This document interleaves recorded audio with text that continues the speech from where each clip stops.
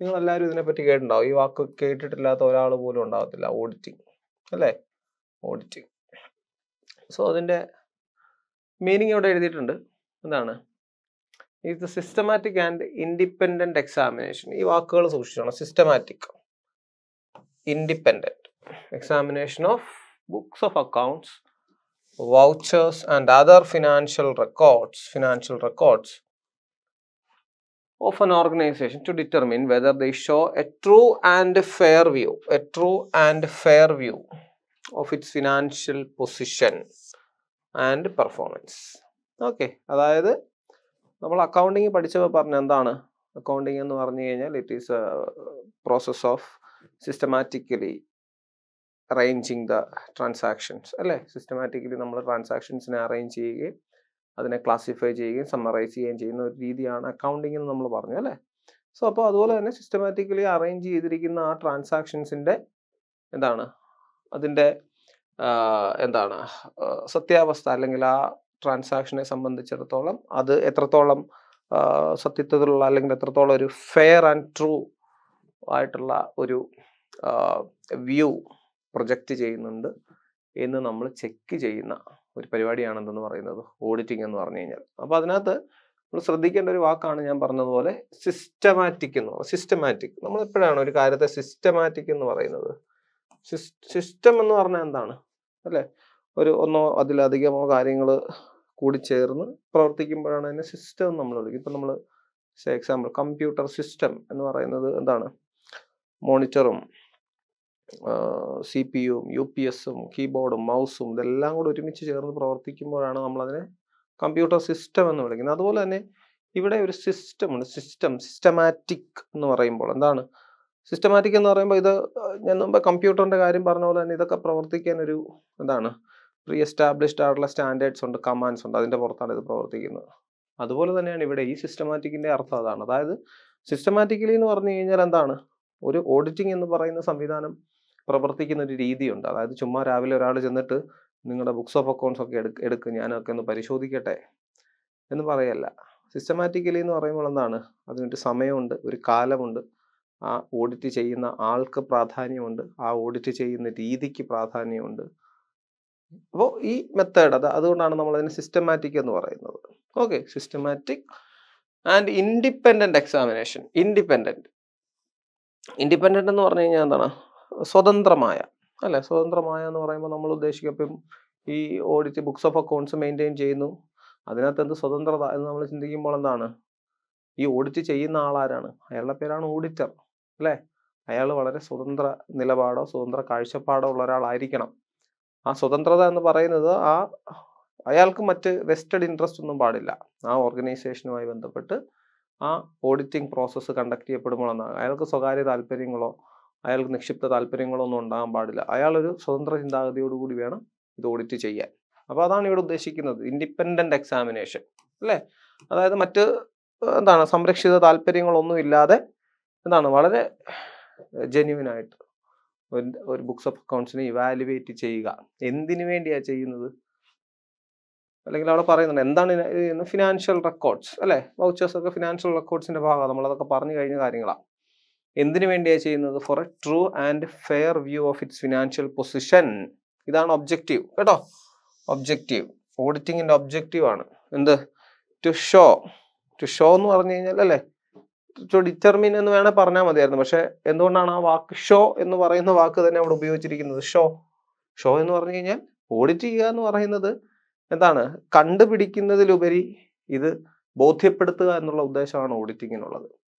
കാരണം എന്താണ്? ഇതിനകത്ത് ട്രൂ ആൻഡ് ഫെയർ വ്യൂ ആണ് എന്ന് കണ്ടുപിടിക്കുന്നതിലുപരി ബോധ്യപ്പെടുത്തുക, ആൾക്കാരെ ബോധ്യപ്പെടുത്തുക. അതായത് എന്താണ്? ആൾക്കാരെ എന്ന് പറയുമ്പോൾ ഇൻസ്റ്റിറ്റ്യൂഷനെ അതിൻ്റെ സ്റ്റേക്ക് ഹോൾഡേഴ്സിനെയും എന്താണ് ബോധ്യപ്പെടുത്തുക എന്നുള്ളതാണ് ഓഡിറ്റിങ്ങിന്റെ ഉദ്ദേശം. അതായത് എന്ത് ബോധ്യപ്പെടുത്തുക? ഈ പറഞ്ഞിരിക്കുന്ന ഓർഗനൈസേഷൻ മെയിൻറ്റെയിൻ ചെയ്തിരിക്കുന്ന books of accounts it projects A true and fair view.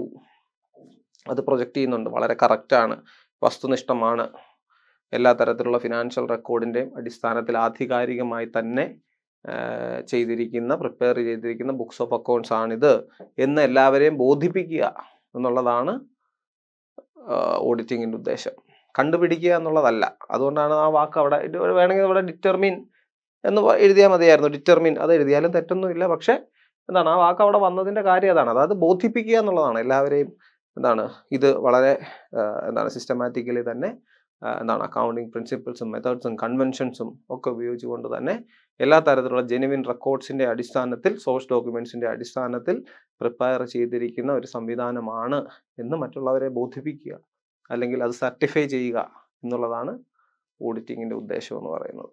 Okay, so ഓഡിറ്റിങ്ങിന്റെ meaning അതാണ്, അർത്ഥം എന്ന് പറഞ്ഞാൽ അതാണ്. ഈ രണ്ട് വാക്കുകൾ മറക്കാതിരിക്കുക. സിസ്റ്റമാറ്റിക് ആൻഡ് ഇൻഡിപെൻഡന്റ് എക്സാമിനേഷൻ എന്താണ്, വളരെ എന്താണ് വസ്തുതാപരമായും അതുപോലെ തന്നെ എന്താണ് സ്വതന്ത്രമായും നടത്തുന്ന ഒരു evaluation, examination of books of accounts ആണ് എന്തെന്ന് പറയുന്നത് ഓഡിറ്റിംഗ് എന്ന് പറയുന്നത്.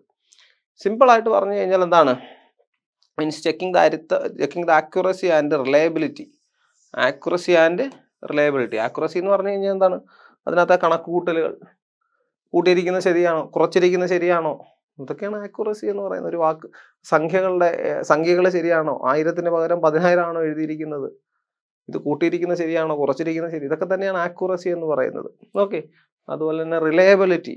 റിലയബിലിറ്റി എന്ന് പറഞ്ഞു കഴിഞ്ഞാൽ എന്താണ്, നമുക്കിതിൽ വിശ്വസിക്കാൻ പറ്റുമോ? അതായത് ഒരു ഓർഗനൈസേഷൻ അവരുടെ ബുക്സ് ഓഫ് അക്കൗണ്ട്സ് ഉണ്ടാക്കി നമ്മളിലേക്ക് തരുമ്പോഴത്തേക്കും എന്താണ്, ഇതിന്റെ സ്റ്റേക്ക് ഹോൾഡേഴ്സ് എന്ന് പറഞ്ഞു കഴിഞ്ഞാൽ വെൽ വിഷേഴ്സ്, അതായത് അതിന്റെ ഇൻവെസ്റ്റേഴ്സ് ആകാം, അതിന്റെ സപ്ലയേഴ്സ് ആകാം, ഡിസ്ട്രിബ്യൂട്ടേഴ്സ് ആകാം, കസ്റ്റമേഴ്സ് ആകാം. ഇവരെല്ലാവരും ഈ പറയുന്ന എന്താണ്, ഈ ഓർഗനൈസേഷൻ നമ്മുടെ മുമ്പിലേക്ക് തരുന്ന ഈ ഡേറ്റയാണ് വിശ്വസിക്കേണ്ടത്, അല്ലേ? ഈ ഡേറ്റ പറയുന്നു എന്താണ്, ഈ ഓർഗനൈസേഷൻ ഫിനാൻഷ്യലി സൗണ്ട് ആണ് എന്ന് പറഞ്ഞു കഴിഞ്ഞാൽ അത് വിശ്വസിക്കണം, അല്ലാതെ നമുക്ക് വേറെ സോഴ്സ് ഒന്നുമില്ല. അപ്പോൾ ആ വിശ്വാസത്തെ ഊട്ടി ഉറപ്പിക്കുക എന്നുള്ളതാണ് ഓഡിറ്റിംഗ് ചെയ്യുന്നത്. റിലയബിൾ ആണോ ഈ പറഞ്ഞിരിക്കുന്ന, ഇവർ പ്രിപ്പയർ ചെയ്തിരിക്കുന്ന സാധനം അല്ലെങ്കിൽ ബുക്സ് ഓഫ് അക്കൗണ്ട്സ് റിലയബിൾ ആണോ എന്ന് പരിശോധിക്കുകയാണ് ശരിക്കും ഓഡിറ്റിംഗ് ചെയ്യുന്നത്. Okay, so reliability of a financial statement by an independent person. നമ്മളിപ്പോൾ അത് ഇവിടെ മുമ്പേ പറഞ്ഞ കാര്യം തന്നെ, ഇൻഡിപെൻഡന്റ് പേഴ്സൺ എന്ന് പറയുന്നത്. അതായത് ഓഡിറ്റിംഗ് എന്ന് പറയുന്ന പ്രോസസ്സ് കണ്ടക്ട് ചെയ്യുന്ന ആളുടെ പേരാണ് auditor. One who audit the books of accounts, one who examining the books of account, one who checks the books of account, അയാളുടെ പേരാണ് auditor.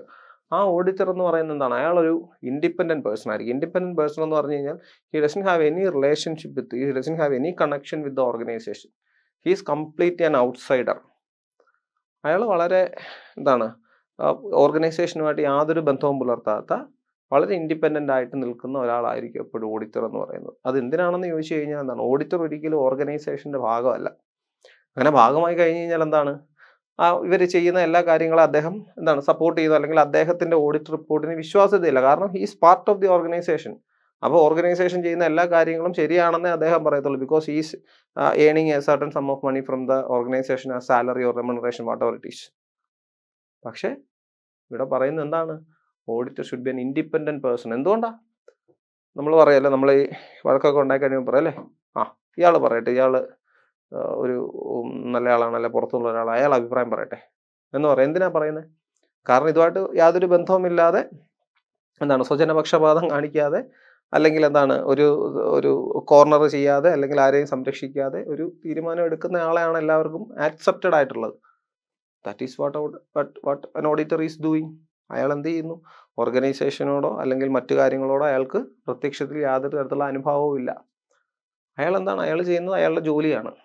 So he's an independent person. അപ്പോൾ ഒരു independent person ആയ വ്യക്തി ആയ ഓഡിറ്റർ എന്താണ്, he's doing what, checking the accuracy and reliability of the financial statements. ആ organisation ഒരു വർഷം പ്രിപ്പയർ ചെയ്ത് വെച്ചിരുന്ന എന്താണ് ഫിനാൻഷ്യൽ സ്റ്റേറ്റ്മെന്റിന്റെ ആക്യുറസി, അത് കണക്ക് കൂട്ടിയിരിക്കുന്നത് ശരിയാണോ, അല്ലെങ്കിൽ അതിന്റെ അരിത്തമെറ്റിക്കൽ ആക്യുറസി ഉണ്ടോ, കറക്റ്റ് ആണോ, 1000-ന് പകരം 10,000 ആണോ എഴുതി വെച്ചിരിക്കുന്നത്.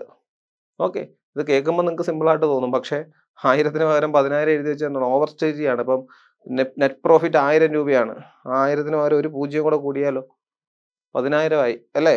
അപ്പോൾ എന്താണ്, ഒത്തിരി വലിയ സംഖ്യയുടെ മാറ്റമാണ് ഉണ്ടായിരിക്കുന്നത്. ഓവർ സ്റ്റേറ്റ് ചെയ്ത് കാണിക്കാൻ പറ്റും. അപ്പം ഇത് കൂട്ടി നോക്കി, ഇത് കറക്റ്റ് ആണോ, ഇതെല്ലാം ചെയ്തിരിക്കുന്നത് ശരിയാണോ, ഓരോന്നിനും സോഴ്സ് ഡോക്യുമെന്റ് ഉണ്ട്. ആ സോഴ്സ് ഡോക്യുമെന്റ് വെച്ച് ഓരോ ട്രാൻസാക്ഷനും അദ്ദേഹം പരിശോധിക്കും. അദ്ദേഹം പരിശോധിച്ച് വരുമ്പോഴത്തേക്ക് എന്താണ്, നെറ്റ് പ്രോഫിറ്റ് 1000 ഉള്ളൂ, പക്ഷെ എഴുതി വെച്ചിരിക്കുന്ന എത്ര, 10,000 രൂപ. അരിത്തമെറ്റിക്കൽ ആക്യുറസി അതുപോലെ തന്നെ റിലയബിലിറ്റി, ആ പറയുന്ന പർട്ടിക്കുലർ ഫിനാൻഷ്യൽ സ്റ്റേറ്റ്മെന്റിന്റെ വിശ്വാസ്യത, അത് എന്താണ് അദ്ദേഹം ഉറപ്പുവരുന്നു, അല്ലെങ്കിൽ അദ്ദേഹം അത് പരിശോധിക്കുന്നു. ഈ പ്രോസസ്സാണ് എന്തെന്ന് പറയുന്നത്, ഓഡിറ്റിംഗ് എന്ന് പറയുന്നത്. Okay, so systematic and independent examination of books of accounts to show the true and fair view of its financial position and performance.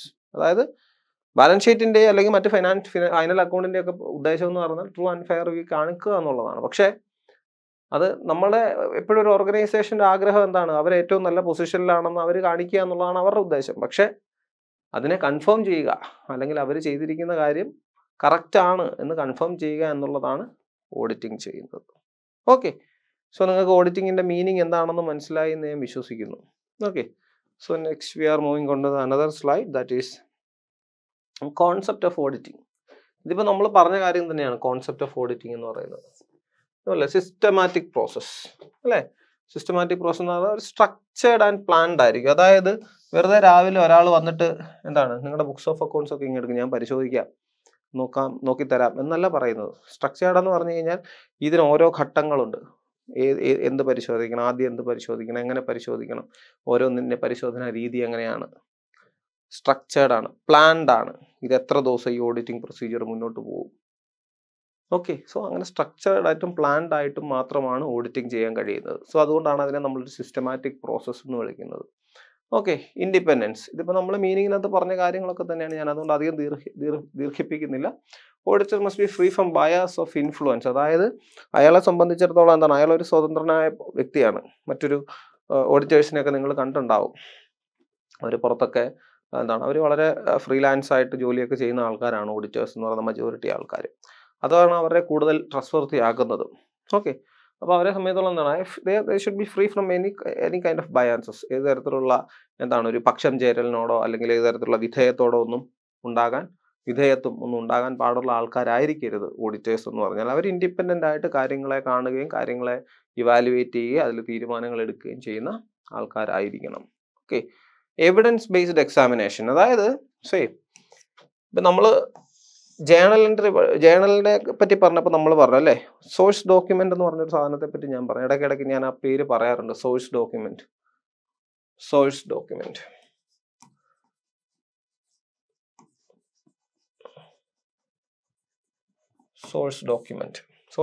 എന്നുള്ള പേര് ഞാൻ എപ്പോഴും പറയാറുണ്ട്. സോഴ്സ് ഡോക്യുമെന്റ് എന്ന് പറയുന്നത് ഒരു ട്രാൻസാക്ഷനെ സാധൂകരിക്കുന്ന, ഒരു ട്രാൻസാക്ഷനെ കൺഫേം ചെയ്യുന്ന ഡോക്യുമെന്റ് ആണ് സോഴ്സ് ഡോക്യുമെന്റ് എന്ന് പറഞ്ഞാൽ. എന്താണ്, ഇപ്പോൾ ബോട്ട് എ ഫർണിച്ചർ എന്ന് പറയുമ്പോൾ എന്താണ്, ഫർണിച്ചർ കട എന്നുള്ള ബില്ല് അല്ലെങ്കിൽ അവർ തന്നിരിക്കുന്ന ഇൻവോയ്സ്, അതാണ് സോഴ്സ് ഡോക്യുമെന്റ് എന്ന് പറഞ്ഞു കഴിഞ്ഞാൽ. നമ്മൾ വെറുതെ വാഗൊണ്ട് പറഞ്ഞാൽ പറ്റില്ല ഫർണിച്ചർ ബോട്ടെന്ന്, അല്ലെ ഫർണിച്ചർ വാങ്ങിച്ചു നമ്മൾ പറഞ്ഞിട്ട് കാര്യമില്ല. ഈ സോഴ്സ് ഡോക്യുമെന്റ് ആണ് അതിന് ആധാരം അല്ലെ. നമ്മൾ വെറുതെ ബുക്ക് ഓഫ് അക്കൗണ്ടിൽ എന്തായിരുന്നു, ഫർണിച്ചർ ബോട്ട് ഫർണിച്ചർ ₹5,000 എന്ന് എഴുതി വെച്ചിട്ട് കാര്യമല്ല. ഓഡിറ്റർ വരുമ്പോൾ എന്ത് ചോദിക്കും, എവിടെ ഇതിന്റെ ബില്ല്, എവിടെ ഇതിന്റെ സോഴ്സ് ഡോക്യുമെന്റ് എവിടെ?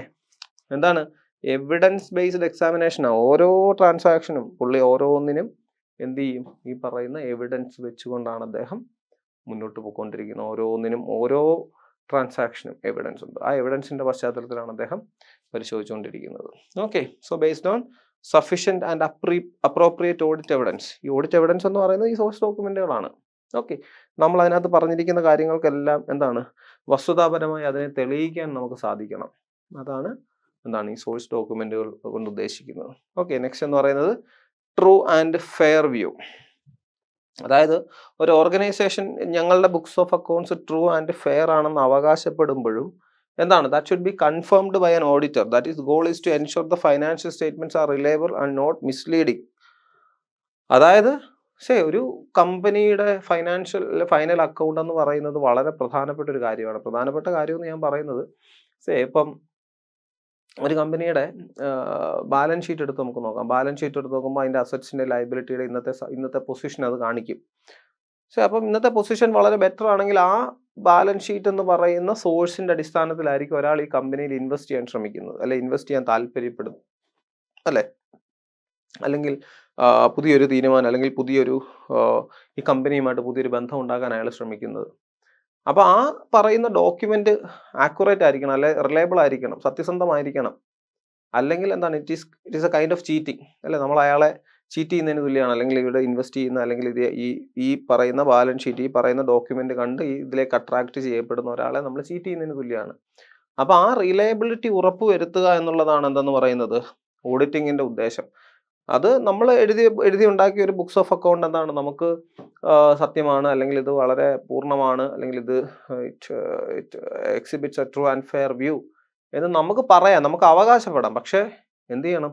ആ അവകാശപ്പെടുമ്പോഴും അതിനെ കൺഫേം ചെയ്യണം. അതായത് വളരെ ഇൻഡിപെൻഡൻ്റ് ആയിട്ട് ഇതിനെപ്പറ്റി ധാരണയുള്ള, സിസ്റ്റമാറ്റിക്കലി ഈ പറയുന്ന പ്രൊസീജിയർ അറിയാവുന്ന ഒരാൾ ഇതിനെ കൺഫേം ചെയ്യണം. ആ കൺഫേം ചെയ്യുന്ന ആളുടെ പേരാണ് ഓഡിറ്റിംഗ്. ആ കൺഫേം ചെയ്യുന്ന പ്രൊസീജിയറാണ് ഓഡിറ്റർ. കൺഫേം ചെയ്യുന്ന പ്രൊസീജിയറാണ് ഓഡിറ്റിംഗ് എന്ന് പറയുന്നത്. Okay, so true and fair view. Next എന്ന് പറയുന്നത് compliance. Ensure that the books of accounts comply with the legal and accounting standard. അതായത് നമുക്ക് അറിയാം, നമുക്കിപ്പോൾ ഇന്ത്യയിൽ നോക്കുകയാണെങ്കിൽ കമ്പനീസ് ആക്ട് ഉണ്ട്. കമ്പനീസ് ആക്ട് പ്രകാരം ഓരോ കമ്പനികളും അവരുടെ ഫിനാൻഷ്യൽ അക്കൗണ്ട്സ് അല്ലെങ്കിൽ എന്താണ് അവരുടെ ബുക്സ് ഓഫ് അക്കൗണ്ട്സ് എങ്ങനെ മെയിൻറ്റെയിൻ ചെയ്യണമെന്ന് വ്യക്തമായിട്ട് പറയുന്നുണ്ട്. ഇപ്പോൾ പാർട്ട്ണർഷിപ്പ് ആയിക്കോട്ടെ, ജോയിന്റ് സ്റ്റോക്ക് കമ്പനി ആയിക്കോട്ടെ, മറ്റ് കമ്പനീസ് ആയിക്കോട്ടെ, സോൾ പ്രൊപ്രൈറ്റർഷിപ്പ് ആയിക്കോട്ടെ, ഇതൊക്കെ പലതരത്തിലുള്ള ഫോംസ് ഓഫ് കമ്പനീസ് ആണ് കേട്ടോ. അപ്പം ഇതെല്ലാം ഈ പറയുന്ന ഓരോ നിയമങ്ങൾ അനുസരിച്ച്, പാർട്ട്ണർഷിപ്പ് ആക്ട് അനുസരിച്ച്, അല്ലെങ്കിൽ ലിമിറ്റഡ് ലയബിലിറ്റി പാർട്ട്ണർഷിപ്പ് ഉണ്ട്. ഓക്കെ, ഇങ്ങനെയുള്ള ഓരോന്നിനകത്തും എന്താണ് ഓരോ നിയമങ്ങൾക്കനുസരിച്ച് ഓരോ കമ്പനികൾ എങ്ങനെ പ്രവർത്തിക്കണമെന്നും അവരുടെ ബുക്സ് ഓഫ് അക്കൗണ്ട്സ് എന്തെല്ലാം അവർ മെയിൻറ്റെയിൻ ചെയ്തിരിക്കണമെന്നും വ്യക്തമായിട്ട് പറഞ്ഞിട്ടുണ്ട്. അപ്പോൾ അതിനനുസരിച്ച് ആ കംപ്ലൈൻസസ് ഉണ്ടായിരിക്കണം, ലീഗൽ കംപ്ലൈൻസസ്. ആ പറയുന്ന നിയമാനുസൃതം തന്നെയാണ് ഇതെല്ലാം എന്താണ് ചെയ്യുന്നതും പ്രവർത്തിക്കുന്നതും ഉറപ്പുവരുത്തുക എന്നുള്ളത് ഓഡിറ്റിങ്ങിന്റെ കടമയാണ്. അതുപോലെ തന്നെ എന്താണ് also the accounting standard. Auditor എന്ന് പറഞ്ഞു കഴിഞ്ഞാൽ എന്താണ്, അയാൾക്ക് ഈ പറയുന്ന അക്കൗണ്ടന്റിനേക്കാളിലും ഒരുപക്ഷെ ഈ പറയുന്ന അക്കൗണ്ടിങ് പ്രൊസീജിയറിനെ പറ്റി വളരെ ധാരണയുള്ള ഒരാളായിരിക്കും. അക്കൗണ്ടന്റ് എന്ന് പറഞ്ഞു കഴിഞ്ഞാൽ അയാളത് അപ്ലൈ ചെയ്യുന്നു. ഇയാളെ സംബന്ധിച്ചിടത്തോളം എന്താണ് അത് എന്താണ് ഏൺ ചെയ്ത് അത് ഇവാലുവേറ്റ് ചെയ്യുന്നു. അതാണ് വ്യത്യാസം എന്ന് പറയുന്നത്. സോ അയാളെക്കാളിലും അക്കൗണ്ടന്റിനേക്കാളിലും ഇതിനെപ്പറ്റിയെല്ലാം നല്ല ഗ്രാഹ്യമുള്ള ഒരാളായിരിക്കും ആരെന്ന് പറയുന്നത്, ഓഡിറ്റർ എന്ന് പറയുന്നത്. അപ്പോൾ അയാളെ സംബന്ധിച്ചിടത്തോളം എന്താണ്, നമ്മൾ ഓരോ അക്കൗണ്ടിങ് സ്റ്റാൻഡേർഡ് പറഞ്ഞു അല്ലെ, ഓരോ അക്കൗണ്ടിങ് കൺസെപ്റ്റ്സ് പറഞ്ഞു. ഓരോ കോൺസെപ്റ്റിനും അനുസരിച്ചാണ്, അല്ലെങ്കിൽ ഓരോ സ്റ്റാൻഡേർഡിനും ഇപ്പോൾ ക്യാഷ് ഫ്ലോ സ്റ്റേറ്റ്മെന്റ് അല്ലെ, അക്കൗണ്ടിങ് സ്റ്റാൻഡേർഡ് 3 എന്ന് നമ്മൾ പറഞ്ഞു. അല്ലെങ്കിൽ എന്താണ് അങ്ങനെ ഓരോ അക്കൗണ്ടിങ് സ്റ്റാൻഡേർഡിനനുസരിച്ചും ആ പറയുന്ന അക്കൗണ്ടിങ് സ്റ്റാൻഡേർഡിന്റെ മെത്തേഡ് അനുസരിച്ച് തന്നെയാണ് ഈ ബുക്സ് ഓഫ് അക്കൗണ്ട്സ് പ്രിപ്പയർ ചെയ്തിരിക്കുന്നത് എന്ന് ഉറപ്പ് വരുത്തേണ്ടതും എന്തിന്റെ കടമയാണ്, ഓഡിറ്റിങ്ങിന്റെ കടമയാണ്. Okay, so this is the concept of auditing. എന്തിനാണ് ഓഡിറ്റിംഗ് കണ്ടക്ട് ചെയ്യുന്നത് എന്നുള്ളതാണ് നമ്മളിപ്പോൾ പറഞ്ഞു നിർത്തിയത്. Okay, so next we are moving on to the ഇപ്പം നമ്മളിതിപ്പോൾ ഈ പറഞ്ഞ ഫീച്ചേഴ്സ്, അതായത് കോൺസെപ്റ്റ് എന്ന് പറയുന്നത്, അല്ലെങ്കിൽ എന്താണ് ഓഡിറ്റിങ്ങിന്റെ ഫീച്ചേഴ്സ്, ഇത് കുറേ കാര്യങ്ങൾ ഇതിനകത്ത് റെപ്പറ്റേറ്റീവ് ആയിട്ട് വരും കേട്ടോ. കാരണം ഇതൊക്കെ which among the following are the features, അല്ലെങ്കിൽ which among the following are not included in the features of auditing എന്ന് വേണമെങ്കിൽ ഒരു പ്രോബബിൾ ക്വസ്റ്റ്യൻ ചോദിക്കാം. അപ്പം നമ്മൾ ഇതൊക്കെ എളുപ്പമാണ്, കാരണം നമുക്ക് ഇതിന്റെ ഒരു കോൺസെപ്റ്റ് മനസ്സിലാക്കി കഴിഞ്ഞ് കഴിഞ്ഞാൽ ഇതിനകത്ത് വരുന്നത് എന്താണ്, വരാത്തത് എന്താണ് എന്ന് നമുക്ക് മനസ്സിലാവും. ഇപ്പം ഇത്രയും കാര്യങ്ങൾ എഴുതിയിരിക്കുന്നതിൻ്റെ കൂടെ ഒരു ഓപ്ഷൻ കൂടെ വിടുവാണ്, എന്താണ് preparation of accounts. Preparation and evaluation of books of accounts. ഇങ്ങനെ ഒരു ഓപ്ഷൻ കൂടി ഉണ്ടെന്ന് വിചാരിച്ചു. നമ്മൾ പെട്ടെന്ന് നോക്കുമ്പോൾ എന്താ കാണുന്നത്, ഈ പ്രിപ്പറേഷൻ എന്നുള്ള വാക്ക് നമ്മൾ കാണത്തില്ല, ഇവാലുവേഷനാണ് കാണുന്നത്. ഇവാലുവേഷൻ ബുക്സ് ഓഫ് അക്കൗണ്ട്സ് പെട്ടെന്ന് നമ്മൾ വായിച്ചു പോകുമ്പോൾ പ്രിപ്പറേഷൻ കാണത്തില്ല. ഓഡിറ്റിങ്ങിനെ സംബന്ധിച്ചിടത്തോളം എന്താണ്, it is nothing doing with preparation. Already prepare ചെയ്ത് വെച്ചിരിക്കുന്ന ബുക്സ് ഓഫ് അക്കൗണ്ട്സിനെ ഇവാലുവേറ്റ് ചെയ്യുക എന്നുള്ളതാണ് മാത്രമാണ് ഓഡിറ്റിങ്ങിന്റെ ഉദ്ദേശം എന്ന് പറയുന്നത്. ഓക്കെ, അപ്പോൾ നമ്മൾ ഈ പറയുന്ന ഓപ്ഷൻസ് ഇങ്ങനെ വായിച്ച് പോകുമ്പോൾ ഒരുപക്ഷെ അത് ശ്രദ്ധിച്ചൊന്നും വരില്ല. അപ്പോൾ അതുകൊണ്ടാണ് നമ്മൾ ഇതൊക്കെ ഓരോ പോയിന്റും ചർച്ച ചെയ്യുന്നത്. എന്തുകൊണ്ടാണ്, അപ്പം പ്രിപ്പറേഷൻ എന്ന് പറയുന്നത് ചിലപ്പോൾ ഇതുമായിട്ട് അധികം ബന്ധമില്ലാത്തവർക്ക് പെട്ടെന്ന് അത് വായിക്കുമ്പോൾ അത് കിട്ടത്തുമില്ല. പ്രിപ്പറേഷൻ, അവരത് ആ വാക്ക് ശ്രദ്ധിക്കില്ല. പക്ഷെ നമ്മൾ ഓരോ പോയിന്റും ഓഡിറ്റിങ്ങിന് ആ കോൺസെപ്റ്റ് മനസ്സിലാക്കിയാൽ തന്നെ മനസ്സിലായി, എന്താണ് ഇവാലുവേഷൻ ആണ്. ഓൾറെഡി പ്രിപ്പയർ ചെയ്ത് വെച്ചിരിക്കുന്ന ബുക്സ് ഓഫ് അക്കൗണ്ട്സിനെ ഇവാലുവേറ്റ് ചെയ്യുക മാത്രമാണ് ഓഡിറ്റിംഗ്. അതിനകത്ത് പ്രിപ്പറേഷനുമായിട്ട് ബന്ധപ്പെട്ട ഒരു കാര്യങ്ങളും ഇല്ല. പ്രിപ്പയർ ചെയ്തിരിക്കുന്നത് കറക്റ്റ് ആണോ നോക്കുക എന്നുള്ളതാണ് അവിടുത്തെ. ഓക്കെ, അപ്പോൾ ഇതുപോലൊരു പോയിന്റ് വന്നു കഴിഞ്ഞാൽ അതിനെ നമുക്ക് എലിമിനേറ്റ് ചെയ്യാൻ പറ്റണം എളുപ്പം. അപ്പോൾ നമുക്ക് അതിനകത്ത് കറക്റ്റ് ആൻസർ ക്രിയേറ്റ് ചെയ്തെടുക്കാൻ പറ്റും. ഒരു എക്സാമ്പിൾ ഞാൻ പറഞ്ഞാണ്, ഇതിങ്ങനെ ഒരു ചോദ്യം ചോദിച്ചിട്ടുണ്ടെന്ന് ഞാൻ അവകാശപ്പെടുന്നില്ല. ഓക്കെ, അപ്പോൾ എന്തൊക്കെയാണ് features of auditing? Okay, it is an analytical process. ഞാൻ പറഞ്ഞ പോലെ തന്നെ involves in financial data, not merely checking the arithmetical accuracy. അതായത് പക്ഷേ ഇത് ജസ്റ്റ് കണക്ക് കൂട്ടി നോക്കുക. ഒരു ചുമ്മാ ഒരാൾ എടുത്തിട്ട് ഇതിൻ്റെ ഒരു കാൽക്കുലേറ്റർ എടുത്ത് വെച്ചിട്ട് ഇതിനകത്ത് അടിച്ചു വെച്ചിരിക്കുന്ന സാധനങ്ങളെല്ലാം എമൗണ്ട് എല്ലാം കറക്റ്റ് ആണോ എന്ന് ചെക്ക് ചെയ്യുന്ന പരിപാടി മാത്രമല്ല ഓഡിറ്റിങ്. അതും ചെയ്യും. അതിൻ്റെ കൂടെ അതിലും വലുതായിട്ട് എന്താണ്, ഇവാലുവേഷൻ ആണ് നടക്കുന്നത്, അനാലിസിസ് ആണ് നടക്കുന്നത്. അതായത് എന്താണ്, ഇതിൽ മെൻഷൻ ചെയ്തിരിക്കുന്ന ഓരോ ട്രാൻസാക്ഷനും അക്കൗണ്ടിങ് വാലിഡിറ്റി ഉള്ളതാണോ എന്ന് പരിശോധിക്കുകയാണ് ചെയ്യുന്നത്. അക്കൗണ്ടിങ് പെർസ്പെക്റ്റീവിൽ വാലിഡിറ്റി ഉണ്ടോ, അക്കൗണ്ടിങ് പെർസ്പെക്റ്റീവിൽ വാലിഡിറ്റി ഉണ്ടോ എന്ന് ചോദിച്ചു കഴിഞ്ഞാൽ ഇതിൻ്റെ സോഴ്സ് ഡോക്യുമെൻ്റ് ഉപയോഗിച്ചുകൊണ്ട്, ഇതിൻ്റെ പ്രൂഫ് ഉപയോഗിച്ചുകൊണ്ട്, ഓരോ അക്കൗണ്ടിങ് മെത്തേഡ് ഉപയോഗിച്ചുകൊണ്ടാണ് ഇതിൻ്റെ വാലിഡിറ്റി പരിശോധിക്കുന്നത്. ഓക്കെ, സോ അനലൈസിങ് എന്ന് പറഞ്ഞു കഴിഞ്ഞാൽ not merely reading or calculating the arithmetical accuracy, but analysing means evaluating the entire procedure with proper accounting knowledge, അല്ലെങ്കിൽ ആ പ്രോപ്പർ അക്കൗണ്ടിങ് നോളജ് വെച്ചിട്ട് തന്നെയാണ് ഈ പറയുന്ന എന്താണ് ഓഡിറ്റിംഗ് എന്ന് പറയുന്ന പ്രോസസ്സ് കണ്ടക്ട് ചെയ്യുന്നത്. ഓക്കെ, നെക്സ്റ്റ് എന്ന് പറയുന്നത് എവിഡൻസ് ബേസ്ഡ് ആണ്. എവിഡൻസ് ബേസ്ഡ് ഞാനിപ്പോൾ പറഞ്ഞു നിർത്തിയ കാര്യമാണ്. എന്താണ് basis of audit evidence like vouchers, bills, confirmations etcetera. അതായത് എന്താണ്, നമ്മൾ ഒരു ബുക്സ് ഓഫ് അക്കൗണ്ടിൽ അവകാശപ്പെട്ടിരിക്കുന്ന ഒരു ട്രാൻസാക്ഷൻ അത് സത്യമാണെന്ന് തെളിയിക്കാൻ വേണ്ടത് എന്താണ്, നമ്മുടെ വാക്കല്ല വേണ്ടത്, അതിനുള്ള ആധാരമായിട്ടുള്ള എന്താണ് സോഴ്സ് ഡോക്യുമെൻ്റ് ആണ് വേണ്ടത്. അത് വൗച്ചർ ആകാം, ബില്ലാകാം, ഇൻവോയ്സ് ആകാം, അല്ലെങ്കിൽ എന്താണ് സാധാരണ ഒരു പേപ്പർ ആകാം, അതിലൊരു സീല് വെച്ചിട്ടുള്ളൊരു പേപ്പർ ആകാം. ഫോർ എക്സാമ്പിൾ ആകാം കേട്ടോ, അങ്ങനെ അത് പൂർണ്ണമായിട്ടും അംഗീകരിക്കപ്പെടണമെന്നില്ല. ഇപ്പോൾ ബില്ല് തരാത്ത ഒരു സ്ഥലത്തു നിന്ന് നമുക്ക് അവിടുന്ന് ആ കടയുടെ എന്താണ് അയാളെ അവിടെ എഴുതി തന്നിട്ട് ചിലപ്പോൾ അതിൻ്റെ ഒരു ഒരു സീല് വെച്ചിട്ടായിരിക്കും നമുക്ക് തരുന്നത്.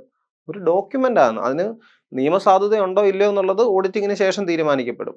പക്ഷേ അത് പ്രോപ്പറായിട്ട് പരിശോധിക്കണമെങ്കിൽ എന്താണ്, അങ്ങനെ ഒരു സോഴ്സ് ഡോക്യുമെന്റിന്റെ അടിസ്ഥാനത്തിലേ സാധിക്കത്തുള്ളൂ. അപ്പോൾ എന്താണ് ഇവിടെ ചെയ്യുന്നതെന്ന് പറഞ്ഞു കഴിഞ്ഞാൽ എന്താണ് കൺക്ലൂഷൻസ്, അതായത് എന്താണ് ഈ പറയുന്ന അരിത്തമെറ്റിക്കൽ ആക്യുറസി ആയിക്കോട്ടെ, ഇതിന്റെ റിലയബിലിറ്റി ആയിക്കോട്ടെ, ഈ പറയുന്ന ബുക്സ് ഓഫ് അക്കൗണ്ടിനെ സംബന്ധിച്ചിടത്തോളം ഈ ഓർഗനൈസേഷൻ അവകാശപ്പെടുന്ന ഒരു കാര്യമുണ്ട്, ഇത് റിലയബിൾ ആണ്, വിശ്വാസയോഗ്യമാണ് എന്ന് പറയുന്ന അവകാശവാദത്തെ കൺക്ലൂഡ് ചെയ്യുന്നത് എന്ത് ഉപയോഗിച്ച് വെച്ചിട്ടാ, ഈ എവിഡൻസ് ബേസ്ഡ് ഇവാലുവേഷൻ വെച്ചിട്ട്. അല്ലാതെ ചുമ്മാ പുള്ളി ഇതെല്ലാം കാണാതെ വന്ന് പഠിച്ചിട്ട് ഇത് അക്കൗണ്ടിങ് കോൺസെപ്റ്റ് ശരിയാണ്, ഇത് അക്കൗണ്ടിങ് സ്റ്റാൻഡേർഡ് വെച്ചിട്ടാണ് ഇത് ചെയ്തിരിക്കുന്നത്, അങ്ങനെയല്ല. ഓരോന്നിനെയും എന്താണ് എവിഡൻസ് ബേസ്ഡ് ആയിട്ട് പരിശോധിച്ചുകൊണ്ടാണ് എന്താണ് he came into the conclusion that or he comes into the conclusion that what this is reliable, this is arithmetically correct, അല്ലെങ്കിൽ it is not arithmetically correct, it is not reliable, it is overstated or it is understated the financial position എന്ന് അദ്ദേഹം ഒരു തീരുമാനം എടുക്കുന്നത്. എന്ത് തീരുമാനം ആകട്ടെ, it depends upon the document that which he studies. Okay, next എന്ന് പറയുന്നത് independent examination. Independent, so auditor must act independently of the management influence. അതായത് ഞാൻ മുമ്പേ പറഞ്ഞ പോലെ എന്താണ്, ഓഡിറ്ററെ സംബന്ധിച്ചിടത്തോളം അദ്ദേഹം ഒരു ഇൻഡിപെൻഡന്റ് ആയിട്ടുള്ള ഒരാളിരിക്കണം. മാനേജ്മെന്റിന്റെ ഇൻട്രസ്റ്റിനനുസരിച്ച് പ്രവർത്തിക്കുന്ന ഒരാളാകാൻ പാടില്ല. ചിലപ്പം ഒരു ഓർഗനൈസേഷനെ സംബന്ധിച്ചിടത്തോളം വർഷങ്ങളായിട്ട് ഒരേ ഓഡിറ്റർ തന്നെയായിരിക്കും അവർ ഓഡിറ്റ് ചെയ്യുന്നത്. അവർക്ക് തമ്മിൽ വളരെ പരിചയം കാണും, വളരെ തരത്തിലുള്ള അടുത്ത ബന്ധങ്ങൾ കാണും, അല്ലെങ്കിൽ സുഹൃത്തുക്കൾ പോലും ആയേക്കാം. പക്ഷേ എന്ത് ബന്ധമാണെങ്കിലും എന്താണ്, when he auditing the books of accounts he must act independently.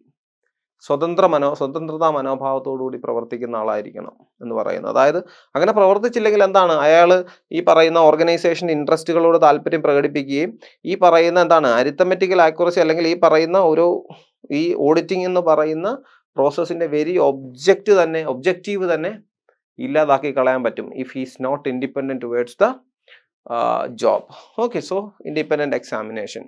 Objective oriented, main aim is to form and express an opinion on financial statement. Objective oriented, അതായത് വെറുതെ കയറി അങ്ങ് പരിശോധിക്കുകയല്ല, ഇത് എന്താണ്, അല്ലെങ്കിൽ ഈ പറയുന്ന എന്താണ് ഒരു ഓഡിറ്റിംഗ് നടക്കുമ്പോൾ അതിൻ്റെ ഒരു ഒബ്ജക്റ്റീവ് ഉണ്ട്, ഒരു ലക്ഷ്യമുണ്ട്. ആ ലക്ഷ്യം എന്ന് പറയുന്നത് എന്താണ്, express an opinion on financial statement. അതായത് ഓരോ ഫൈനാൻഷ്യൽ സ്റ്റേറ്റ്മെന്റിന് അദ്ദേഹത്തിന്റെ എന്താണ് റിവ്യൂ കൊടുക്കുക, ഇത് എങ്ങനെയുണ്ട്, അല്ലെങ്കിൽ ഇത് ഈ പറയുന്ന കാര്യങ്ങളെല്ലാം കറക്റ്റ് ആണോ, ഓഡിറ്റ് റിപ്പോർട്ട് എന്നൊക്കെ പറഞ്ഞിട്ടുള്ള കാര്യങ്ങളുണ്ട്, അതൊക്കെ നമ്മൾ പിന്നീട് പഠിക്കും. ഓക്കെ, സോ ഒപ്പീനിയൻ ഓറിയന്റഡ് ആണ്. അതായത് ഓരോന്നും നമ്മൾ ഒപ്പീനിയൻ ഉണ്ട്, അയാൾക്ക് അയാളുടേതായിട്ടുള്ള ഒപ്പീനിയൻ ഉണ്ട്, അയാൾക്ക് അയാളുടേതായ സജഷൻസ് ഉണ്ട്, അയാൾക്ക് അയാളുടേതായിട്ടുള്ള കൺക്ലൂഷനിൽ അയാൾ എത്തിച്ചേരും എപ്പോഴും ഓഡിറ്റർ എന്ന് പറയുന്നത്. അല്ലാതെ ചുമ്മാ എന്താണ് മിയർലി ഒരു എന്താണ് ഈ പറയുന്ന ഒരു ലിറ്റിഗേഷൻ പ്രോസസ്സിന്റെ ഭാഗമായിട്ട് ഓഡിറ്ററെ കൊണ്ട് ചെയ്യിക്കണമെന്നാണ് നിയമം, അതുകൊണ്ട് മാത്രം നിങ്ങളെ വിളിച്ച് ചെയ്യിക്കുന്നു, നിങ്ങളുടെ ഒരു ഒപ്പ് മതി എന്ന് പറയുന്ന ആശയത്തിലല്ല ഓഡിറ്റിംഗ് ചെയ്യുന്നത്. ഒരു ഒബ്ജക്റ്റീവ് ഓറിയന്റഡ് ആയിട്ട് തന്നെയാണ് എല്ലാ ഓഡിറ്റിങ്ങും പ്രവർത്തിക്കുന്നത്. Okay, continuous and periodical, that is എന്താണ് എല്ലാ വർഷവും ഓഡിറ്റിംഗ് നടക്കണം. അതായത് ഓരോ കമ്പനികളിലും അവർ രൂപം കൊണ്ടിരിക്കുന്ന നിയമങ്ങളുടെ അടിസ്ഥാനത്തിൽ എന്താണ് ഓഡിറ്റിങ്ങിന്റെ സാധ്യതകളെ പറ്റി പറയുന്നുണ്ട്. എങ്ങനെ ചെയ്യണം, എന്ത് ചെയ്യണം എന്നുള്ളതിനെ പറ്റി പറയുന്നുണ്ട്. ഓക്കെ, അത് കണ്ടിന്യൂസ് ആയിരിക്കണം. ഓക്കെ, അതുപോലെ തന്നെ എന്താണ് പീരിയോഡിക് എന്ന് പറഞ്ഞു കഴിഞ്ഞാൽ എന്താണ് സാധാരണ ആനുവലി ആണ് ചെയ്യുന്നത്. അല്ലാത്ത ആനുവലി ചെയ്യാതെ അല്ലെങ്കിൽ ഈ പറയുന്ന എന്താണ് 6 മാസം കൂടുമ്പോൾ 3 മാസം കൂടുമ്പോൾ ഇങ്ങനത്തെ പല ഓഡിറ്റുകളുണ്ട്. അപ്പോൾ അതിനൊരു പീരിയോഡിക് അടിസ്ഥാനത്തിലായിരിക്കണം ചെയ്യുന്നത്. അല്ലാതെ ഇന്ന് ഓഡിറ്റ് ചെയ്ത് കളയാം എന്ന് പറഞ്ഞ് രാവിലെ വന്ന് ഓഡിറ്റ് ചെയ്യല്ല വേണ്ട. അതിനൊരു എന്താണ് വ്യവസ്ഥയുണ്ട്. ആ വ്യവസ്ഥയ്ക്കനുസരിച്ച് മാത്രമാണ് ഇത് മുന്നോട്ട് പോകേണ്ടത്.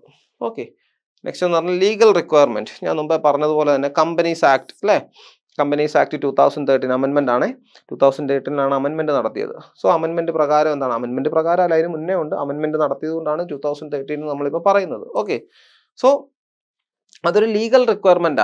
ആ കമ്പനിയെ സംബന്ധിച്ചിടത്തോളം അതിന്റെ ഇൻകോർപ്പറേഷൻ സർട്ടിഫിക്കറ്റ് അതിന് ലഭിക്കണമെങ്കിൽ എന്താണ് കമ്പനീസ് ആക്ട് പ്രകാരം എന്താണ് അത് പാലിക്കേണ്ട ചില ചട്ടങ്ങളുണ്ട്. അതിനകത്ത് ഏറ്റവും പ്രധാനപ്പെട്ട ചട്ടങ്ങൾ എന്താണെന്ത് എന്ന് പറഞ്ഞു കഴിഞ്ഞാൽ ഓഡിറ്റിംഗ് എന്ന് പറയുന്നത്, ഇയർലി ഓഡിറ്റിംഗ്, അതായത് proper check of books of accounts maintained by the organisation. അത് ചെയ്തില്ലെങ്കിൽ എന്താണ് ഓഡിറ്റിംഗ് റിപ്പോർട്ട് സമർപ്പിച്ചില്ലെങ്കിൽ ഈ പറയുന്ന ഇൻട്രസ്റ്റഡ് പാർട്ടീസ് ഗവൺമെന്റ് ആകാം, ഈ പറയുന്ന മറ്റ് സ്റ്റേക്ക് ഹോൾഡേഴ്സ് ആകാം, അവർക്കൊക്കെ സമർപ്പിച്ചില്ലെങ്കിൽ എന്താണ് അതിൻ്റെതായിട്ടുള്ള റിപ്പർക്കേഷൻസ് ഉണ്ടാവും. So it is a legal requirement, ഒരു നിയമപരമായിട്ടുള്ള എന്താണ് ആവശ്യമാണ് ഓഡിറ്റിംഗ് നടത്തുക എന്ന് പറയുന്നത്. It is not an option. അതൊരു ഓപ്ഷൻ അല്ല ഒരിക്കലും ഓഡിറ്റിംഗ് നടത്തുക എന്ന് പറയുന്നത്. It is a mandatory thing as per the companies act or any other act where a company was formed. Okay, അത് പാർട്ട്ണർഷിപ്പ് ആക്ട് ആയിക്കോട്ടെ, ലിമിറ്റഡ് ലയബിലിറ്റി പാർട്ട്ണർഷിപ്പ് ആയിക്കോട്ടെ, whatever, ഏത് ആക്ടിന്റെ അടിസ്ഥാനത്തിലാണെങ്കിലും എന്താണ് അത് നിയമപരമായിട്ട് മാൻഡേറ്റ് ചെയ്തിരിക്കുന്ന ഒരു സംഗതിയാണ്. ഓക്കെ, നെക്സ്റ്റ് എന്ന് പറയുന്നത് പ്രൊഫഷണൽ ജഡ്ജ്മെന്റ്. അതായത് നമ്മളൊക്കെ ജഡ്ജ് ചെയ്യും അല്ലേ, നമ്മൾ പറയും സച്ചിൻ ടെണ്ടുൽക്കറുടെ ആ സ്ട്രൈറ്റ് ഡ്രൈവ് ശരിയായില്ല അല്ലേ, അല്ലെ വിരാട് കോഹ്ലിയുടെ സ്ക്വയർ കട്ട് ശരിയായില്ല എന്ന് നമ്മൾ പറയും അല്ലെ, നമ്മൾ വീട്ടിലിരുന്നിട്ട് പറയും ഇത് ശരിയായില്ലെന്ന്. നമുക്ക് വല്ലതും അറിയാവോ? എന്നിട്ടല്ലേ പറയും, നമ്മൾ പറയും എന്താണ് ആ സിനിമയുടെ എഡിറ്റിംഗ് എത്ര അങ്ങോട്ട് ശരിയായില്ല എന്ന് നമ്മൾ പറയും. നമ്മൾ കാണുന്ന കാഴ്ചയിലുള്ള കാര്യങ്ങളാണ് നമ്മൾ പറയുന്നത് അല്ലേ. പക്ഷെ അതിന്റെ ഒരു പ്രൊഫഷണൽ ലെവൽ എന്താണെന്നുള്ളത് നമുക്കറിയില്ല. അവരെങ്ങനെയാണ് ഇത് ചെയ്യുന്നത് എന്താണെന്നുള്ളത് നമുക്കറിയില്ല. നമ്മളൊരു അഭിപ്രായം പറയുന്നു. ഓഡിറ്റിംഗ് എന്ന് പറഞ്ഞാൽ ഇങ്ങനെ തന്നെയാണ്. അതായത് ഒരു പ്രൊഫഷണൽ എക്സ്പെർട്ടൈസ് വേണ്ട കാര്യമാണ്, അല്ലെങ്കിൽ ഒരു പ്രൊഫഷണൽ ജഡ്ജ്മെന്റ് ആണ് അവിടെ നടക്കുന്നത്. ഒരു എക്സ്പെർട്ടൈസ് ഉള്ള ഒരാൾക്ക് മാത്രമാണ് ഓഡിറ്റ് ചെയ്യാൻ പറ്റുന്നത്. അല്ലാതെ എന്താണ് രാവിലെ നമ്മൾ എഴുന്നേറ്റ് പിന്നെ എനിക്ക് കണക്ക് കൂട്ടാനൊക്കെ അറിയാം, എൻ്റെ നല്ല കാൽക്കുലേറ്റർ ഒക്കെ ഉണ്ട്, ഒന്ന് ഓഡിറ്റ് ചെയ്ത് കളയാം എന്ന് പറഞ്ഞ് നമ്മൾ ചെന്ന് കഴിഞ്ഞാൽ ഓഡിറ്റ് ചെയ്യാനൊന്നും പറ്റില്ല. അതിന് എന്താണ് ഒരു പ്രൊഫഷണൽ ആയിട്ടുള്ള ജഡ്ജ്മെന്റ് വേണം, പ്രൊഫഷണൽ എക്സ്പെർട്ടൈസ് വേണം ഓഡിറ്ററെ സംബന്ധിച്ചിടത്തോളം. ആ പ്രൊഫഷണൽ എക്സ്പെർട്ടൈസ് ഉള്ളതുകൊണ്ടാണ് അദ്ദേഹത്തിന്റെ ജഡ്ജ്മെന്റിന് വാലിഡിറ്റി ഉള്ളത്. Okay, so require skill, knowledge and judgement to the auditor. അതായത് ചുമ്മാ ഓഡിറ്റ് ചെയ്യാൻ പറ്റില്ല, അതിന് പ്രത്യേകിച്ച് സ്കില്ല് വേണം. ഓഡിറ്റർ ഈ പറയുന്ന ബുക്സ് ഓഫ് അക്കൗണ്ട്സിനെ പറ്റി അറിഞ്ഞിരിക്കണം, ഇത് ഓഡിറ്റ് ചെയ്യുന്ന രീതി അറിഞ്ഞിരിക്കണം, ഓഡിറ്റ് ചെയ്യുന്ന വിധം അറിഞ്ഞിരിക്കണം, ഓഡിറ്റ് ചെയ്യുന്ന ബേസിക് ഇന്റർവെൽസ് എന്താണ്, ബേസിക് ആയിട്ടുള്ള തത്വങ്ങൾ അറിഞ്ഞിരിക്കണം. ഓഡിറ്റിങ്ങിനെ സംബന്ധിച്ചുള്ള ഓഡിറ്റ് റിപ്പോർട്ട് എങ്ങനെ ഉണ്ടാക്കണം എന്ന് അറിയണം. ഏതെങ്കിലും തരത്തിലുള്ള പ്രശ്നങ്ങൾ ഈ ഓഡിറ്റിങ്ങിന്റെ ഇടയിൽ വന്നു കഴിഞ്ഞാൽ അതിനെ എങ്ങനെ പ്രൊഫഷണലി മാനേജ് ചെയ്യണം, ഇതെല്ലാം അറിഞ്ഞിരിക്കണം. സോ അങ്ങനെ ഒരാൾക്ക് മാത്രമാണ് ഓഡിറ്റ് ചെയ്യാൻ പറ്റുന്നത്. അങ്ങനെ ഒരാൾ ഓഡിറ്റ് ചെയ്താൽ മാത്രമേ അതിന് വാലിഡിറ്റി ഉള്ളൂ. So professional judgement is very important, professional expertise. Okay, so these are the features of auditing എന്ന് പറയുന്നത്. So next we are going to discuss about the objectives of auditing. എന്താണ് ഓരോ ഓഡിറ്റിംഗ് വർക്കിന്റെ അല്ലെങ്കിൽ ഒരു ഓഡിറ്റിംഗ് പ്രൊസീജിയറിന്റെ ഒബ്ജക്റ്റീവ്സ് എന്തൊക്കെയാണ്, എന്താണ് എൻ്റെ ലക്ഷ്യങ്ങൾ. ഓക്കെ, നമ്മളിപ്പോൾ അതിലൂടെയൊക്കെ കടന്നു പോയി, ഓരോ കാര്യങ്ങൾ പറഞ്ഞപ്പോഴും ഈ പറയുന്ന ഒബ്ജക്റ്റീവ്സിലൂടെയൊക്കെയാണ് നമ്മൾ കടന്നു പോയത്. അപ്പം അതിനെപ്പറ്റി കുറച്ചുകൂടി ഡീറ്റെയിൽഡ് ആയിട്ട് നമുക്ക് നോക്കാം. അപ്പം ഇതിനെ നമ്മൾ രണ്ടായിട്ട് തരംതിരിച്ചിട്ടുണ്ട്. ഈ ഒബ്ജക്റ്റീവിന് ടു ടൈപ്സ് ഓഫ് ഒബ്ജക്റ്റീവ്സ് ഉണ്ട്. ഓക്കെ, രണ്ടായിട്ട് തരംതിരിച്ചിട്ടുണ്ട്, പ്രൈമറി ഒബ്ജക്റ്റീവ്സും സെക്കൻഡറി ഒബ്ജക്റ്റീവ്സും. ഓക്കെ, സോ പ്രൈമറി ഒബ്ജക്റ്റീവ് എന്ന് പറഞ്ഞു കഴിഞ്ഞാൽ എന്താണ്, പ്രധാനമായിട്ടും accuracy and reliability of financial statements. അതായത് എന്താണ് നമ്മുടെ മുമ്പിൽ ഇരിക്കുന്ന ഫൈനാൻഷ്യൽ സ്റ്റേറ്റ്മെന്റ് മാത്തമാറ്റിക്കലി കറക്റ്റ് ആണോ, അത് എന്താണ് സിസ്റ്റമാറ്റിക്കലി അത് ഓക്കെ ആണോ, അല്ലെങ്കിൽ ഈ പറയുന്ന എന്താണ് സിസ്റ്റമാറ്റിക്കലി ആണോ അത് പ്രിപ്പയർ ചെയ്തിരിക്കുന്നത്, അക്കൗണ്ടിങ് കൺസെപ്റ്റ്സും കോൺവെൻഷൻസും ഒക്കെ ഉപയോഗിച്ചുകൊണ്ടിട്ട് തന്നെയാണോ ഇത് ചെയ്തിരിക്കുന്നത് എന്ന് ഉറപ്പുവരുത്തുക എന്നുള്ളതാണ് പ്രൈമറി ഒബ്ജക്റ്റീവ്. ഓക്കെ, സോ അപ്പോൾ നിങ്ങൾ ചോദിക്കും സ്വാഭാവികമായിട്ട് സെക്കൻഡറി ഒബ്ജക്റ്റീവ് എന്താണെന്ന്. അപ്പോൾ അത് കുറച്ച് നമുക്ക് കൂടുതൽ പറയാനുണ്ട്. സെക്കൻഡറി ഒബ്ജക്റ്റീവ്, പ്രൈമറി ഒബ്ജക്റ്റീവ് ആണ് പ്രധാനമെങ്കിലും എക്സാമിനേഷൻ പെർസ്പെക്റ്റീവിൽ സെക്കൻഡറി ഒബ്ജക്റ്റീവ് കുറച്ച് പ്രാധാന്യമുള്ളതാണ്. അതിലേക്ക് നമുക്ക് വരാം. അപ്പോൾ ഈ പ്രൈമറി ഒബ്ജക്റ്റീവ് എന്താണ് അവർ ചെയ്യുന്നത് നോക്കാം. Detection of prevention of errors and frauds. അതായത് detection and prevention of errors and frauds. Okay, so free from errors, that is unintentional mistakes and frauds, intentional misstatements. Okay, so ഈ പറയുന്ന ഓരോ നമ്മുടെ മുമ്പിലിരിക്കുന്ന ഒരു ബുക്സ് ഓഫ് അക്കൗണ്ട് അല്ലെങ്കിൽ ഈ പറയുന്ന ഒരു സ്റ്റേറ്റ്മെന്റ് എന്ന് പറയുന്നത് അത് കംപ്ലീറ്റ്ലി ഫ്രീ ഓഫ് എറേഴ്സ് എന്ന് പറയുമ്പോൾ നമുക്കറിയാം നമ്മൾ അൺഇൻറ്റൻഷണലി ചെയ്യുന്ന മിസ്റ്റേക്കുകളാണ് നമ്മൾ എറർ എന്ന് പറയുന്നത്. ഇപ്പോൾ നമ്മളൊരു ടൈപ്പിംഗ് എറർ എന്നൊക്കെ നമ്മൾ പറയില്ലേ, നമ്മൾ ഇൻറ്റൻഷണലി ചെയ്തതല്ല, എന്നാൽ ഇൻറ്റൻഷണലി ചെയ്യുന്ന തരത്തിലുള്ള തെറ്റുകളുണ്ട് അല്ലേ. That is fruits, that is നമ്മൾ മനഃപൂർവ്വം ഒരാളെ പറ്റിക്കുക അല്ലെ മനഃപൂർവ്വം ഒരാളോടൊരു തെറ്റ് ചെയ്യുക, ഫ്രോഡുലന്റ് പ്രാക്ടീസ് എന്ന് പറയുന്നത്. അപ്പോൾ അത് ഇല്ല എന്ന് ഉറപ്പുവരുത്തുക എന്നുള്ളതാണ് ആദ്യം ചെയ്യുന്നത്. അതായത് ഈ പറയുന്ന നമ്മുടെ മുമ്പിൽ നമുക്ക് തന്നിരിക്കുന്ന ബുക്സ് ഓഫ് അക്കൗണ്ടിൽ യാതൊരു തരത്തിലുള്ള തെറ്റുകുറ്റങ്ങളോ മറ്റ് പ്രശ്നങ്ങളോ ഒരു ഫ്രോഡുലന്റ് പ്രാക്ടീസോ അതിനകത്ത് ഉണ്ടായിട്ടില്ല എന്നുള്ളത് ഉറപ്പുവരുത്തുക എന്നുള്ളതാണ് ആദ്യം ചെയ്യേണ്ടത്. Okay, so it provide confidence to management and stakeholders. അതായത് ഇത് ചെയ്യുമ്പോൾ ഞങ്ങൾ ചെയ്ത കാര്യങ്ങൾ ശരിയാണ്, അല്ലെങ്കിൽ മാനേജ്മെന്റിനെ സംബന്ധിച്ചിടത്തോളം അല്ലെങ്കിൽ ഇതിന്റെ ഉത്തരവാദിത്തപ്പെട്ട ആൾക്കാരെ സംബന്ധിച്ചിടത്തോളം അവർക്ക് കുറച്ചുകൂടി ഒരു കോൺഫിഡന്റ് ആയിട്ടുള്ള രീതിയിൽ പ്രവർത്തിക്കാൻ പറ്റും. അതായത് we are maintaining a books of accounts in a good sense, അല്ലെങ്കിൽ ഞങ്ങൾ നല്ല രീതിയിൽ തന്നെ അത് മെയിൻറ്റെയിൻ ചെയ്യുന്നുണ്ട്. ഈ പറയുന്ന നിയമങ്ങളും മറ്റു കാര്യങ്ങളൊക്കെ അതിനോട് abide to the rules and regulations അല്ലേ. അത് അങ്ങനെ തന്നെയാണ് എന്നൊരു കോൺഫിഡൻസിൽ അല്ലെങ്കിൽ മുന്നോട്ട് പോകാനുള്ള ഒരു ധൈര്യം ഇവർക്ക് ലഭിക്കുന്നുണ്ട് അതിനകത്തൂടെ. ഓക്കെ, അതുപോലെ തന്നെ വെരിഫിക്കേഷൻ ഓഫ് അക്കൗണ്ട്സ്. ഇപ്പോൾ നമ്മൾ പ്രൈമറി ഒബ്ജക്റ്റീവ്സ് ആണ് പറയുന്നത്. Verification of accounts, confirm that all the transactions have been recorded correctly according to the accounting principles. Verify ചെയ്യുക, അതായത് ചെയ്തിരിക്കുന്ന ഓരോ ട്രാൻസാക്ഷനും അത് അക്കൗണ്ടിങ് പ്രൊസീജിയർ അല്ലെങ്കിൽ accounting rules, accounting conventions, practices ഉപയോഗിച്ചുകൊണ്ട് തന്നെയാണ് ചെയ്തിരിക്കുന്നതെന്ന് ഉറപ്പുവരുത്തുക. ഓക്കെ, ഇപ്പം നമ്മൾ ഗോൾഡൻ റൂൾസ് ഓഫ് അക്കൗണ്ടിങ് പറഞ്ഞു അല്ലേ. ഇപ്പോൾ personal account, real account, nominal account പറഞ്ഞ് ഈ പറയുന്ന ഓരോ അക്കൗണ്ടിന് അതിൻ്റെതായിട്ടുള്ള നിയമങ്ങളുണ്ട്. അല്ലെങ്കിൽ debit the receiver, credit the giver അല്ലേ. അതായത് വാങ്ങിയ ആളെ ഡെബിറ്റ് ചെയ്യുക, കൊടുത്ത ആളെ ക്രെഡിറ്റ് ചെയ്യുക. ഇതിങ്ങനെ തന്നെയാണോ ചെയ്തിരിക്കുന്നത് നോക്കണം. ഇപ്പം റാം പെയ്ഡ്, അല്ലെങ്കിൽ സാലറി പെയ്ഡ്, അല്ലെങ്കിൽ ഫർണിച്ചർ ബോട്ട്, ഓക്കെ, അല്ലെങ്കിൽ എക്സ്പെൻസസ് ഇൻകേർഡ്, കമ്മീഷൻ റിസീവ്ഡ്, ഇതിനൊക്കെ ഓരോ പ്രൊസീജിയർ ഉണ്ടല്ലേ. അപ്പോൾ ആ പ്രൊസീജിയറിന്റെ അടിസ്ഥാനത്തിൽ തന്നെയാണോ അത് രേഖപ്പെടുത്തിയിരിക്കുന്നത്, ഡെബിറ്റ് ചെയ്യേണ്ടതാണോ ഡെബിറ്റ് ചെയ്തിരിക്കുന്നത്, ക്രെഡിറ്റ് ചെയ്തിരിക്കുന്നതാണോ ക്രെഡിറ്റ് ചെയ്തിരിക്കേണ്ടത് എന്ന് പ്രോപ്പറായിട്ട് ചെക്ക് ചെയ്യുക എന്നുള്ളതാണ് another primary objective, verification. Okay, next എന്ന് പറയുന്നത് ensuring the true and fair view, that is statement present A true and fair view of the companies financial position. അതായത് company ഈ പറയുന്ന കൺവെൻഷൻസും കോൺസെപ്റ്റും മെത്തേഡ്സും ഒക്കെ ഉപയോഗിച്ചുകൊണ്ട് ചെയ്തു വെച്ചിരിക്കുന്ന ഈ സാധനം, അല്ലെങ്കിൽ ഈ പറയുന്ന ബുക്സ് ഓഫ് അക്കൗണ്ട്, അത് അതിൻ്റെ ബാലൻസ് ഷീറ്റ് എന്ന് പറയുന്നത് ഇറ്റ് ഈസ് വെരി ട്രൂ, അല്ലെങ്കിൽ അത് കറക്റ്റ് ആണ്. അതായത് ഈ പറയുന്ന ഓരോ സ്റ്റേജും അരിച്ചു പെറുക്കി അന്വേഷിച്ചു വന്ന് ബാലൻസ് ഷീറ്റിലേക്ക് എത്തി നിൽക്കുമ്പോൾ അവർ പറഞ്ഞിരിക്കുന്ന financial position very true and fair ആണെന്ന് ഉറപ്പുവരുത്തുക എന്നുള്ളതാണ് പ്രൈമറി ഒബ്ജക്റ്റീവിൽ വരുന്ന കാര്യങ്ങൾ. ഓക്കെ, സോ പ്രൈമറി ഒബ്ജക്റ്റീവ് എന്ന് പറഞ്ഞു കഴിഞ്ഞാൽ mainly it connected with the verification, അല്ലെങ്കിൽ checking the errors, checking the reliability, ഇങ്ങനെയുള്ള കാര്യങ്ങളെ സംബന്ധിച്ച്, അതായത് ഇതിന്റെ പ്രാഥമികമായിട്ടുള്ള കാര്യങ്ങൾ, ഒരു ഓഡിറ്റിംഗ് എന്തിനാണോ നടത്തുന്നത് അതാണ് പ്രൈമറി ഒബ്ജക്റ്റീവ്. അതായത് എന്തിനാണ് നടത്തുന്നത്? To check the arithmetical accuracy, to check the reliability, to check whether it is showing the true and fair view of the financial statements. ഇതൊക്കെ തന്നെയാണ് പ്രധാനമായിട്ടും പ്രൈമറി ഒബ്ജക്റ്റീവിൽ വരുന്നത്. ഓക്കെ, സോ അടുത്തത് പറയുമ്പോൾ നമ്മൾ സെക്കൻഡറി ഒബ്ജക്റ്റീവിലേക്കാണ്. സെക്കൻഡറി ഒരു ഇൻസിഡന്റൽ ഒബ്ജക്റ്റീവ്. ഇൻസിഡന്റൽ എന്ന് പറയുമ്പോൾ ഡ്യൂറിങ് ദ പ്രൊസീജിയർ എന്ന് വേണം നമുക്ക് പറയാം.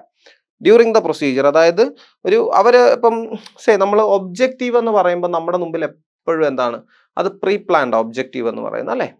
പ്രീ പ്ലാൻഡ്, അതായത് ഇപ്പോൾ ഒരു ഓഡിറ്റർ ഒരാൾ വിളിക്കുന്നു, അപ്പോൾ അയാളുടെ മനസ്സിൽ അല്ലേ, so I should check the accuracy, so I should check the reliability of each transaction, I should check the true and fair view position, അല്ലെങ്കിൽ അവർ പറഞ്ഞിരിക്കുന്ന അസറ്റ്സും ലൈബിലിറ്റീസും കറക്റ്റ് ആണോ, ഇങ്ങനെയുള്ള കാര്യങ്ങളെല്ലാം അയാൾ പ്രീ പ്ലാൻ ചെയ്തുകൊണ്ടാണ് ഓഡിറ്റിങ്ങിന് വരുന്നത്. അത് പ്രൈമറി ഒബ്ജക്റ്റീവിൽ നമ്മൾ പറഞ്ഞു. സെക്കൻഡറി ഒബ്ജക്റ്റീവിലേക്ക് വരുമ്പോൾ അതിനകത്ത് ഇൻസിഡന്റൽ ഒബ്ജക്റ്റീവ് എന്ന് പറയുന്ന ഒരു സംഭവമുണ്ട്. ഇൻസിഡന്റൽ എന്ന് പറഞ്ഞു കഴിഞ്ഞാൽ ഡ്യൂറിങ് ദ പ്രോസസ് ചില ഒബ്ജക്റ്റീവ്സ് നമ്മളിലേക്ക് കടന്നു വരും.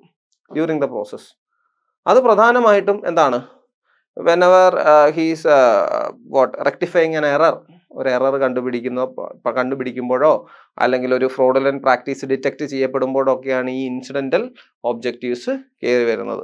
ഓക്കെ, സോ അപ്പോൾ ഈ സെക്കൻഡറി ഒബ്ജക്റ്റീവ്സ് എന്താണെന്ന് നമുക്ക് നോക്കാം. Detection of errors, detection of frauds, reporting to the management, prevention of errors and frauds. ഇത് ഡീറ്റെയിൽ ആയിട്ട് നമുക്ക് നോക്കേണ്ടി വരും. പ്രധാനമായിട്ടും ആദ്യം പറഞ്ഞ ഈ 2 കാര്യങ്ങൾ, detection of errors and detection of fruits.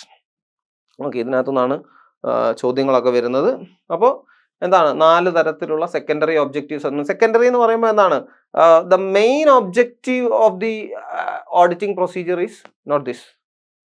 ഇത് ആ പറയുന്ന പ്രൊസീജിയറിലൂടെ കടന്നു പോകുമ്പോൾ സംഭവിക്കുന്ന അല്ലെങ്കിൽ രൂപം കൊള്ളുന്ന ഒബ്ജക്റ്റീവ്സ് ആണ്.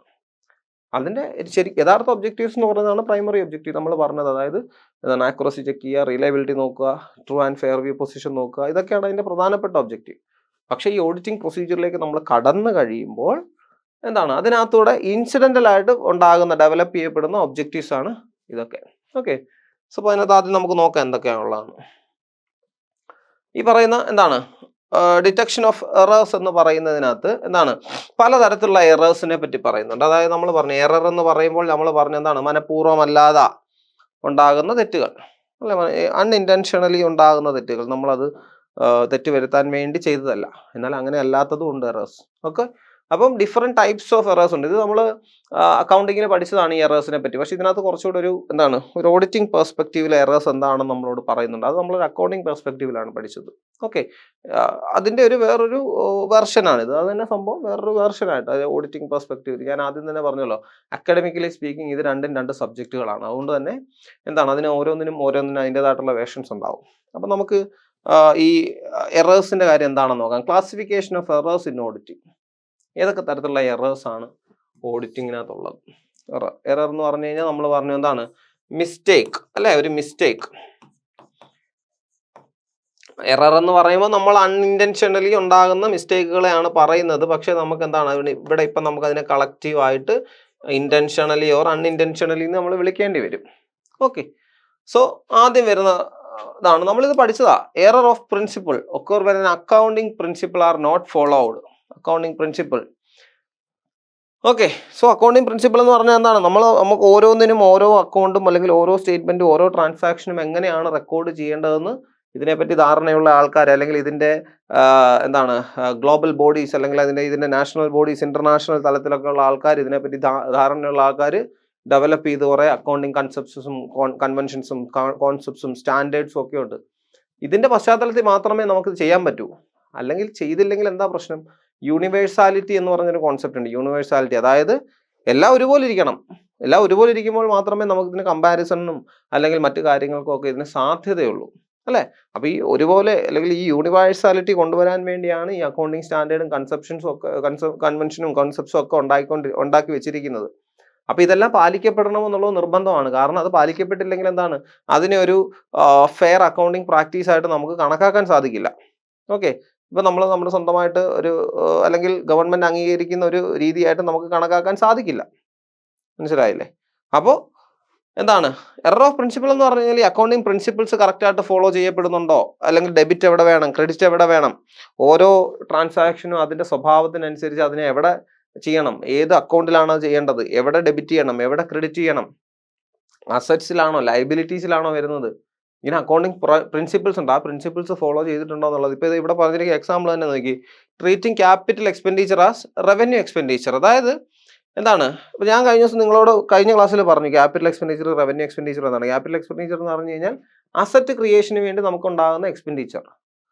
റവന്യൂ എക്സ്പെൻഡിച്ചർ എന്ന് പറഞ്ഞു കഴിഞ്ഞാൽ എന്താണ്, നമ്മുടെ ഡേ ടു ഡേ കാര്യങ്ങൾക്ക് വേണ്ടി നമ്മൾ ചിലവഴിക്കുന്നത് സാലറി പെയ്ഡ് റവന്യൂ എക്സ്പെൻഡിച്ചർ ആണ്. എന്നാൽ അതേസമയം എന്താണ്, ഒരു ഹോസ്പിറ്റൽ ഉണ്ടാക്കി, അല്ലെങ്കിൽ എന്താണ് വേറൊരു ഉപയോഗമുള്ള ഒരു അസറ്റ് വാങ്ങി, ഒരു ബിൽഡിങ് പണിതു, എക്സ്പെൻഡിച്ചറാണ്. പക്ഷേ അതിൽ നമുക്ക് റിട്ടേൺ ക്രിയേറ്റ് ചെയ്യാൻ പറ്റും. അങ്ങനെയുള്ള എക്സ്പെൻഡിച്ചറുകളെയാണ് നമ്മൾ എന്തെന്ന് പറയുന്നത്, ക്യാപിറ്റൽ എക്സ്പെൻഡിച്ചർ എന്ന് പറയുന്നത്. അപ്പോൾ ക്യാപിറ്റൽ എക്സ്പെൻഡിച്ചർ എഴുതേണ്ടടുത്ത് റവന്യൂ എക്സ്പെൻഡിച്ചർ എഴുതി വെക്കുക. റവന്യൂ എക്സ്പെൻഡിച്ചർ എഴുതേണ്ടടുത്ത് ക്യാപിറ്റൽ എക്സ്പെൻഡിച്ചർ. ഇപ്പം എന്താണ്, ഒരു അസറ്റ് ക്രിയേഷൻ നടന്നു, അത് അല്ലെ സാലറി പെയ്ഡ്, ഒരിക്കലും ഒരു ക്യാപിറ്റൽ എക്സ്പെൻഡിച്ചർ ആണെന്ന് പറഞ്ഞാൽ ഇറ്റ്സ് റവന്യൂ എക്സ്പെൻഡിച്ചർ. പക്ഷെ അത് ക്യാപിറ്റൽ എക്സ്പെൻഡിച്ചറിന്റെ സൈഡിലായിരിക്കും കൊണ്ട് എഴുതി വെച്ചിരിക്കുന്നത്, അല്ല നേരെ തിരിച്ച്. ഇതിന്റെ പ്രശ്നം എന്താണെന്ന് ചോദിച്ചു കഴിഞ്ഞാൽ, ഇത് അരിത്തമെറ്റിക്കലി റോങ് ആയിരിക്കില്ല. കാരണം ബാലൻസ് ചെയ്യുമ്പോൾ തുകയല്ല സെയിമാ, തുകയെല്ലാം കറക്റ്റ് ആയിട്ട് വരും. അവിടെയാണെങ്കിലും ഇവിടെയാണെങ്കിലും ഇപ്പൊ ക്യാപിറ്റൽ എക്സ്പെൻഡിച്ചറിന്റെ താഴെ അത് എഴുതി എന്ന് വെച്ച് ഈ അരിത്തമെറ്റിക്കൽ പ്രോസസ്സിൽ വലിയ വ്യത്യാസമൊന്നും വരുന്നില്ല, അല്ലെങ്കിൽ വലിയ തെറ്റുകളൊന്നും വരില്ല. പക്ഷെ ബൈ കൺവെൻഷൻ അല്ലെങ്കിൽ ബൈ സ്റ്റാൻഡേർഡ് ബൈ കോൺസെപ്റ്റ് അത് തെറ്റാ. അല്ലെങ്കിൽ ബൈ പ്രിൻസിപ്പിൾ, അക്കൗണ്ടിങ് പ്രിൻസിപ്പിൾ പ്രകാരം എന്താണ്, ഒരു ക്യാപിറ്റൽ എക്സ്പെൻഡിച്ചർ ഉണ്ടെങ്കിൽ അത് ക്യാപിറ്റൽ എക്സ്പെൻഡിച്ചറിന്റെ ഹെഡിൽ തന്നെ ഇടണം, അല്ലെങ്കിൽ റവന്യൂ എക്സ്പെൻഡിച്ചറിന്റെ ഹെഡിൽ തന്നെ ഇടണം. എന്നാലേ ഇത് നോക്കുന്ന ഒരാൾക്ക് ഇത് ക്യാപിറ്റൽ ആണെന്ന് ഇത് റവന്യൂ എക്സ്പെൻഡിച്ചർ ആണെന്ന് മനസ്സിലാക്കാൻ സാധിക്കത്തുള്ളൂ. അല്ല, ഇത് വലിയൊരു തെറ്റാണെന്ന് ചോദിച്ചു കഴിഞ്ഞാൽ വലിയ തെറ്റാണ്. പ്രിൻസിപ്പിളിന്റെ വയലേഷൻ, അക്കൗണ്ടിങ് പ്രിൻസിപ്പിൾ തന്നെ വയലേറ്റ് ചെയ്യുക എന്ന് പറയുന്ന ഒരു തെറ്റാണ് ഇവിടെ സംഭവിക്കുന്നത്. അതാണ് എറേഴ്സ് ഓഫ് പ്രിൻസിപ്പിൾ എന്ന് പറയുന്നത്. Okay, principle.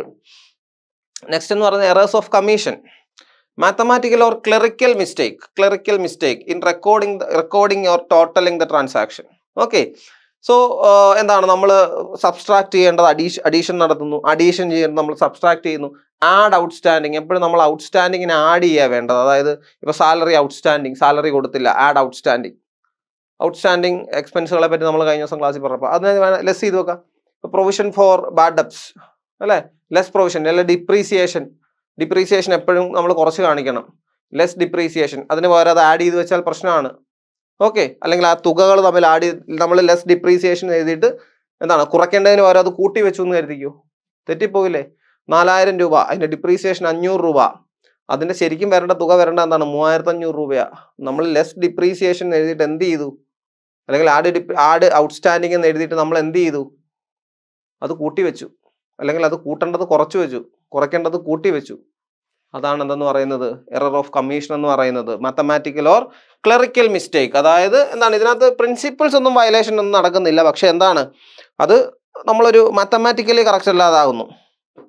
ഇപ്പോൾ 1500 എഴുതേണ്ടടുത്ത് നമ്മൾ എന്താണ് കൂട്ടി വെക്കേണ്ടടുത്ത് 1500 കൂട്ടി വെക്കേണ്ടടുത്ത് നമ്മൾ എന്താണ് 1500 150 കുറച്ച് വെക്കുന്നു.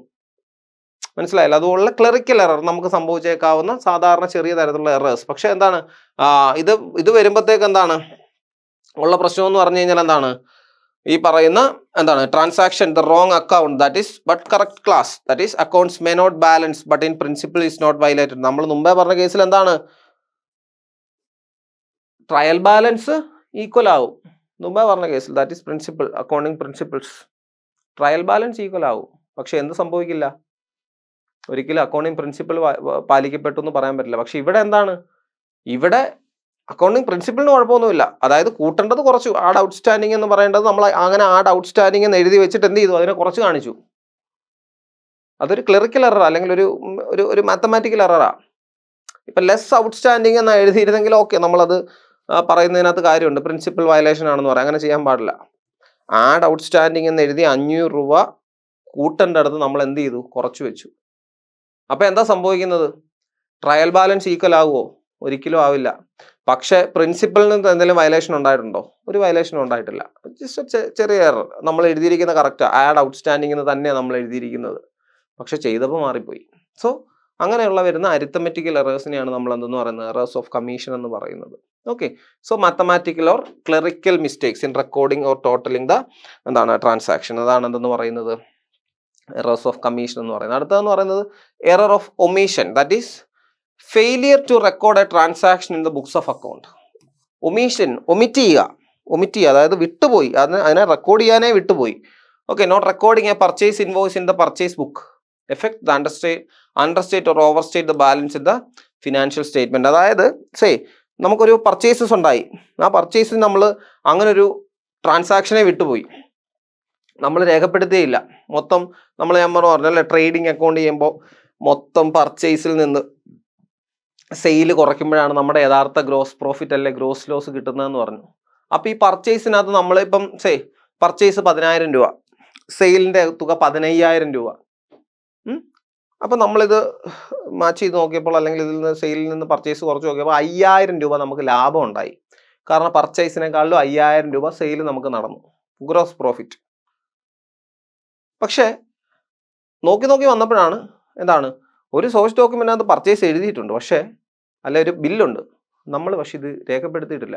ശരിക്കും 10,000 അല്ലായിരുന്നു പർച്ചേസ്, 12,000 പർച്ചേസ് വരുന്നത്. ഒരു 2,000 രൂപ നമ്മൾ റെക്കോർഡ് ചെയ്തില്ല ട്രാൻസാക്ഷൻ. അപ്പം എന്താ അവിടെ സംഭവിച്ചത്? 12,000 ആണെങ്കിൽ യഥാർത്ഥ ഗ്രോസ് പ്രോഫിറ്റ് എത്രയാകാൻ പാടുള്ളൂ? 3,000 രൂപയാകാൻ പാടുള്ളൂ. ദേ ഇവിടെ നോക്ക്, ദാറ്റ് ഈസ് എന്താണ് ഇത് പർച്ചേസസ് 10,000 രൂപ, സെയിൽസ് 15,000 രൂപ.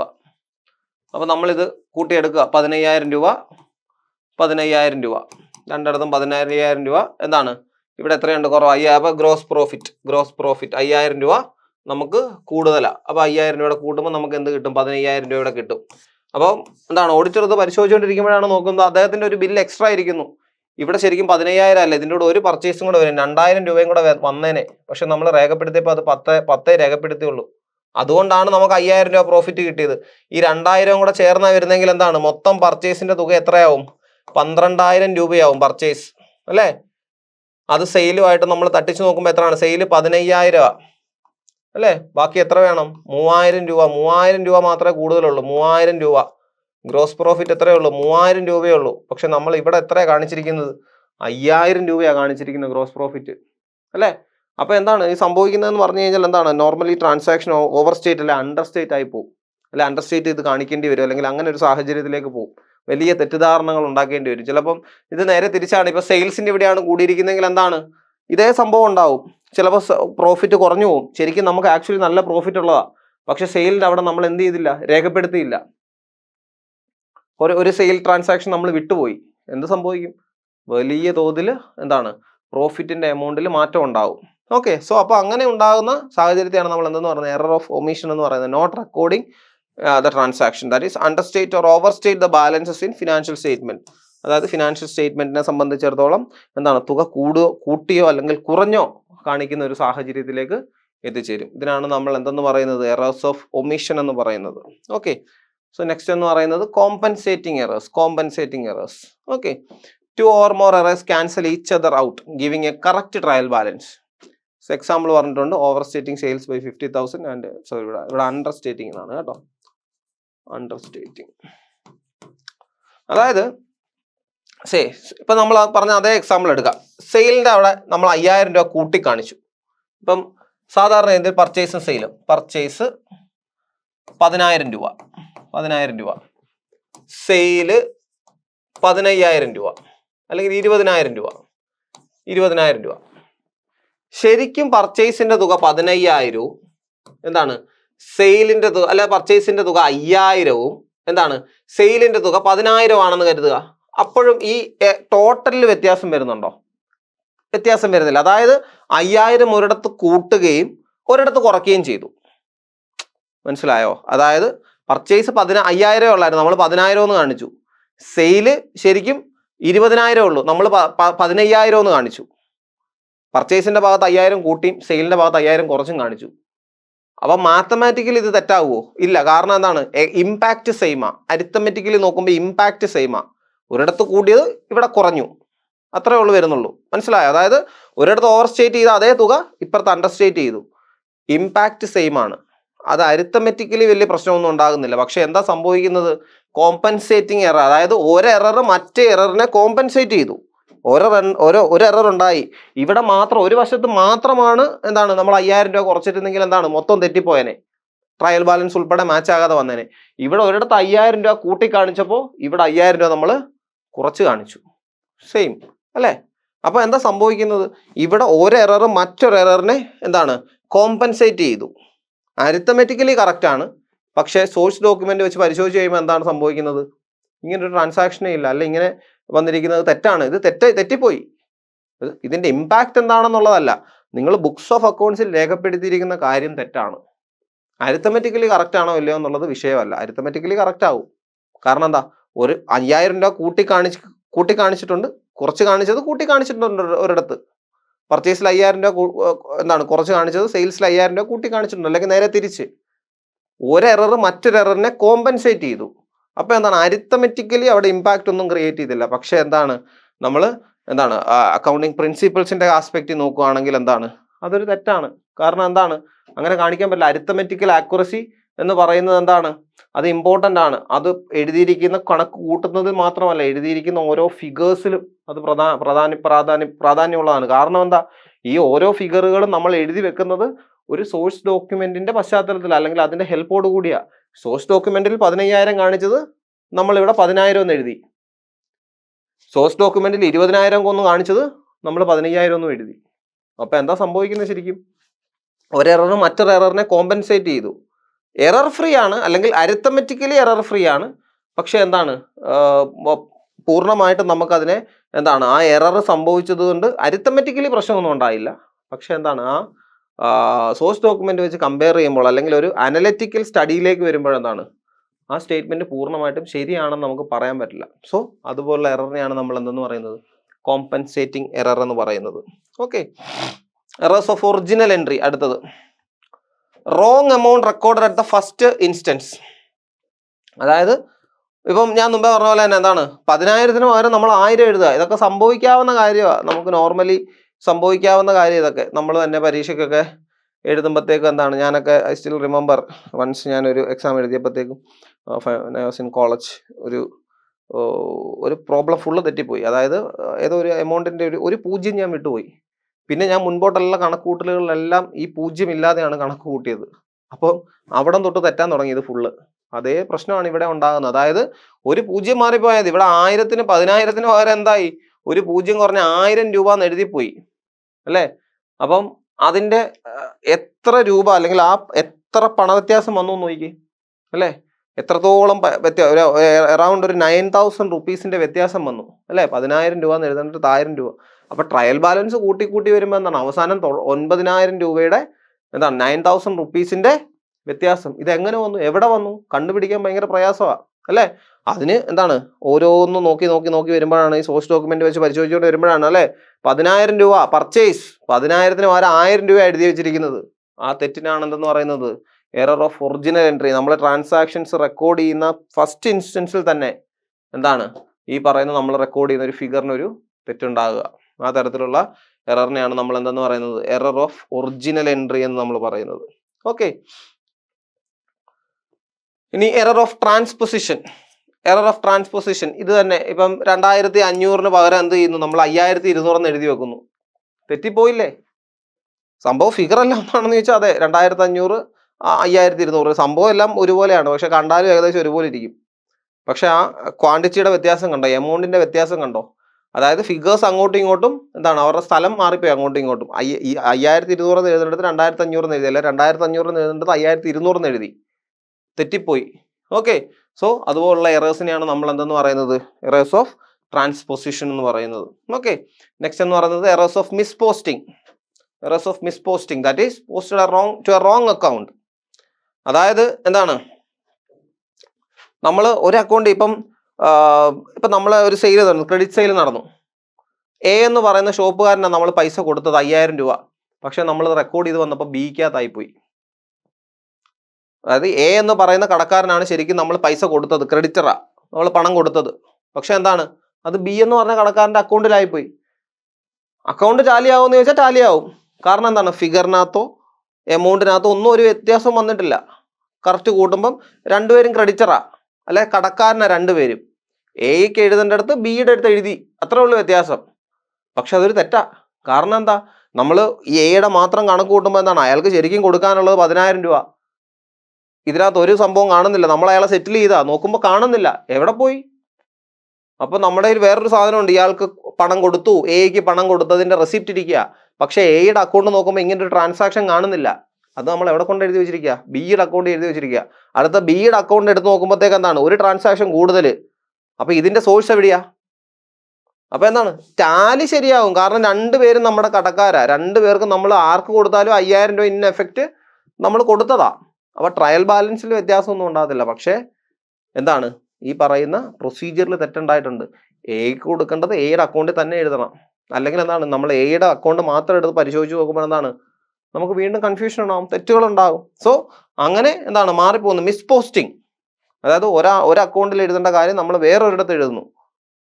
ആ തരത്തിലുള്ള എറേഴ്സിനെയാണ് നമ്മൾ എന്തെന്ന് പറയുന്നത് എറേഴ്സ് ഓഫ് മിസ്പോസ്റ്റിംഗ് എന്ന് പറയുന്നത്. ഓക്കെ, സോ ഇത് നമ്മളിപ്പോൾ പറഞ്ഞ കാര്യങ്ങൾ തന്നെയാണ്. അതിൻ്റെ ഒരു എന്താണ് ഒരു ഷോർട്ട് നോട്ട് പോലെ ഓരോ പോയിന്റ് എന്താണെന്നുള്ളത് പറഞ്ഞു വെച്ചിരിക്കുകയാണ്. എക്സാമ്പിൾ ഉൾപ്പെടെയുള്ള ഒരു സംഭവമാണ്. നിങ്ങൾക്ക് പെട്ടെന്ന് മനസ്സിലാക്കാൻ വേണ്ടിയാണ് ഈ പറയുന്ന എന്താണ് ഇത് ഫുൾ ഇരുന്നൊന്നും വായിക്കേണ്ട. ഈ ഒരു സംഭവം നോക്കിയാൽ നിങ്ങൾക്ക് ഓരോന്നും മനസ്സിലാവും. ഓക്കെ, സോ വളരെ പ്രധാനപ്പെട്ട ഒരു മേഖലയാണ് നമ്മളിപ്പോൾ പറഞ്ഞത്, ദാറ്റ് ഈസ് ഓഡിറ്റിംഗ്. അതിൻ്റെ ഇൻട്രൊഡക്ഷൻ എന്താണ്, ഓഡിറ്റിംഗ് എന്ന് പറഞ്ഞ പ്രൊസീജിയർ എന്താണ്, അതിൻ്റെ കോൺസെപ്റ്റിനെ പറ്റി പറഞ്ഞു, ഫീച്ചർ എന്താണെന്നുള്ളത് പറഞ്ഞു. അതുപോലെ തന്നെ എന്താണ് അതിൻ്റെ ഒബ്ജക്റ്റീവ്സിനെ പറ്റി പറഞ്ഞു. പ്രൈമറി ഒബ്ജക്റ്റീവ് എന്താണെന്നുള്ളത് പറഞ്ഞു, ദാറ്റ് ഈസ് എന്താണ് അരിത്തമെറ്റിക്കൽ ആക്യുറസി, ഇവാലുവേഷൻ, റിലയബിലിറ്റി, അതൊക്കെ ചെക്ക് ചെയ്യുക എന്നുള്ളത് തന്നെയാണ് ഇവരുടെ പ്രധാനപ്പെട്ട ഒബ്ജക്റ്റീവ്സ്. രണ്ടാമത്തെ ഒബ്ജക്റ്റീവ് പറഞ്ഞപ്പോൾ എന്താണ്? സെക്കൻഡറി ഒബ്ജക്റ്റീവ്, അതായത് ഇൻസിഡന്റൽ ഒബ്ജക്റ്റീവ്. പ്രീ ഡിറ്റർമിൻഡ് അല്ലാതെ during the course of action ഉണ്ടാകുന്ന ചില ഒബ്ജക്റ്റീവ്സ്, ഡെവലപ്പ് ചെയ്യപ്പെടുന്ന ചില ഒബ്ജക്റ്റീവ്സ്. എറർ കണ്ടുപിടിക്കുക, അല്ലെ ഫ്രോഡ്സ് കണ്ടുപിടിക്കുക. അതിനകത്ത് ഇമ്പോർട്ടൻ്റ് ആയിട്ടുള്ള ഒരു ഏരിയ ആണ് നമ്മൾ പറയുന്നത് different types of errors. Okay, so ഒരു 6-7 എറേഴ്സ് ഉണ്ട്. അതെന്താണെന്നുള്ളത് നിങ്ങൾ കറക്റ്റായിട്ട് പഠിക്കുക. എന്താണ് അത് പരീക്ഷയ്ക്ക് ചോദിച്ച് കണ്ടിട്ടുണ്ട് ആ ചോദ്യങ്ങളൊക്കെ ഒത്തിരി. ഓക്കെ, സോ ഓരോ എററും എന്താണെന്നുള്ളത് പഠിക്കുക. അതിൻ്റെ ഓരോ എക്സാമ്പിൾ മനസ്സിൽ വെച്ചേക്കുക. കാരണം പരീക്ഷയ്ക്ക് ചോദിക്കുന്ന ഒരു എക്സാമ്പിൾ തന്നിട്ടായിരിക്കും ചോദിക്കുന്നത്. ഇത് ഏത് തരത്തിലുള്ള ഒരു എററാണ് എന്നായിരിക്കും ചോദിക്കുന്നത്. അപ്പോൾ നമുക്ക് പെട്ടെന്ന് മനസ്സിലാണെങ്കിൽ എന്ത് വേണം? ആ എക്സാമ്പിൾ ഉൾപ്പെടെ മനസ്സിൽ വെച്ച് പഠിക്കണം. അതുകൊണ്ടാണ് ഞാൻ ഓരോന്നിനും എക്സാമ്പിൾസ് ഉൾപ്പെടെ വെച്ച് നിങ്ങൾക്ക് ആ നോട്ട് പ്രിപ്പയർ ചെയ്തിരിക്കുന്നത്. ഓക്കെ, നമ്മൾ പറഞ്ഞുകൊണ്ടിരുന്നത് ഓഡിറ്റിങ്ങിനെ സംബന്ധിച്ചാണ്. അതിനകത്ത് എറേഴ്സിനെ സംബന്ധിച്ചാണ്. അതായത് നമ്മൾ ഒബ്ജക്റ്റീവ്സ് പറഞ്ഞപ്പോൾ അതിനകത്ത് സെക്കൻഡറി ഒബ്ജക്റ്റീവ്സിനകത്ത് ഡിറ്റക്ഷൻ ഓഫ് എറേഴ്സ് എന്ന് പറയുന്ന ഭാഗം പറഞ്ഞപ്പോൾ അതിനകത്ത് കുറച്ച് ഏറെ എറേഴ്സിനെ പറ്റി നമ്മൾ പറഞ്ഞു. ഓക്കെ, വളരെ പ്രധാനപ്പെട്ടതാണ്, പഠിക്കുക. സോ അപ്പോൾ അങ്ങനെ ഒരു എറർ ഡിറ്റക്ട് ചെയ്യപ്പെട്ട് കഴിഞ്ഞു കഴിഞ്ഞാൽ ഒരു ഓഡിറ്റർ എന്താണ് ചെയ്യേണ്ടത്? അദ്ദേഹത്തിൻ്റെ ധർമ്മം എന്താണ്? അങ്ങനെ ഒരു എറർ ഡിറ്റക്ട് ചെയ്യപ്പെട്ട് കഴിഞ്ഞാൽ നമുക്കത് നോക്കാം എന്താണെന്നുള്ളത്. ആദ്യം he has to investigate on that error, that is identify the nature and cause of error. അതായത് നമ്മളിപ്പോൾ കുറേ എറേഴ്സ് പറഞ്ഞല്ലോ, അതിനകത്ത് ഏത് എററാണ് സംഭവിച്ചിരിക്കുന്നത് എന്നുള്ള വ്യക്തമായ ധാരണ ഉണ്ടാകുക എന്നുള്ളതാണ് അദ്ദേഹത്തിന് ആദ്യം ചെയ്യേണ്ടത്. So identify the error or investigate. അതായത് ഈ പറഞ്ഞ എറേഴ്സിൽ ഏതെങ്കിലും ഒരെണ്ണമാകാനാണ് സാധ്യത മിക്കവാറും. ഓക്കെ, അല്ലാത്തൊരു എറർ സംഭവിക്കില്ല.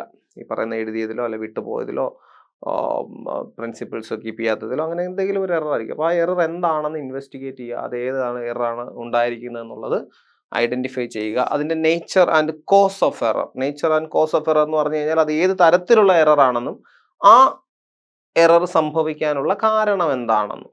ഓക്കെ, സോ അത് മനസ്സിലാക്കി കഴിഞ്ഞ് കഴിഞ്ഞാൽ എന്താണ്? So you have to evaluate the materiality, that is determine the significance of the error. അതായത് ആ എറർ സംഭവിച്ചത് കൊണ്ട് എന്താണ് ഉണ്ടായിരിക്കുന്ന പ്രശ്നം? ട്രയൽ ബാലൻസിൽ മാറ്റം ഉണ്ടായിട്ടുണ്ടോ?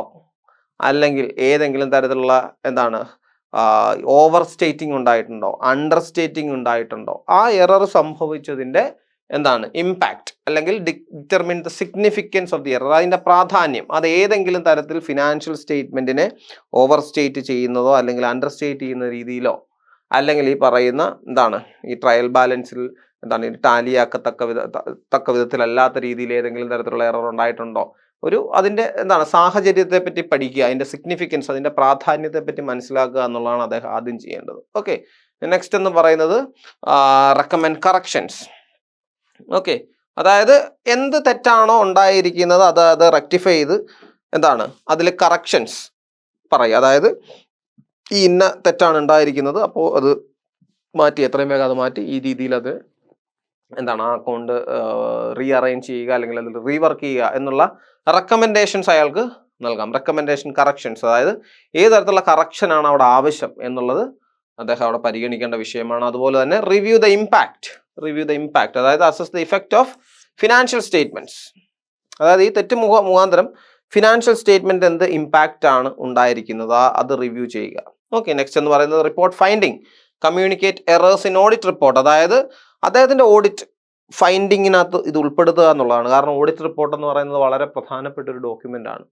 ഓഡിറ്റിങ്ങിന്റെ ഏറ്റവും ഫൈനൽ സ്റ്റേജിൽ അദ്ദേഹം ഓഡിറ്റർ പ്രിപ്പയർ ചെയ്യുന്ന ഒരു ഡോക്യുമെന്റ് ആണ് ഓഡിറ്റ് റിപ്പോർട്ട് എന്ന് പറയുന്നത്. ആ ഓഡിറ്റുമായി ബന്ധപ്പെട്ടുള്ള എല്ലാ കാര്യങ്ങളും, എല്ലാ വിശദാംശങ്ങളും ഈ ഓഡിറ്റ് റിപ്പോർട്ടിനകത്ത് ഉണ്ടായിരിക്കും. ഓക്കെ, സോ അപ്പോൾ ഓഡിറ്റ് റിപ്പോർട്ടിൽ അദ്ദേഹം ഈ പറഞ്ഞ ഓവർ ദി ടൈം അദ്ദേഹം നേരിട്ട കാര്യങ്ങൾ, അല്ലെങ്കിൽ ഇത് ഇവാലുവേറ്റ് ചെയ്ത കാര്യങ്ങൾ, അദ്ദേഹം കണ്ടെത്തിയ കാര്യങ്ങൾ, എന്താണ് അദ്ദേഹത്തിന് സസ്പീഷ്യസ് ആയിട്ട് തോന്നിയ കാര്യങ്ങൾ, എല്ലാ തരത്തിലുള്ള കാര്യങ്ങളും ഈ ഓഡിറ്റ് റിപ്പോർട്ടിൽ അദ്ദേഹം മെൻഷൻ ചെയ്യും. ഓക്കെ, സോ അതിനോടൊപ്പം തന്നെ എന്താണ് ഈ പറയുന്ന കണ്ടുപിടിച്ച എറർ, അതിനെ സംബന്ധിച്ച് അതിൻ്റെ സ്വഭാവം എന്താണ്, അതിൻ്റെ രീതി എന്താണ്, ഏത് തരത്തിലുള്ള എറർ ആണ് എന്നുള്ളത് അദ്ദേഹം ഓഡിറ്റ് റിപ്പോർട്ടിൽ മെൻഷൻ ചെയ്യേണ്ട അത്യാവശ്യമാണ്. ഓക്കെ, സോ നെക്സ്റ്റ് എന്ന് പറയുന്നത് എന്താണ്? Assess the internal control, suggest the improvement to prevent the future errors. അതായത് ഇന്റേണൽ കൺട്രോൾ ശക്തമാക്കുക. അതായത് ഇനി ഇങ്ങനെയുള്ള എറർ ഉണ്ടാകാതിരിക്കാൻ എന്ത് ചെയ്യണം എന്നുള്ള ഒരു റെക്കമെൻഡേഷൻ കൊടുക്കുക എന്നുള്ളതാണ്. കാരണം എന്താണ് നിങ്ങൾ ഈ പറയുന്ന അക്കൗണ്ടിങ് സ്റ്റാൻഡേർഡ്സിനെ പറ്റി അല്ലെങ്കിൽ കോൺസെപ്റ്റ്സിനെ പറ്റിയൊക്കെയുള്ള ധാരണ കുറച്ചുകൂടെ മനസ്സിലാക്കുക. അല്ലെങ്കിൽ എന്താണ് കുറച്ചുകൂടെ കെയർഫുള്ളായിട്ട് എന്താണ് അരിത്തമെറ്റിക്കൽ ആക്യുറസി കുറച്ചുകൂടെ കെയർഫുള്ളായിട്ട് 1-2 തവണ നിങ്ങളതൊന്ന് കൂട്ടി നോക്കുക, അല്ലെങ്കിൽ അതിൻ്റെ കാര്യങ്ങൾ നോക്കുക എന്നുള്ള തരത്തിലുള്ള സജഷൻസ്. അതായത് ഇനി ഈ എറർ റിപ്പീറ്റഡ് ആയിട്ട് ഉണ്ടാകാതിരിക്കാൻ ആ ഓർഗനൈസേഷൻ അല്ലെങ്കിൽ ആ ഓർഗനൈസേഷനിലെ അക്കൗണ്ടന്റ് എന്ത് ചെയ്യണം എന്നുള്ളതിനെ പറ്റിയുള്ള ഒരു സജഷൻ കൊടുക്കുക എന്നുള്ളത് വളരെ പ്രധാനപ്പെട്ടതാണ്. നെക്സ്റ്റ് എന്ന് പറയുന്നത് document work, that is keep the evidence, working purpose and analysis. അതായത് എന്താണ് ഇദ്ദേഹം ഇത് കണ്ടുപിടിച്ചു, ഇതിന്റെ സജഷൻ കൊടുത്തു, ഇതിന്റെ റെക്ടിഫിക്കേഷൻ കൊടുത്തു എന്നുള്ള റിപ്പോർട്ടിൽ രേഖപ്പെടുത്തി എന്നുള്ളതല്ല. ഇദ്ദേഹം ഈ പറയുന്ന മൊത്തം പ്രൊസീജിയറിനെ പറ്റി എന്താണ് ഡോക്യുമെന്റ് ചെയ്തിരിക്കണം. അതായത് ഈ പറയുന്ന അതുമായിട്ട് ബന്ധപ്പെട്ട എവിഡൻസ്, അതുമായിട്ട് അദ്ദേഹം വർക്ക് ചെയ്ത അല്ലെങ്കിൽ അദ്ദേഹത്തിന്റെ ഫൈൻഡിങ്സ് ഉള്ള പേപ്പർ, ഇങ്ങനെയുള്ള കാര്യങ്ങളെല്ലാം ഈ ഓഡിറ്റ് റിപ്പോർട്ടിന്റെ കൂടെ ഇദ്ദേഹം സൂക്ഷിക്കേണ്ടത് അത്യാവശ്യമാണ്. കാരണം പിന്നീട് ഏതെങ്കിലും തരത്തിലുള്ള ക്ലെയിം ഈ പറയുന്ന ഓർഗനൈസേഷന്റെ ഭാഗത്തുനിന്ന് ഉണ്ടായി കഴിഞ്ഞു കഴിഞ്ഞാൽ എന്താണ് ഈ ഇങ്ങനെ ഒരു തെറ്റുണ്ടായിരുന്നു, അത് ഞാൻ റെക്ടിഫൈ ചെയ്തു, ഇന്ന സജഷൻസ് എല്ലാം കൊടുത്തിരുന്നു എന്ന് പറയുന്ന ഇദ്ദേഹത്തിന്റെ കയ്യിലുള്ള ആകെ തെളിവ് ഇതായിരിക്കും. So he have to keep the documentation works. Okay, so these are the duties of an auditor detecting errors. ഇത് എന്തിനാണ് ഞാൻ പഠിപ്പിച്ചതെന്ന് ചോദിച്ചു കഴിഞ്ഞാൽ, ഇത് എന്താണ് ഒരു അസെൻഡിങ് ഓർഡറിലോ ഡിസെൻഡിങ് ഓർഡറിലോ ഒക്കെ നമുക്ക് ചോദ്യമായിട്ട് വരാം. അതായത് ഈ ഓഡിറ്റിംഗ് പ്രൊസീജിയറിൽ ഒരു എറർ ഡിറ്റക്ട് ചെയ്ത് കഴിഞ്ഞ് കഴിഞ്ഞാൽ എന്താണ് ഓഡിറ്റർ ചെയ്യേണ്ടത്? ആദ്യം എന്താണ് ഇൻവെസ്റ്റിഗേറ്റ് അല്ലേ, 2, 3, 4. അപ്പൊ ഇതിന്റെ ഒരു ഓർഡർ ചിലപ്പോൾ വേണമെങ്കിൽ പരീക്ഷയ്ക്ക് ചോദിച്ചേക്കാം. ഏത് തരത്തിലുള്ള രീതിയിലാണ് അദ്ദേഹം ഇതിനെ നേരിടേണ്ടത് എന്നുള്ള ആ ഒരു ഓർഡർ ചിലപ്പോൾ പരീക്ഷയ്ക്ക് ചോദിച്ചേക്കാം. അതുകൊണ്ടാണ് ഞാനിത് പഠിപ്പിച്ചത്. ഓക്കെ, സോ അടുത്ത മേഖലയിലേക്ക് പോവാം, that is detection of fruits. ഇപ്പൊ നമ്മൾ പറഞ്ഞുകൊണ്ടിരുന്ന എററിനെ പറ്റിയാണ്. എറർ ഉണ്ടായി കഴിഞ്ഞു കഴിഞ്ഞാൽ എന്തൊക്കെ സംഭവിക്കുക, അല്ലെങ്കിൽ ഏതൊക്കെ തരത്തിലുള്ള എറേഴ്സ് ഉണ്ട് എന്നുള്ളതാണ് നമ്മൾ പറഞ്ഞത്. ഇനി അടുത്ത ഈ പറയുന്ന സെക്കൻഡറി ഒബ്ജക്റ്റീവിലെ രണ്ടാമത് വന്ന കാര്യമാണ് ഡിറ്റക്ഷൻ ഓഫ് ഫ്രോഡ്സ് എന്ന് പറയുന്നത്. ഫ്രോഡ്. ഓക്കെ, സോ ഫ്രോഡ്സ് എന്ന് പറഞ്ഞു കഴിഞ്ഞാൽ നമുക്കറിയാവുന്നതാണ് ഇന്റൻഷണലി ഉണ്ടാകുന്ന മിസ്റ്റേക്കുകൾ. എറർ എന്ന് പറഞ്ഞു കഴിഞ്ഞാൽ എന്താണ് അൺഇൻറ്റൻഷണലി ഉണ്ടാകുന്ന തെറ്റുകൾ, നമ്മൾ മനഃപൂർവ്വമല്ലാതെ ഉണ്ടാകുന്ന തെറ്റുകളാണെന്തെന്ന് പറയുന്നത് എറേഴ്സ് എന്ന് പറയുന്നത്. പക്ഷെ ഫ്രോഡ്സ് എന്ന് പറഞ്ഞു കഴിഞ്ഞാൽ അങ്ങനെയല്ല. മനഃപൂർവ്വം നമ്മളൊരാളെ എന്താണ് തെറ്റിദ്ധരിപ്പിക്കാൻ വേണ്ടി അല്ലെങ്കിൽ തെറ്റിദ്ധാരണ മനഃപൂർവ്വം ഉണ്ടാകുന്ന തരത്തിൽ ഉണ്ടാക്കുന്ന മിസ്റ്റേക്കുകളാണ് എന്തെന്ന് പറയുന്നത് ഫ്രോഡ്സ് എന്ന് പറയുന്നത്. സോ അതെന്താണെന്ന് നമുക്ക് നോക്കാം. Misappropriation and embezzlement of cash, അതാണ് ഒന്നാമത്തെ തരത്തിലുള്ള ഫ്രോഡ്. അതായത് നമ്മൾ എന്താണ് ഡിഫറെന്റ് ടൈപ്സ് ഓഫ് എറേഴ്സ് പഠിച്ച പോലെ തന്നെ ഡിഫറെന്റ് ടൈപ്സ് ഓഫ് ഫ്രോഡ്സ് ഉണ്ട്. അതിൽ ഒന്നാമത്തെയാണ് misappropriation and embezzlement of cash. Misappropriation of cash means stealing and diverting company's cash for personal use. ഇതൊക്കെ നമ്മൾ സ്ഥിരം കേൾക്കുന്ന അല്ലേ, കമ്പനിയുടെ പണം അടിച്ചു മാറ്റി സ്വന്തം സ്വകാര്യ ആവശ്യത്തിന് ഉപയോഗിച്ചു. ഈ വളരെ റീസെൻ്റ് ആയിട്ട് തന്നെ ഒരു തിരുവനന്തപുരത്ത് ഒരു പെൺകുട്ടി, ഒരു entrepreneur, she's daughter of a famous film actor. അവരുടെ ഒരു സ്ഥാപനത്തിൽ ഒരു പ്രശ്നം ഉണ്ടായതൊക്കെ നിങ്ങൾക്ക് അറിയാമായിരിക്കും. സോ ഇങ്ങനെ ഒരു പ്രശ്നമാണ് അവിടെ നടന്നത്. എന്താണ് മിസ്അപ്രോപ്രിയേഷൻ ഓഫ് ക്യാഷ്? അതായത് ഓർഗനൈസേഷനിലെ ക്യാഷ് എടുത്ത് അവരെന്ത് ചെയ്തു, അവരവരുടെ പേഴ്സണൽ യൂസിനൊക്കെ അതവർ ഉപയോഗിക്കുകയൊക്കെ ചെയ്തു. അത് പിന്നീട് വലിയ പ്രശ്നമായി അല്ലേ. സോ അപ്പം അത് ഈ പറയുന്ന ഓഡിറ്റിങ്ങിലൂടെയാണ് നമുക്ക് കണ്ടെത്താൻ സാധിക്കുന്നത്. അതായത് ഈ മിസ്അപ്രോപ്രിയേഷൻ ഓഫ് ക്യാഷ് വരും, അതായത് ഇത് ചേരുംപടി ചേരാതെ വരും. ആ സാഹചര്യത്തിലാണ് ഇത് മനസ്സിലാകുന്നത്. ഓക്കെ, സോ അതുപോലെ തന്നെ എംബെസിൽമെന്റ് ഓഫ് ക്യാഷ് എന്ന് പറഞ്ഞാൽ ഒരു ടൈപ്പ് ഓഫ് മിസ്അപ്രോപ്രിയേഷൻ. വേറെ person interested with cash or funds fraudulently takes it. ഈ രണ്ട് സാഹചര്യങ്ങളും ഞാൻ മുമ്പേ പറഞ്ഞ എക്സാമ്പിളിനകത്തുണ്ട് അല്ലേ. ഒരു QR കോഡിന്റെ മറവിലാണ് ഇവരിതൊക്കെ ചെയ്ത് കാണിച്ചത്. ഒരു കമ്പനിയുടെ QR കോഡ് മാറ്റി ഇവരുടെ സ്വന്തം പേഴ്സണൽ QR കോഡ് കാണിച്ചു വെച്ചിട്ട് എന്ത് ചെയ്തു, ഇവരതിനകത്തുനിന്ന് പണം കളക്ട് ചെയ്തു അല്ലേ. സോ ഈ ഫ്രോഡാണ് എന്തെന്ന് പറയുന്നത്. ഈ തരത്തിലുള്ള ഫ്രോഡിനെ നമ്മൾ എന്തെന്ന് പറയും, misappropriation and embezzlement of cash എന്ന് പറയും. മിസ്അപ്രോപ്രിയേഷൻ എന്ന് പറഞ്ഞു കഴിഞ്ഞാൽ കമ്പനിയുടെ പണം മോഷ്ടിച്ചുകൊണ്ട് അത് വേറൊരു വ്യക്തിപരമായ ആവശ്യത്തിന് ഉപയോഗിക്കുക. അല്ലെങ്കിൽ എംബെസിൽമെന്റ് ഓഫ് ക്യാഷ് എന്ന് പറഞ്ഞാൽ എന്താണ്, മിസ്അപ്രോപ്രിയേഷൻ വേറെ person interested with cash or funds fraudulently takes it. അതായത് എന്താണ്, ഉത്തരവാദിത്തപ്പെട്ട ഒരാൾ, ഈ പണം സൂക്ഷിക്കാൻ ഏൽപ്പിച്ച ഒരാൾ, അല്ലെങ്കിൽ ഇതിന്റെ ഉത്തരവാദിത്തപ്പെട്ട ഒരാൾ ഈ പണം എന്താണ് വളരെ എന്താണ് കൗശലത്തോട് ഇത് തട്ടിച്ചെടുക്കുന്നു. ഈ രീതിയാണ് എന്തെന്ന് പറയുന്നത് എംബെസിൽമെന്റ് ഓഫ് ക്യാഷ് എന്ന് പറയുന്നത്. ഓക്കെ, സോ അതൊരു ഇന്റൻഷണൽ തെഫ്റ്റ് ആണ്, അതൊരു ക്രൈമാണ് ആക്ച്വലി. ഒരു മുമ്പേ പറഞ്ഞ പോലെ തന്നെ ഒരു അക്കൗണ്ടിങ് കൺസെപ്റ്റ്സിലോ കൺവെൻഷൻസിലോ ഒന്നും ഉണ്ടാകുന്ന ഒരു മനഃപൂർവ്വം ഉണ്ടാകാത്ത ഒരു തെറ്റല്ല, അതൊരു ക്രൈമാണ് ശരിക്കും. ഇന്റൻഷണൽ തെഫ്റ്റിനകത്താണ് നമ്മളതിനെ ഉൾപ്പെടുത്തിയിരിക്കുന്നത്. ഓക്കെ, സോ ഇത് യൂഷ്വലി കമ്മിറ്റഡ് ബൈ ആരാണ്? അക്കൗണ്ടൻസ്, ക്യാഷിയേഴ്സ്, ബിൽ കൗണ്ടേഴ്സിലിരിക്കുന്ന ആൾക്കാർ, ഇവരൊക്കെയാണ് സാധാരണ ഇങ്ങനെയുള്ള കാര്യങ്ങളിലൊക്കെ ഇടപെടുന്നത്. നിങ്ങളുടെ അറിവിന് വേണ്ടി എഴുതിയിരിക്കുന്നുള്ളൂ. അപ്പോൾ അതാണ് എന്തെന്ന് പറയുന്നത് detection of frauds and detection of ഫ്രോഡ്സിൽ ഒന്നാമത്തെ കാര്യം that is misappropriation and embezzlement of cash എന്ന് പറയുന്നത്. ഓക്കെ, അതിൻ്റെ കുറേ എക്സാമ്പിൾസും ഡിറ്റക്ഷൻ മെത്തേഡ്സും ഒക്കെ എഴുതിയിട്ടുണ്ട്. നിങ്ങൾക്ക് വേണമെന്നുണ്ടെങ്കിൽ അത് പരിശോധിക്കാം. ഓക്കെ, അടുത്ത തരത്തിലുള്ള ഫ്രോഡലന്റ് പ്രാക്ടീസ് ആണ് മിസ് അപ്രോപ്രിയേഷൻ ഓഫ് ഗുഡ്സ്. ഇത് സെക്കൻഡ് ഫ്രോഡലന്റ് പ്രാക്ടീസ് ആണ്. ഫ്രോഡലന്റ് പ്രാക്ടീസ് ഇതൊക്കെ നമുക്ക് ഓഡിറ്റ് ചെയ്യുമ്പോഴാണ് ഇതൊക്കെ മനസ്സിലാകുന്നത്. അതായത് സോഴ്സ് ഡോക്യുമെന്റ് വെച്ച് നമ്മൾ പരിശോധിക്കുമ്പോഴാണ് ഇത്രയും രൂപ ഇതെവിടെ പോയി, അല്ലേ, ഇത്രയും രൂപ ഇവിടെ വരേണ്ടതാണ്, ഇത്രയും സ്റ്റോക്ക് നമ്മളിൽ നിന്ന് വിറ്റുപോയി, അതിന്റെ പണം എവിടെ? ആ കുട്ടി അങ്ങനെയൊക്കെ നോക്കിയപ്പോഴാണ് ഇത് മനസ്സിലായത്, അല്ലേ. ചെറിയ തുകയൊന്നുമല്ല, വലിയ തുകയാണ് അതിനകത്ത് ഈ പറയുന്ന എംബസൽമെന്റിലൂടെ അവർ നേടിയെടുത്തത്. ഓക്കെ, നെക്സ്റ്റ് എന്ന് പറയുന്നത് misappropriation of goods. Misappropriation of goods, stealing or destroying unauthorised use of inventory or goods belonging to the company. അതായത് എന്താണ്, കമ്പനിയുടെ സാധനങ്ങൾ, ഇപ്പം നമ്മൾ സ്റ്റോക്ക് ചെയ്തിരിക്കുന്ന സാധനം ഏതെങ്കിലും നമുക്ക് പേഴ്സണൽ യൂസിന് ഉപകരിക്കുന്ന സാധനമാണെങ്കിൽ എന്താണ്, കണക്കിൽപ്പെടുത്താതെ നമ്മൾ മോഷ്ടിക്കുക, നമ്മൾ ഉപയോഗിക്കുക, നമ്മുടെ ഉപയോഗത്തിന് വേണ്ടി നമ്മളത് എടുത്തുകൊണ്ട് പോകുക, അല്ലെങ്കിൽ നശിപ്പിച്ച് കളയുക. ഓക്കെ, ഇങ്ങനെയുള്ള കാര്യങ്ങളൊക്കെയാണ് എന്തെന്ന് പറയുന്നത് മിസ് അപ്രോപ്രിയേഷൻ ഓഫ് ഗുഡ്സിനകത്ത് വരുന്നത്. അതായത് നമ്മൾ സ്റ്റോക്ക് ഇൻ ട്രേഡ് അല്ലെങ്കിൽ ക്ലോസിംഗ് സ്റ്റോക്ക് നോക്കുമ്പോൾ ഇത്ര ഉണ്ടായിരുന്നു, ഓപ്പണിംഗ് സ്റ്റോക്കിലേക്ക് എത്തിയപ്പോൾ ഇത്രയേ ഉള്ളൂ. എന്താണ് അവിടെ സംഭവിച്ചത്, എന്താണ് ആ വേരിയേഷൻ, എന്തുകൊണ്ടാണ് ഉണ്ടായത് എന്നുള്ള ചെക്ക് ചെയ്യുമ്പോഴാണ് ഇതൊക്കെ മനസ്സിലാകുന്നത്. അതായത് കമ്പനിയുടെ ഉടമസ്ഥതയിലുള്ള സാധനങ്ങൾ, അല്ലെങ്കിൽ കമ്പനി വിൽക്കാൻ വെച്ചിരിക്കുന്ന, അല്ലെങ്കിൽ കമ്പനിയുടെ ഉടമസ്ഥതയിലുള്ള സാധനങ്ങളായിക്കോട്ടെ, അത് മോഷ്ടിക്കുക, അല്ലെങ്കിൽ എന്താണ് അൺഓതറൈസ്ഡ് ആയിട്ട് അത് ഉപയോഗിക്കുക, അല്ലെങ്കിൽ അത് മോഷ്ടിക്കാൻ ശ്രമിക്കുക, അത് നശിപ്പിക്കാൻ ശ്രമിക്കുക, ഇതൊക്കെ ഈ പറയുന്ന മിസ് അപ്രോപ്രിയേഷൻ ഓഫ് ഗുഡ്സ് എന്ന് പറയുന്ന മേഖലയിൽ വരുന്ന കാര്യങ്ങളാണ്. Okay, so warehouse staff, storekeepers, delivery personnel, ഇവരൊക്കെയാണ് ഈ ക്രൈം അല്ലെങ്കിൽ ഈ പറയുന്ന എറർ സാധാരണയായിട്ട് കമ്മിറ്റ് ചെയ്യുന്നത്. May involve theft or falsifying the inventory records. മോഷ്ടിച്ചതിന് ശേഷം അത് കിട്ടിയില്ല, അത് റിസീവ് ആയില്ല എന്ന് പറഞ്ഞൊരു ഇൻവെന്ററി റെക്കോർഡ് കീപ്പ് ചെയ്യുക, അല്ലെങ്കിൽ ഇങ്ങനെ ഒരു സാധനം ഇവിടെ വന്നിട്ടില്ല, സ്റ്റോറിൽ ഇതിന്റെ പ്രസൻസ് രേഖപ്പെടുത്താതിരിക്കുക, ഇങ്ങനെയുള്ള കാര്യങ്ങളൊക്കെ വരുമ്പോൾ ഈ മിസ്മാച്ച് ഉണ്ടാവും, അല്ലേ. സോ ആ തരത്തിലുള്ള എററിനെ പറ്റി നമ്മൾ പഠിക്കുന്നതാണെന്ന് പറയുന്നത് മിസ് അപ്രോപ്രിയേഷൻ ഓഫ് ഗുഡ്സ് എന്ന് പറയുന്നത്. കമ്പനിയുടെ അനുമതി ഇല്ലാതെ കമ്പനിയുടെ സാധനങ്ങൾ മോഷ്ടിക്കുകയോ അത് അനാവശ്യമായിട്ട് ഉപയോഗിക്കുകയോ നശിപ്പിക്കുകയോ, എന്നിട്ട് അതിനുശേഷം അത് ബുക്സ് ഓഫ് അക്കൗണ്ട്സിൽ അതിനെ തെറ്റിദ്ധരിപ്പിക്കുന്ന രീതിയിൽ അതിലുള്ള തരത്തിലുള്ള സ്റ്റേറ്റ്മെന്റ്സുകൾ ക്രിയേറ്റ് ചെയ്യുക. അതിനാണ് നമ്മൾ എന്തെന്ന് പറയുന്നത് മിസ് അപ്രോപ്രിയേഷൻ ഓഫ് ഗുഡ്സ് എന്ന് പറയുന്നത്. പലതരത്തിലുള്ള എക്സാമ്പിൾസ് പറയുന്നുണ്ട്, നിങ്ങൾക്ക് നോക്കാം. ഓക്കെ, അടുത്തതെന്ന് പറയുന്നതാണ് falsification or manipulation of accounts. Deliberate alteration. Deliberate alteration എന്ന് പറഞ്ഞാൽ ഈ വാക്കിന്റെ അർത്ഥം മനഃപൂർവ്വമായി, ഡെലിബറേറ്റ്ലി നമ്മൾ മനഃപൂർവ്വം ചെയ്യുന്ന deliberate alteration. Deliberate alteration of accounting records to hide ഫ്രോഡിന് inflate profit or mislead stakeholders. അതായത് നമ്മൾ മനഃപൂർവ്വം എന്ത് ചെയ്യുന്നു, ഈ പറയുന്ന ലോസ് ഉണ്ടായ കാര്യം അതൊക്കെ മറച്ചു വെക്കുന്നു, അല്ലെങ്കിൽ ചില പർട്ടിക്കുലർ എക്സ്പെൻസുകൾ ഉണ്ടായ കാര്യം, അല്ലെങ്കിൽ മറ്റു ചില അസറ്റ്സിന്റെ കാര്യം, ഇതൊക്കെ മറച്ചു, അല്ലെങ്കിൽ ചില ലൈബിലിറ്റീസിന്റെ കാര്യം, ഇതൊക്കെ നമ്മൾ മനഃപൂർവ്വം മറച്ചു വെച്ചുകൊണ്ട് ബുക്സ് ഓഫ് അക്കൗണ്ട്സ് ക്രിയേറ്റ് ചെയ്യുന്നു. അപ്പോൾ എന്താ സംഭവിക്കുന്നത്, നമ്മൾ മിസ്ഇൻറ്റർപ്രറ്റ് ചെയ്യാണ് നമ്മുടെ ഫൈനാൻഷ്യൽ ഇൻഫർമേഷനെ. സോ അത് ഈ പറയുന്ന സ്റ്റേക്ക് ഹോൾഡേഴ്സിൻ്റെ ഇടയിൽ അല്ലെങ്കിൽ ഷെയർ ഹോൾഡേഴ്സിൻ്റെ ഇടയിലൊക്കെ വലിയ തെറ്റിദ്ധാരണകൾക്ക് കാരണമാകും, അല്ലേ. സോ അവരെ സംബന്ധിച്ചിടത്തോളം അവരൊക്കെ ഈ പറയുന്ന ഫിനാൻഷ്യൽ സ്റ്റേറ്റ്മെന്റിന്റെ പശ്ചാത്തലത്തിലാണ് ഈ കമ്പനിയിലേക്ക് അട്രാക്റ്റഡ് ആകുന്നത്, അവിടെ ഇൻവെസ്റ്റ്മെന്റ് നടത്തുന്നത്, അല്ലെങ്കിൽ ആ കമ്പനിയുടെ ഒരു സ്റ്റേക്ക് ഹോൾഡറായി മാറുകയും ചെയ്യുന്നത്.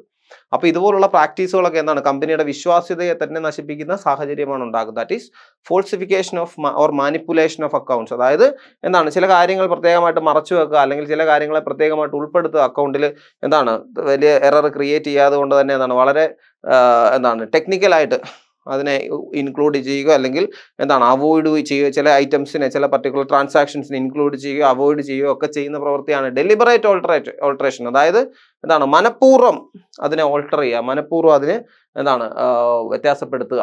ഈ രീതിയിലാണ്, ഈ തെറ്റിനെയാണ് നമ്മൾ എന്തെന്ന് പറയുന്നത്, ഈ തരത്തിലുള്ള ഫ്രോഡുലന്റ് പ്രാക്ടീസിനെ നമ്മൾ എന്തെന്ന് പറയുന്നത് falsification or manipulation of accounts എന്ന് പറയുന്നത്. Okay, so done by accountants or management personnel. സാധാരണ ഇതിൽ അക്കൗണ്ട് പ്രിപ്പയർ ചെയ്യുന്ന ആൾക്കാരൊക്കെയാണ് ഇതൊക്കെ ചെയ്യുന്നത്. സോ ഇങ്ങനെയുള്ള കാര്യങ്ങളൊക്കെ കണ്ടുപിടിക്കാൻ വേണ്ടിയാണ് നമ്മൾ ഫോറൻസിക് അക്കൗണ്ടിങ് എന്ന് പറയുന്ന ഒരു ശാസ്ത്രശാഖയെ പറ്റി ഞാൻ അന്ന് നിങ്ങളോട് പറഞ്ഞിരുന്നു. Forensic accounting. Okay, forensic accounting വളരെ നല്ല സ്കോപ്പുള്ള ഒരു മേഖലയാണ്. അക്കൗണ്ടിങ് ഒക്കെ താല്പര്യമുള്ളവർക്ക് പരീക്ഷിക്കാവുന്ന ഒരു മേഖലയാണ്. സോ ഫോറൻസിക് അക്കൗണ്ടിങ് എന്ന് പറഞ്ഞു കഴിഞ്ഞാൽ ഇങ്ങനെയുള്ള മാനിപ്പുലേഷൻസിനെയും ഫോൾസിഫിക്കേഷനൊക്കെ കണ്ടെത്തുക, അല്ലെങ്കിൽ ഈ പറയുന്ന അക്കൗണ്ടിൽ കാണിക്കാത്ത ഒരു ഉൾപ്പെടുത്തിയിട്ടില്ലാത്ത അല്ലെങ്കിൽ ഉൾപ്പെടുത്തേണ്ടതായിട്ടും വീണ്ടും ഒഴിവാക്കപ്പെട്ട കാര്യങ്ങൾ എങ്ങനെ സോഴ്സ് ഡോക്യുമെന്റുകൾ വെച്ച് മറ്റ് തെളിവുകൾ വെച്ച് കണ്ടുപിടിക്കുന്നു എന്നുള്ളതാണ് ഫോറൻസിക് അക്കൗണ്ടിങ് ചെയ്യുന്നത്. Okay, so that is another error, that is error of error of fraudulent practices. Errors of fraud നെ പറ്റിയാണ് നമ്മൾ ഇപ്പോൾ പറയുന്നത് കേട്ടോ. Errors of fraud, അതിനകത്ത് വരുന്ന മൂന്നാമത്തെ കാര്യമാണ് falsification or manipulation of accounts. Okay, അതിൻ്റെ എക്സാമ്പിൾസ് ഉണ്ട്, നമുക്ക് വായിച്ചാൽ മനസ്സിലാവുന്ന കാര്യങ്ങളാണ്. ഓക്കെ. ഇതെന്ന് പറഞ്ഞു കഴിഞ്ഞാൽ ഏതൊക്കെ തരത്തിലാണ് ഈ പറയുന്ന എന്താണ് തെറ്റുകൾ അല്ലെങ്കിൽ ഈ പറയുന്ന എറേഴ്സ് കമ്മിറ്റഡ് ആകുന്ന സാഹചര്യങ്ങളാണ് പറയുന്നത്. സോ അത്രയും ഇത് നിങ്ങൾക്ക് മനസ്സിലാകാനാണ് ഞാനത് ഇൻക്ലൂഡ് ചെയ്തിരിക്കുന്നത്. അത് വായിച്ചു നോക്കാം. ഓക്കെ. സോ നമ്മൾ അടുത്ത മേഖലയിലേക്ക് കടക്കും. That is classification of auditing. പലതരത്തിൽ ഓഡിറ്റിങ്ങിനെ ക്ലാസിഫൈ ചെയ്തിട്ടുണ്ട്. അപ്പോൾ നമ്മളിപ്പോൾ പറഞ്ഞു നിർത്തിയ കാര്യങ്ങൾ ഞാൻ ഒന്നുകൂടെ പറയാം. ഓഡിറ്റിങ്ങിൻ്റെ മീനിങ് എന്താണെന്ന് പറഞ്ഞു, കോൺസെപ്റ്റ് എന്താണെന്ന് പറഞ്ഞു, ഒബ്ജക്റ്റീവ് എന്താണെന്ന് പറഞ്ഞു, ഫീച്ചേഴ്സ് എന്താണെന്ന് പറഞ്ഞു. ഒബ്ജക്റ്റീവിൽ 2 തരത്തിലുള്ള ഒബ്ജക്റ്റീവ് പറഞ്ഞു. ദാറ്റ് ഈസ് പ്രൈമറി ഒബ്ജക്റ്റീവും സെക്കൻഡറി ഒബ്ജക്റ്റീവും. സെക്കൻഡറി ഒബ്ജക്റ്റീവിൽ പ്രധാനമായിട്ടും 2 ഒബ്ജക്റ്റീവ്സ് ആണുള്ളത്. ഡിറ്റക്ഷൻ ഓഫ് എറേഴ്സ് ആണ്, detection of frauds. Detection of എറേഴ്സിനകത്ത് നമ്മൾ എന്ത് പഠിച്ചു? പലതരത്തിലുള്ള detection of errors of principles, errors of commission, errors of omission, ഇതുപോലുള്ള ചില തരത്തിലുള്ള മനഃപൂർവ്വമല്ലാതെ, അതായത് നമ്മൾ അൺഇൻറ്റൻഷനലി ഉണ്ടാകുന്ന ചില എറേഴ്സിനെ പറ്റി പറഞ്ഞു. അതിനുശേഷം നമ്മൾ എന്ത് പറഞ്ഞു? ഡിറ്റക്ഷൻ ഓഫ് ഫ്രോഡ് പറഞ്ഞു. ഫ്രോഡുലന്റ് പ്രാക്ടീസസ്, അല്ലെ, മനഃപൂർവ്വം തന്നെ മിസ്അപ്രോപ്രിയേഷൻ ഓഫ് അക്കൗണ്ട്സ്, അല്ലെങ്കിൽ ഈ പറയുന്ന മണി ആൻഡ് ക്യാഷ് എംബസിൽമെന്റ് എന്ന് പറയുന്ന തെറ്റുകൾ പറഞ്ഞു. മനഃപൂർവ്വമായിട്ട് ഈ പറയുന്ന ബുക്സ് ഓഫ് അക്കൗണ്ട്സിൽ നിന്ന് എന്താണ് ഒരു ട്രാൻസാക്ഷൻ ഇല്ലാതാക്കാനോ, അല്ലെങ്കിൽ ഓവർസ്റ്റേറ്റ് ചെയ്ത് കാണിക്കാനോ, അണ്ടർസ്റ്റേറ്റ് ചെയ്ത് കാണിക്കാനോ, അല്ലെങ്കിൽ ഈ പറയുന്ന എന്താണ് പണം അടിച്ചു മാറ്റാനോ, അല്ലെ ഈ പറയുന്ന സ്ഥാപനത്തിന്റെ സ്ഥാപകജനക വസ്തുക്കൾ ഒക്കെ അനാവശ്യമായിട്ട് കളവ് ചെയ്യാനോ, അല്ലെങ്കിൽ ഈ പറയുന്നത് അനാവശ്യമായിട്ട് ഉപയോഗിക്കാനോ, അല്ലെങ്കിൽ അത് മാറ്റിവെക്കാനോ ഒക്കെ തോന്നുന്ന പ്രവണതകളെയാണ് നമ്മൾ എന്ന് പറയുന്നത് ഫ്രോഡുലന്റ് പ്രാക്ടീസസ് എന്ന് പറയുന്നത്, ഇന്റൻഷനലി ചെയ്യുന്ന. അപ്പോൾ അത് പലതരത്തിൽ എങ്ങനെ ഉണ്ടാകുന്നു എന്നുള്ളത് പലതരത്തിൽ അതിനെ ക്ലാസിഫൈ ചെയ്ത് നമ്മൾ പറഞ്ഞു. ഓക്കെ. സോ ഇനി പറയാൻ പോകുന്നത് വളരെ പ്രധാനപ്പെട്ട ഒരു മേഖലയാണ്. That is classification of auditing എന്ന് പറയുന്നത്. ഓഡിറ്റിങ്ങിനെ നമ്മൾ പലതരത്തിൽ ക്ലാസിഫൈ ചെയ്തിട്ടുണ്ട്. Okay. So based on purpose എന്ന് പറഞ്ഞു കഴിഞ്ഞാൽ എന്താണ്? ഓരോ ഓഡിറ്റിങ്ങിനും ഓരോ പർപ്പസ് ഉണ്ട്, അതായത് ഓരോ ഉദ്ദേശങ്ങളുണ്ട്. ആ ഉദ്ദേശങ്ങളുടെ അടിസ്ഥാനത്തിൽ നമ്മൾ ഓഡിറ്റിങ്ങിനെ തരംതിരിച്ചിട്ടുണ്ട്. അതിൽ ഒന്നാമത്തെ ഓഡിറ്റ് ആണെന്ന് പറയുന്നത് financial audit. That is focus on accuracy of financial statement. Financial statement എന്ന് പറഞ്ഞു കഴിഞ്ഞാൽ ഞാൻ പറഞ്ഞു എന്താണ്? P&L balance sheet. Okay. P&L balance sheet. Trading P&L എന്നാണ് നമ്മൾ പറയുന്നത്. പിന്നെ എപ്പോഴും നമ്മൾ പറയുമ്പോൾ P&L ബാലൻസ് ഷീറ്റ് എന്നങ്ങ് പറഞ്ഞു പോകും. Okay. Trading account, profit and loss account, balance sheet, ഇത് മൂന്നും കൂടെ ചേരുന്നതാണ് ഒരു കമ്പനിയുടെ ഫൈനൽ അക്കൗണ്ട് എന്ന് പറയും. നമ്മൾ എന്താണ് ഫിനാൻഷ്യൽ അക്കൗണ്ടിങ്ങിനെ പറ്റി പറഞ്ഞപ്പോൾ ഇതിനെപ്പറ്റി സംസാരിച്ചതാണ്, അല്ലേ? സോ ഈ പറയുന്ന ഫൈനൽ അക്കൗണ്ടുകളുടെ accuracy, arithmetical as well as other accuracy, അത് ചെക്ക് ചെയ്യുക എന്നുള്ളതാണ് എന്താണ് ഫൈനാൻഷ്യൽ ഓഡിറ്റിന്റെ ഉദ്ദേശം എന്ന് പറയുന്നത്. Ensure accounts give a true and fair view. അതായത് ഒരു ബിസിനസ്സിനെ സംബന്ധിച്ചിടത്തോളം ആ ബിസിനസ്സിനെ സംബന്ധിച്ചുള്ള ഏറ്റവും പ്രധാനപ്പെട്ട ഇൻഫർമേഷൻ എന്ന് പറയുന്നത് ആ ബിസിനസ് പ്രൊവൈഡ് ചെയ്യുന്ന ഫൈനൽ അക്കൗണ്ട്സിന്റെ ഡീറ്റെയിൽസ് ആണ്. ഒരു കോമൺ മാനെ സംബന്ധിച്ചിടത്തോളം അയാൾക്ക് ആക്സസ് ചെയ്യാൻ കഴിയുന്നത് ഈ പറയുന്ന എന്താണ് ഫൈനൽ അക്കൗണ്ടിന്റെ ഡീറ്റെയിൽസ് ആണ്. ഇതിന്റെ പശ്ചാത്തലത്തിലാണെന്നേ ഒരു ബിസിനസിന്റെ നിലവിലുള്ള സാമ്പത്തിക ശേഷിയെപ്പറ്റി, സാമ്പത്തിക ആരോഗ്യത്തെപ്പറ്റി നമുക്ക് മനസ്സിലാക്കാൻ സാധിക്കുന്നത്. സോ അപ്പോൾ അത് കറക്റ്റ് ആണോ, അല്ലെങ്കിൽ ഈ പറയുന്ന ഇവർ പറഞ്ഞിരിക്കുന്ന അല്ലെങ്കിൽ ഇവർ പ്രിപ്പയർ ചെയ്ത് വെച്ചിരിക്കുന്ന ഈ രീതി കറക്റ്റ് ആണോ, ഫെയർ ആണോ എന്ന് പരിശോധിക്കുക എന്നുള്ളതാണ് ഫിനാൻഷ്യൽ ഓഡിറ്റിന്റെ ഉദ്ദേശം എന്ന് പറയുന്നത്. Okay. Example statutory audit of A company under the companies act. ഇത് വളരെ എന്താണ് മാൻഡേറ്ററി ആയിട്ട് എല്ലാ കമ്പനികളും, അതായത് കമ്പനീസ് ആക്ട് പ്രകാരം ഇൻകോർപ്പറേറ്റ് ചെയ്തിരിക്കുന്ന എന്താണ് എല്ലാ കമ്പനികളും എന്താണ് ഫിനാൻഷ്യൽ ഓഡിറ്റ് കംപ്ലീറ്റ് ചെയ്യേണ്ടത് അത്യാവശ്യമാണ്. എല്ലാ വർഷവും ഫിനാൻഷ്യൽ ഓഡിറ്റ് കംപ്ലീറ്റ് ചെയ്യുകയും എന്താണ് അതിൻ്റെ വിശദാംശങ്ങൾ അവരുടെ പബ്ലിക് ഡൊമൈൻ ലെവൽ അവർ പബ്ലിഷ് ചെയ്യുകയും ചെയ്യേണ്ടതാണ്. ഓക്കെ. സോ അതാണ് എന്തെന്ന് പറയുന്നത് ഫിനാൻഷ്യൽ ഓഡിറ്റ് എന്ന് പറയുന്നത്. അടുത്തതെന്ന് പറയുന്നത് കംപ്ലൈൻസ് ഓഡിറ്റ്. പർപ്പസിന്റെ അടിസ്ഥാനത്തിലാണ് നമ്മളിപ്പോൾ പറയുന്നത്. അതായത് കംപ്ലൈൻസ് വിത്ത് ദ ലോ. അതായത് ഒരു ഓർഗനൈസേഷനെ സംബന്ധിച്ചിടത്തോളം അവരുടെ ബുക്സ് ഓഫ് അക്കൗണ്ട്സ് എന്ന് പറയുന്നത് എന്താണ്? അവര് ഈ പറയുന്ന നിയമാനുസൃതമാണോ ഇത് ചെയ്തിരിക്കുന്നത്, അല്ലെങ്കിൽ എന്താണ് ഗവൺമെന്റിന്റെ പോളിസീസും റെഗുലേഷൻസും ഒക്കെ പാലിച്ചുകൊണ്ടാണോ ഇവർ ഈ പറയുന്ന ബുക്സ് ഓഫ് അക്കൗണ്ട്സ് ക്രിയേറ്റ് ചെയ്തിരിക്കുന്നത്? കമ്പനീസ് ആക്ട് മെൻഷൻ ചെയ്യുന്നുണ്ട് ഇന്ന ബുക്സ് ഓഫ് അക്കൗണ്ട്സ് മെയിൻറ്റെയിൻ ചെയ്തിരിക്കണം, ഇന്ന കാര്യങ്ങളൊക്കെ അതിനകത്ത് ഉണ്ടായിരിക്കണം, ഇന്ന ആസ്പെക്റ്റുകൾ വിലയിരുത്തുന്നതായിരിക്കണം നിങ്ങളുടെ ബുക്സ് ഓഫ് അക്കൗണ്ട്സ് എന്ന് പറഞ്ഞാൽ കമ്പനി അക്കൗണ്ട് മറ്റ് പല നിയമങ്ങളും പറയുന്നുണ്ട്, പരാമർശിക്കുന്നുണ്ട്. അപ്പോൾ ആ പറയുന്ന തരത്തിലുള്ള നമ്മുടെ റൂൾസ് ആൻഡ് റെഗുലേഷൻസിനെയൊക്കെ പാലിച്ചുകൊണ്ടാണോ ഈ കമ്പനി മുന്നോട്ട് പോകുന്നത് എന്ന് മനസ്സിലാക്കാൻ വേണ്ടി നമ്മൾ നടത്തുന്ന ഓഡിറ്റ് ആണ് എന്തെന്ന് പറയുന്നത് കംപ്ലൈൻസ് ഓഡിറ്റ് എന്ന് പറഞ്ഞാൽ. Example tax audit. അതായത് ടാക്സ് റിലേറ്റഡ് ആയിട്ടുള്ള മാറ്റേഴ്സ്, കഴിഞ്ഞ വർഷങ്ങളിലെ കമ്പനിയുടെ ഈ പറയുന്ന ടാക്സബിൾ ആയിട്ടുള്ള ഇൻകം എടുക്കുക, അല്ലെങ്കിൽ ആ ഇൻകത്തെ സംബന്ധിച്ചുള്ള വിവരങ്ങൾ കളക്ട് ചെയ്യുക, അതുമായിട്ട് ബന്ധപ്പെട്ടുള്ള ടാക്സ് റെസ്പോൺസിബിലിറ്റി ആയിട്ട് ബന്ധപ്പെട്ട് കമ്പനിയുടെ എന്താണ് ഈ പറയുന്ന കമ്മ്യൂണിക്കേഷൻസ് നോക്കുക, അല്ലെങ്കിൽ അങ്ങനെയുള്ള കാര്യങ്ങളൊക്കെ നോക്കുമ്പോൾ എന്താണ് ടാക്സ് ഓഡിറ്റ്, അതായത് പ്രോപ്പറായിട്ട് അവർ ടാക്സ് പോളിസീസ് ക്രിയേറ്റ് ചെയ്യുന്ന, അല്ലെ ടാക്സ് പോളിസീസ് ഫോളോ ചെയ്യുന്നുണ്ടോ എന്ന് മനസ്സിലാക്കാനാണ് നമ്മൾ ടാക്സ് ഓഡിറ്റ് കണ്ടക്ട് ചെയ്യുന്നത്. അപ്പോൾ എന്താണ് കംപ്ലയൻസ് ഓഡിറ്റ് എന്ന് പറഞ്ഞു കഴിഞ്ഞാൽ എന്താണ്, ഒരു ഇൻസ്റ്റിറ്റ്യൂഷൻ എന്താണ് നിയമാനുസൃതമാണോ, government as well as other rules and റെഗുലേഷൻസിന്റെ അടിസ്ഥാനത്തിലാണോ മുന്നോട്ട് സഞ്ചരിക്കുന്നതെന്ന് നമുക്ക് മനസ്സിലാക്കാൻ സാധിക്കുന്ന തരത്തിലുള്ള ഓഡിറ്റ് ആണ് എന്തെന്ന് പറയുന്നത് കംപ്ലയൻസ് ഓഡിറ്റ് എന്ന് പറയുന്നത്. ഓക്കെ, നെക്സ്റ്റ് എന്ന് പറയുന്നത് operational audit on the basis of purpose ആണ് കേട്ടോ. On the basis of purpose,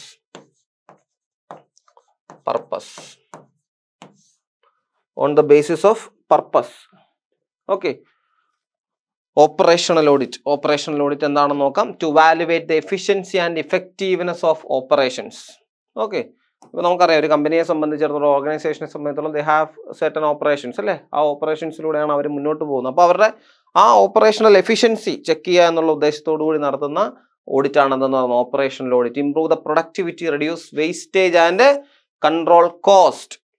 okay, so അതിൻ്റെ ഒരു ഇന്റേണൽ മാറ്റർ ആണ്, അതായത് അവിടുത്തെ ആ ഓർഗനൈസേഷൻ്റെ മൊത്തത്തിലുള്ള പ്രൊഡക്ടിവിറ്റിയെ പറ്റിയുള്ള നടത്തുന്ന, അല്ലെങ്കിൽ അവിടെ ഉൽപ്പാദിപ്പിക്കുന്ന സാധനങ്ങളെ പറ്റി, അതിന് ഇൻകേർഡ് ആകുന്ന കോസ്റ്റ് എങ്ങനെയാണ്, അല്ലെങ്കിൽ ഈ തരത്തിലുള്ള കോസ്റ്റുകൾ എങ്ങനെ ഇൻകേർഡ് ആകുന്നു, ഈ കോസ്റ്റ് നമുക്ക് എങ്ങനെ കുറയ്ക്കാൻ സാധിക്കും, ഇങ്ങനെയുള്ള കാര്യങ്ങളെല്ലാം നമ്മൾ ചെക്ക് ചെയ്യുന്നത് എന്തിലൂടെയാണ്, ഓപ്പറേഷണൽ ഓഡിറ്റ് കണ്ടക്ട് ചെയ്യുന്നതിലൂടെയാണ്. ഇതിനകത്തൂടെ എന്താണ് ഇതിൻ്റെ ഒരു പ്രയോജനം എന്താണെന്ന് ചോദിച്ചു കഴിഞ്ഞാൽ എന്താണ്, ഒരു കൈൻഡ് ഓഫ് ഇന്റേണൽ ഓഡിറ്റ് ആണ് ഇത്, ഇന്റേണൽ ഓഡിറ്റ് ആണ്. അപ്പോൾ ഇന്റേണൽ ഓഡിറ്റ് നടത്തുമ്പോൾ എന്താണ് ആ ഓർഗനൈസേഷനെ സംബന്ധിച്ചിടത്തോളം കുറച്ചുകൂടെ കാര്യങ്ങൾ മനസ്സിലാക്കണം, അതിൻ്റെ ഓപ്പറേഷൻസിനെ പറ്റി, ഓപ്പറേഷണൽ എഫിഷ്യൻസി എത്രത്തോളം നമുക്ക് ഇമ്പ്രൂവ് ചെയ്യാൻ പറ്റുമെന്നുള്ളതൊക്കെ ഈ ഓഡിറ്റ് റിപ്പോർട്ടിലൂടെ നമുക്ക് മനസ്സിലാക്കാം. ഓക്കെ, അതുപോലെ തന്നെ എങ്ങനെ വേസ്റ്റേജ് കുറയ്ക്കാം അല്ലേ, ഏതൊക്കെ മേഖലകളിലാണ് കൂടുതൽ വേസ്റ്റേജ് ഉള്ളത്, അല്ലെങ്കിൽ ഏറ്റവും ലേബർ ഇൻറ്റൻസീവ് ആയിട്ടുള്ള മെത്തേഡ് ഏതൊക്കെയാണ് ഉപയോഗിക്കുന്നത്, ഓക്കെ, അല്ലെങ്കിൽ ഡിസ്ട്രിബ്യൂഷൻ ചാനൽ എങ്ങനെയാണ് വർക്ക് ചെയ്യുന്നത്, അതിന് എത്രത്തോളം കമ്മീഷൻ ഏജൻസ് ഉണ്ട്, ഇങ്ങനെയുള്ള കാര്യങ്ങളൊക്കെയാണ് ഓപ്പറേഷണൽ ഓഡിറ്റ് പഠിക്കുന്നത്. അപ്പോൾ എന്താണ് ഇത് പഠിച്ചു കഴിയുന്നതോടുകൂടി നമുക്ക് മനസ്സിലാകും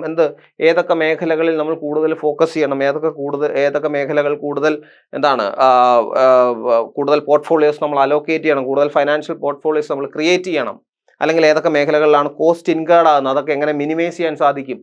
ഈ കാര്യങ്ങളൊക്കെ നമുക്ക് മനസ്സിലാക്കുന്ന എന്തിലൂടെയാണ്, ഓപ്പറേഷണൽ ഓഡിറ്റിലൂടെയാണ്. ഓക്കെ, അതിന് എക്സാമ്പിൾ എന്ന് പറഞ്ഞാൽ audit of production process or logistic.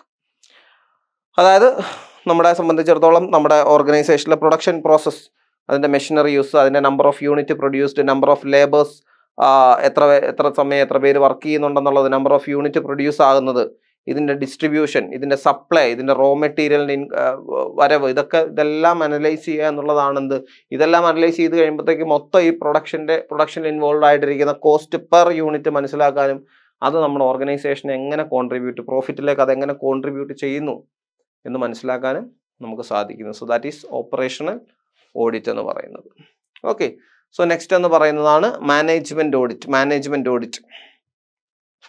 ഇത് പഠിച്ചപ്പോൾ നമ്മൾ മാനേജ്മെന്റ് അക്കൗണ്ടിങ്ങിനെ പറ്റി പഠിച്ചത് നിങ്ങൾ ഓർക്കുന്നുണ്ടാവും. മാനേജ്മെന്റ് അക്കൗണ്ടിങ് എന്ന് പറഞ്ഞു കഴിഞ്ഞാൽ എന്താണ്, it is N accounting concerned with the non financial datas അല്ലേ. അതായത് ഒരു കമ്പനിയിൽ financial and non financial datas ഉണ്ട്. അപ്പോൾ നോൺ ഫിനാൻഷ്യൽ ഡേറ്റയുമായി ബന്ധപ്പെട്ട് കിടക്കുന്ന ഒരു അക്കൗണ്ടിങ് ബ്രാഞ്ചാണ് മാനേജ്മെന്റ് അക്കൗണ്ടിങ് എന്ന് പറയുന്നത്. അപ്പോൾ അവരെന്താ ചെയ്യുന്നത്, അപ്പോൾ മാനേജ്മെന്റ് ഓഡിറ്റ് എന്ന് പറഞ്ഞാൽ എന്തായിരിക്കും, സെയിം തന്നെ, that is management policies, decision making and performance.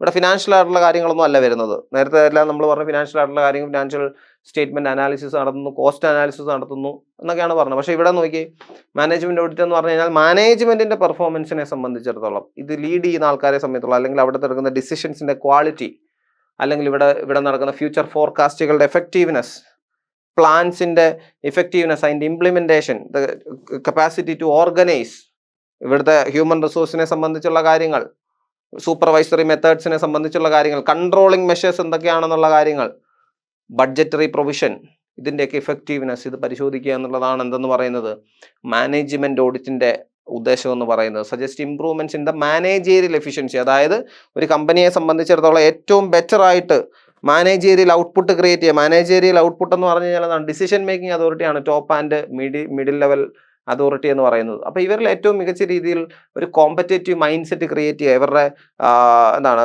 Flows എന്തൊക്കെയാണ്, അല്ലെങ്കിൽ ഇവരുടെ എന്താണ് എന്താണ് സ്ട്രോങ് ഏരിയാസ് എന്തൊക്കെയാണ്, ഇവരുടെ ഫ്ലോസ് എന്തൊക്കെയാണ്, ഇതെല്ലാം നമുക്ക് ഈ മാനേജ്മെന്റ് ഓഡിറ്റിലൂടെ മനസ്സിലാവും. ഒരു ബഡ്ജറ്റിന്റെ ഇഫക്റ്റീവ്നെസ്, കഴിഞ്ഞ വർഷത്തെ നമ്മുടെ ബഡ്ജറ്റ് ഫോർകാസ്റ്റ് എങ്ങനെ ഈ വർഷത്തുള്ള എത്രത്തോളം ഇഫക്റ്റീവായിട്ട് വർക്ക് ചെയ്തു, ബഡ്ജറ്റ് ചെയ്യുമ്പോൾ നമ്മൾ എന്തെല്ലാം കാര്യങ്ങൾ ശ്രദ്ധിക്കണം, അടുത്ത വർഷം കുറച്ചുകൂടി ഇഫക്റ്റീവായിട്ടൊരു ബഡ്ജറ്റിംഗ് മെത്തേഡ് പ്ലാൻ ചെയ്യാൻ എന്തെല്ലാം കാര്യങ്ങൾ നോക്കണം, ഇതെല്ലാമാണ് നമുക്ക് എന്ത് തരുന്നത്, മാനേജ്മെന്റ് ഓഡിറ്റ് എന്ന് പറഞ്ഞിട്ട് ഇറ്റ് കൺസേൺഡ് വിത്ത് ദ എന്താണ് non financial information, non financial majorly with non financial, അതായത് പ്രധാനമായിട്ടും നോൺ ഫിനാൻഷ്യൽ ആയിട്ടുള്ള എന്താണ് ഡേറ്റ വെച്ചിട്ടുള്ള ഒരു കൈൻഡ് ഓഫ് ഓഡിറ്റ് ആണ് എന്തെന്ന് പറയുന്നത് മാനേജ്മെന്റ് ഓഡിറ്റ് എന്ന് പറയുന്നത്. ഓക്കെ, നെക്സ്റ്റ് എന്ന് പറയുന്നത് proprietary or ownership audit. Proprietary or ownership. Focus safeguard owners' interest in the business operation, that is audit of partnership firm in the accounts to protect the partners capital, that is proprietary or ownership audit. അതായത് ഒരു ഓർഗനൈസേഷനെ സംബന്ധിച്ചിടത്തോളം അവിടുത്തെ ഓണറിന്റെ അല്ലെങ്കിൽ ആ പറയുന്ന ഇൻവെസ്റ്ററുടെ interest protect ചെയ്യുക എന്നുള്ള ഉദ്ദേശത്തോടു കൂടി നടത്തുന്ന എന്താണ് ഒരു കൈൻഡ് ഓഫ് ഓഡിറ്റിംഗ് ആണെന്ന് പറയുന്നത് ഓണർഷിപ്പ് അല്ലെങ്കിൽ പ്രൊപ്രൈറ്ററി ഓഡിറ്റിംഗ് എന്ന് പറയുന്നത്. ഇപ്പം നിങ്ങൾ പാർട്ട്ണർഷിപ്പ് ഫേംസ് ഒക്കെ കണ്ടിട്ടില്ലേ, 4-5 പാർട്ട്നേഴ്സ് ഒരുമിച്ച് വർക്ക് ചെയ്യുന്ന ഒരു സാഹചര്യമായിരിക്കും. അപ്പോൾ അവിടെ എന്ന് പറഞ്ഞു കഴിഞ്ഞാൽ എന്താണ്, ഓരോരുത്തരും അവരവരുടെ ക്യാപിറ്റൽ കൊണ്ടുവന്ന് അല്ലെങ്കിൽ അവരവരുടെ കോൺട്രിബ്യൂഷൻസ് നടത്തിക്കൊണ്ടാണ് ആ ബിസിനസ് മുന്നോട്ട് പോകുന്നത്. അപ്പം ഒരു വ്യക്തിയെ അപ്പോൾ ഈ പറയുന്ന 5 പേരുണ്ടെങ്കിൽ ഈ 5 പേർക്കും എന്താണ് ഒരു ഇക്വിറ്റി ഉണ്ടാകുക എന്ന് പറയുന്നത് വളരെ പ്രധാനപ്പെട്ടതാണ്. 5 പേരെ ഒരേപോലെ പരിഗണിക്കപ്പെടുക, അവരുടെ കോൺട്രിബ്യൂഷൻസിനനുസരിച്ച് അവർക്ക് പ്രോഫിറ്റ് അല്ലെങ്കിൽ അതിൻ്റെ ഒരു ഭാഗം കൊടുക്കുക എന്നുള്ളത് വളരെ പ്രധാനപ്പെട്ടതാണ്. അപ്പോൾ ആ രീതിയിലുള്ള എന്താണ് ഒരു ഓണറുടെ ഇൻട്രസ്റ്റ് പ്രൊട്ടക്റ്റ് ചെയ്യുക. അപ്പോൾ അയാൾക്ക് ഈ പറയുന്ന കറക്റ്റായിട്ടുള്ള ലാഭവിഹിതങ്ങൾ ലഭിക്കുന്നുണ്ടോ, അല്ലെങ്കിൽ അയാളുടെ കോൺട്രിബ്യൂഷൻ അനുസരിച്ചുള്ള ലോസ് അദ്ദേഹം ബിയർ ചെയ്യുന്നുണ്ടോ, ഇങ്ങനെയുള്ള കാര്യങ്ങളല്ല. അല്ലെങ്കിൽ എബവ് ഓൾ എന്താണ് ഒരു ഇൻവെസ്റ്ററുടെ ഇൻട്രസ്റ്റ് പ്രൊട്ടക്റ്റ് ചെയ്യുക അല്ലെങ്കിൽ ഒരു ഓണറുടെ ഇൻട്രസ്റ്റ് പ്രൊട്ടക്റ്റ് ചെയ്യുക എന്നുള്ള ഉദ്ദേശത്തോടു കൂടി എന്താണ് നടത്തുന്ന ഒരു ടൈപ്പ് ഓഫ് ഒരു ഓഡിറ്റിംഗ് പരിപാടിയാണെന്ന് പറയുന്നത് പ്രൊപ്രൈറ്ററി അല്ലെങ്കിൽ ഓണർഷിപ്പ് ഓഡിറ്റ് എന്ന് പറയുന്നത്.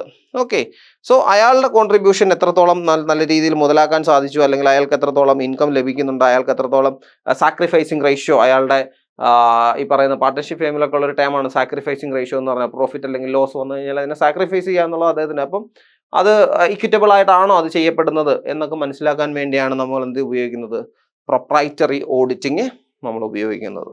ഓക്കെ, അപ്പോൾ ഇപ്പം നമ്മൾ പറഞ്ഞത് എന്താണ് ബേസ്ഡ് ഓൺ പർപ്പസ്, ഒരു ഓഡിറ്റിൻ്റെ പർപ്പസിൻ്റെ അടിസ്ഥാനത്തിലാണ് പറഞ്ഞത്, അതിൻ്റെ ഉദ്ദേശത്തിൻ്റെ അടിസ്ഥാനത്തിലാണ് നമ്മളിപ്പോൾ എന്ത് നടത്തിയത്, ഈ ക്ലാസിഫിക്കേഷൻസ് നടത്തിയത്.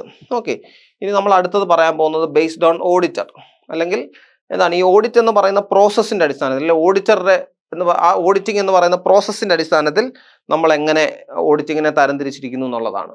ഓക്കെ, അതിനകത്ത് ആദ്യം വരുന്നതാണ് ഇന്റേണൽ ഓഡിറ്റ്. ഇന്റേണൽ ഓഡിറ്റ് എന്ന് പറഞ്ഞു കഴിഞ്ഞാൽ conducted by employees of the organisation. നമ്മൾ ആദ്യം ഓഡിറ്റിങ്ങിനെ പറ്റി പറഞ്ഞപ്പോൾ നമ്മൾ പറഞ്ഞായിരുന്നു എന്താണ്, ഒരു ഓഡിറ്ററെ സംബന്ധിച്ചിടത്തോളം എന്താണ്, ഹി ഷുഡ് ബി ഇൻഡിപെൻഡന്റ് എന്ന് പറഞ്ഞൊരു വാക്ക് ഞാൻ പറഞ്ഞായിരുന്നു. ഇൻഡിപെൻഡന്റ് എന്ന് പറഞ്ഞപ്പോൾ ഞാൻ അത് പ്രത്യേകം ഉപയോഗിച്ചൊരു കാര്യമാണെന്ന് പറഞ്ഞു. He should not be the employee of the organisation, അല്ലേ? ആ ഓർഗനൈസേഷനിൽ അയാൾക്ക് ഈ പറയുന്ന മറ്റ് യാതൊരു തരത്തിലുള്ള ഫിനാൻഷ്യൽ ബെനിഫിറ്റോ മറ്റേതെങ്കിലും തരത്തിലുള്ള ബെനിഫിറ്റോ ഉള്ള ആളായിരിക്കരുത്. അങ്ങനെ ഒരാളാണെങ്കിൽ എന്താണ്, അയാൾക്ക് പൂർണ്ണമായും ഒരു സ്വതന്ത്ര മനോഗതിയോടുകൂടി എന്താണ് അയാൾക്ക് ഓഡിറ്റ് കണ്ടക്ട് ചെയ്യാൻ സാധിക്കില്ല. പക്ഷെ ഇവിടെ പറയുന്നത് എന്താണ്, ഇന്റേണൽ ഓഡിറ്റ് എന്ന് പറയുമ്പോൾ എന്താണ്, employees of the organisation, it is conducted by the employees itself. So ഇതെന്ന് പറയുന്നത് എന്താണ്, ആ ഓർഗനൈസേഷൻ ഒരു ഇന്റേണൽ മാറ്റർ ആണ്. ഇന്റേണൽ മാറ്റർ എന്ന് പറഞ്ഞു കഴിഞ്ഞാൽ എന്താണ്, before or after the external audit and internal audit can be done. അതായത് എന്താണ്, എക്സ്റ്റേണൽ ഓഡിറ്റ് എന്ന് പറഞ്ഞാൽ ഇറ്റ്സ് എ മാൻഡേറ്ററി തിങ്. പക്ഷെ ഇന്റേണൽ ഓഡിറ്റ് എന്ന് പറഞ്ഞാൽ അത് ആ ഓർഗനൈസേഷന്റെ ക്രൈറ്റീരിയ ആണ്. ആ ഓർഗനൈസേഷനെ സംബന്ധിച്ചിടത്തോളം ദേ ഫീൽ ലൈക്ക് ദാറ്റ് എന്താണ്, വി നീഡ് ടു കണ്ടക്ട് ആണ് ഇന്റേണൽ ഓഡിറ്റ്. ഇന്റേണൽ ഓഡിറ്റ് എന്ന് പറഞ്ഞു കഴിഞ്ഞാൽ എന്താണ്, ആ ഓർഗനൈസേഷൻ്റെ അകത്ത് ഓർഗനൈസേഷൻ്റെ എന്താണ് ഉള്ളിൽ വെച്ച്, അല്ലെങ്കിൽ ആ ഓർഗനൈസേഷനകത്ത് തന്നെയുള്ള ആൾക്കാർ, അല്ലെങ്കിൽ അതിനുവേണ്ടി പ്രത്യേക ചുമതല വഹിക്കുന്ന ആൾക്കാർ തന്നെ നടത്തുന്ന ഒരു കൈൻഡ് ഓഫ് ഓഡിറ്റിംഗ് ആണെന്ന് പറയുന്നത് ഇന്റേണൽ ഓഡിറ്റിംഗ് എന്ന് പറയുന്നത്. Okay, so focus on internal control, operational efficiency and risk management. അതായത് ആ ഓർഗനൈസേഷനെ സംബന്ധിച്ചിടത്തോളം അതിന്റെ എഫിഷ്യൻസി പരിശോധിക്കുക എന്നുള്ളതാണ്. എഫിഷ്യൻസി ഉൾപ്പെടെ എന്താണ് മറ്റു കാര്യങ്ങളും ഈ പറയുന്ന ഫൈനാൻഷ്യൽ ആയിട്ടുള്ള ഡേറ്റാസും ഒക്കെ പരിശോധിക്കുക. അതെല്ലാം ഇന്റേണൽ ഓഡിറ്റിങ്ങിന്റെ ഭാഗമാണ്. പക്ഷെ പ്രധാനമായിട്ടും എന്താണ്, ഓപ്പറേഷണൽ എഫിഷ്യൻസി, ഇന്റേണൽ കൺട്രോൾ, ഓർഗനൈസേഷന്റെ മുകളിൽ എത്ര കൺട്രോൾ, അല്ലെങ്കിൽ എംപ്ലോയീസിന്റെ മുകളിൽ, അല്ലെങ്കിൽ ഈ പറയുന്ന ഓപ്പറേഷൻസിന് മുകളിൽ എത്രത്തോളം കൺട്രോൾ ആ ഓർഗനൈസേഷന് ചെലുത്താൻ സാധിക്കുന്നുണ്ട്, ഓപ്പറേഷണൽ എഫിഷ്യൻസി എത്രത്തോളം ഇഫക്റ്റീവായിട്ട് അതിന്റെ കാര്യങ്ങൾ മുന്നോട്ട് കൊണ്ടുപോകാൻ സാധിക്കുന്നുണ്ട് ഇതൊക്കെ മനസ്സിലാക്കാൻ വേണ്ടി നമ്മൾ നടത്തുന്ന ഒരു കൈൻഡ് ഓഫ് ഓഡിറ്റിംഗ് ആണെന്ന് പറയുന്നത്. ഇന്റേണൽ ഓഡിറ്റിംഗ് എന്ന് പറഞ്ഞു കഴിഞ്ഞാൽ it is done by the employees of the organisation, അല്ലെങ്കിൽ അതിനുവേണ്ടി സ്പെഷ്യലി ഡെസിഗ്നേറ്റ് ചെയ്തിരിക്കുന്ന, he may be finance manager അല്ലെങ്കിൽ ഒരു HR മാനേജറോ ഒക്കെ ആയിരിക്കും, അദ്ദേഹത്തിന് വേറെ എന്തെങ്കിലും ജോലിയാണ്. പക്ഷേ for the sake of internal audit they will be particularly designated as internal auditor. So ആ തരത്തിലുള്ള ഓഡിറ്റിംഗ് നടപടിയാണ് നമ്മൾ എന്തെന്ന് പറയുന്നത് ഇന്റേണൽ ഓഡിറ്റിംഗ് എന്ന് പറഞ്ഞു കഴിഞ്ഞാൽ കണ്ടിന്യൂസ് മോണിറ്ററിംഗ് ഓഫ് പ്രോസസ്. അതായത് എന്താണ്, നമ്മൾ ഒരു വർഷം അവസാനം വരെ ഒരു ഓഡിറ്റിങ്ങിന് വേണ്ടി കാത്തിരിക്കേണ്ട. ഈ പറയുന്ന ഇന്റേണൽ ഓഡിറ്റ് എന്ന് പറഞ്ഞു കഴിഞ്ഞാൽ എപ്പോൾ വേണമെങ്കിലും സംഭവിക്കും. കാരണം it is A purely an organisational criteria. Organisation എപ്പോൾ വേണമെങ്കിലും അവർക്ക് എന്ത് നടത്താം, ഇന്റേണൽ ഓഡിറ്റിംഗ് നടത്താൻ സാധിക്കും. അപ്പോൾ എന്താണ്, അതുകൊണ്ട് തന്നെ എന്താണ്, ഒരു ഓർഗനൈസേഷനെ സംബന്ധിച്ചിടത്തോളം ഓവർ ദി ഇയർ അല്ലെങ്കിൽ ഒരു വർഷം മൊത്തത്തിൽ എന്താണ് ഓഡിറ്റിങ്ങിന് വേണ്ടി അവർക്ക് വെയിറ്റ് ചെയ്യേണ്ട ആവശ്യമില്ല. അവരെ സംബന്ധിച്ചിടത്തോളം എന്താണ്, ഒരു കണ്ടിന്യൂസ് മോണിറ്ററിങ്ങിന് ഈ പറയുന്ന ഇന്റേണൽ ഓഡിറ്റിംഗ് അവരെ സഹായിക്കുന്നുണ്ട്. ഓക്കെ, നെക്സ്റ്റ് എന്ന് പറയുന്നതാണ് എക്സ്റ്റേണൽ ഓഡിറ്റിംഗ്. എക്സ്റ്റേണൽ ഓഡിറ്റ് ഇതാണ് നമ്മൾ ഇത്ര നേരം പറഞ്ഞുകൊണ്ടിരുന്ന ഓഡിറ്റിംഗ്, ടൈപ്പ് ഓഫ് ഓഡിറ്റിംഗ് എന്ന് പറഞ്ഞാൽ it is conducted by an independent auditor outside the organisation. ഞാൻ മുമ്പേ പറഞ്ഞ പോലെ തന്നെ ഇത് ഇന്റേണൽ ആണ്. ഇന്റേണൽ എന്ന് പറയുമ്പോൾ അവിടുത്തെ ഒരു എംപ്ലോയി തന്നെ അല്ലെങ്കിൽ ഒരു ഗ്രൂപ്പ് ഓഫ് എംപ്ലോയി അതിനുവേണ്ടി സ്പെഷ്യലി ഡെസിഗ്നേറ്റ് ചെയ്തോ അല്ലെങ്കിൽ സ്പെഷ്യലി അതിനുവേണ്ടി അപ്പോയിന്റ് ചെയ്യപ്പെട്ടതോ ആയിട്ടുള്ള ഒരു ഗ്രൂപ്പ് ഓഫ് എംപ്ലോയി അല്ലെങ്കിൽ ഒരു എംപ്ലോയി അയാൾ ചെയ്യുന്നതാണ് ഇന്റേണൽ ഓഡിറ്റ് എന്ന് പറയുന്നത്. അത് he will not go into financial things deeply, അല്ലെങ്കിൽ ഫിനാൻഷ്യൽ ആസ്പെക്ട് മാത്രമല്ല അവർ ചെക്ക് ചെയ്യുന്നത്. എന്താണ്, കമ്പനിയെ സംബന്ധിച്ചുള്ള അതിന്റെ ഓപ്പറേഷൻ എഫിഷ്യൻസി, മാനേജറൽ എഫിഷ്യൻസി, ഇതെല്ലാം ചെക്ക് ചെയ്യും. പക്ഷേ എക്സ്റ്റേണൽ ഓഡിറ്റിംഗ് എന്ന് പറഞ്ഞു കഴിഞ്ഞാൽ കംപ്ലീറ്റ്ലി ഡിഫറെന്റ് ആയിട്ടൊരു പരിപാടിയാണ്. That is been done by an external person who is called as auditor. അല്ലേ, ഓഡിറ്റർ എന്ന് പറയുന്നത് എപ്പോഴും കമ്പനിയെ സംബന്ധിച്ചുള്ള എക്സ്റ്റേണൽ ആയിട്ടുള്ള ആളാണ്. അയാളെ സംബന്ധിച്ചുള്ള അയാൾക്ക് മറ്റൊരു തരത്തിലുള്ള വെസ്റ്റഡ് ഇൻട്രസ്റ്റുകളോ വ്യക്തി താല്പര്യങ്ങളോ ഒന്നും ഉണ്ടാകാൻ പാടില്ല. He must be independent and he must be free of all kind of influences from the organisation side. Okay, so അങ്ങനെയുള്ള ഒരാളെയാണ് നമ്മൾ ഇൻഡിപെൻഡന്റ് ഓഡിറ്റർ എന്ന് പറയുന്നത്. ഇതെന്ന് പറഞ്ഞാൽ എന്താണ്, നിയമപരമായി നടത്തേണ്ട ഒരു സാധനമാണ് എക്സ്റ്റേണൽ ഓഡിറ്റ് എന്ന് പറയുന്നത്. സ്റ്റാറ്റ്യൂട്ടറി കംപ്ലൈൻസസ് ഉണ്ട് എക്സ്റ്റേണൽ ഓഡിറ്ററിന്. ഓഡിറ്റിങ്ങിനെ സംബന്ധിച്ചിടത്തോളം നമ്മൾ കമ്പനീസ് ആക്ട് പ്രകാരം രജിസ്റ്റർ ചെയ്തിരിക്കുന്ന ഒരു കമ്പനിയാണെങ്കിൽ സ്വാഭാവികമായിട്ടും എന്താണ്, എക്സ്റ്റേണൽ ഓഡിറ്റ് അവിടെ നടക്കണം എന്നുള്ളത് ഈ പറയുന്ന എന്താണ് ഇൻകോർപ്പറേഷൻ സർട്ടിഫിക്കറ്റ് ഒബ്റ്റെയിൻ ചെയ്യുന്നതിന്റെ ഭാഗമായിട്ട് തന്നെ നമ്മൾ എഗ്രി ചെയ്യേണ്ട ഒരു സാധനമാണ് എന്താണ് റെഗുലർ ഈ external audits. Okay, done by an independent auditor, a certified auditor. Okay, focus on financial statements accuracy and statutory compliance. അതായത് എന്താണ്, നിയമപരമായിട്ടും ഈ പറയുന്ന ഇവർ പ്രൊജക്ട് ചെയ്തിരിക്കുന്ന, ഇവർ ചെയ്ത് തന്നിരിക്കുന്ന ഈ പറയുന്ന ഫിനാൻഷ്യൽ ഡോക്യുമെന്റ്സ്, ഫിനാൻഷ്യൽ സ്റ്റേറ്റ്മെന്റ്സ്, ഇത് എന്താണ് റെലവെന്റ് ആയിട്ടാണോ അല്ലെങ്കിൽ ഈ പറയുന്ന റിലയബിൾ ആണോ, ട്രസ്റ്റ് വർത്തി ആണോ എന്ന് പരിശോധിക്കുക. അതിന്റെ ഫിനാൻഷ്യൽ ആക്യുറസി പരിശോധിക്കുകയും അതിൻ്റെ ഒപ്പം തന്നെ എന്താണ് ഈ പറയുന്ന സ്റ്റാറ്റ്യൂട്ടറി കംപ്ലൈൻസസ്, നിയമപരമായി ഗവൺമെന്റ് അല്ലെങ്കിൽ മറ്റേതെങ്കിലും തരത്തിലുള്ള ഏജൻസീസ് അല്ലെങ്കിൽ ഏതെങ്കിലും തരത്തിലുള്ള നിയമങ്ങൾ പറഞ്ഞിരിക്കുന്ന തരത്തിൽ തന്നെയാണോ ഈ proper of books of accounts maintain ചെയ്തിരിക്കുന്നത് എന്ന് പരിശോധിക്കാനാണ് എന്ത് എക്സ്റ്റേണൽ ഓഡിറ്റിംഗ് കണ്ടക്ട് ചെയ്യുന്നത്. സോ എക്സാമ്പിൾ എന്ന് പറഞ്ഞാൽ statutory audit by a chartered accountant. ഒരു CA കാരൻ നിങ്ങൾ കേട്ടിട്ടുണ്ടാവും, CA അല്ലേ, CA കാരാണ് സാധാരണ എന്ത് ചെയ്യുന്നത്, ഓഡിറ്റ് കണ്ടക്ട് ചെയ്യുന്നത്. അവരെ സംബന്ധിച്ചോളം അവർക്ക് ഇതിനെപ്പറ്റിയൊക്കെ എന്താണ് വലിയ ധാരണകളുള്ള ആൾക്കാരാണ്. അതുകൊണ്ട് തന്നെ എന്താണ് ഒരു സർട്ടിഫൈഡ് ആയിട്ടുള്ള ചാർട്ടേഡ് അക്കൗണ്ടന്റ്. സർട്ടിഫൈഡ് എന്ന് പറഞ്ഞു കഴിഞ്ഞാൽ institute of chartered accountants of India എന്ന് പറയുന്ന എന്താണ് എക്സിക്യൂട്ടീവ് അതോറിറ്റി, അവരെ സർട്ടിഫൈ ചെയ്യുന്ന ആൾക്കാരാണ് എക്സ്റ്റേണൽ ഓഡിറ്റ് കണ്ടക്ട് ചെയ്യുന്നത്. സോ സ്റ്റാറ്റ്യൂട്ടറി ഓഡിറ്റ് എന്ന് പറഞ്ഞു കഴിഞ്ഞാൽ എന്താണ് നിയമപരമായി നമ്മൾ എന്താണ് നിർബന്ധമായിട്ടും ചെയ്തിരിക്കേണ്ട ഓഡിറ്റാണ് സ്റ്റാറ്റ്യൂട്ടറി ഓഡിറ്റ്. ഒരു കമ്പനിയെ സംബന്ധിച്ചിടത്തോളം അവരുടെ അതിൻ്റെ ഇൻകോർപ്പറേഷൻ ടൈമിൽ they are agreeing to it that we will be conducting എന്താണ് external auditing over the years. Okay, so അതാണ് ബേസ്ഡ് ഓൺ ഓഡിറ്റിംഗ്. ഓഡിറ്റർ അല്ല audit, based on the nature of audit or the process of audit. So internal audit and external audit. Sorry. Okay, so അടുത്താണ് government audit conducted by government auditors to check the government accounts, grants and projects. അതായത് ഈ പറയുന്ന auditing എന്ന് പറഞ്ഞു കഴിഞ്ഞാൽ it is not limited to private parties അല്ലെ private ഓർഗനൈസേഷന് മാത്രം അല്ലെ പ്രൈവറ്റ് ഓർഗനൈസേഷന് മാത്രം പറഞ്ഞിട്ടുള്ളൊരു കാര്യമല്ല ഓഡിറ്റിംഗ് എന്ന് പറയുന്നത്. എല്ലാ ഗവൺമെന്റ് സംവിധാനങ്ങളും ഓഡിറ്റിങ്ങിന് വിധേയമാണ് അല്ലേ. ഇന്ത്യയിൽ അതിനുവേണ്ടി തന്നെ ഒരു വിങ് പ്രവർത്തിക്കുന്നുണ്ട്, CAG, controller and auditor general of India. നിങ്ങൾ കേട്ടിട്ടുണ്ടാവും CAG.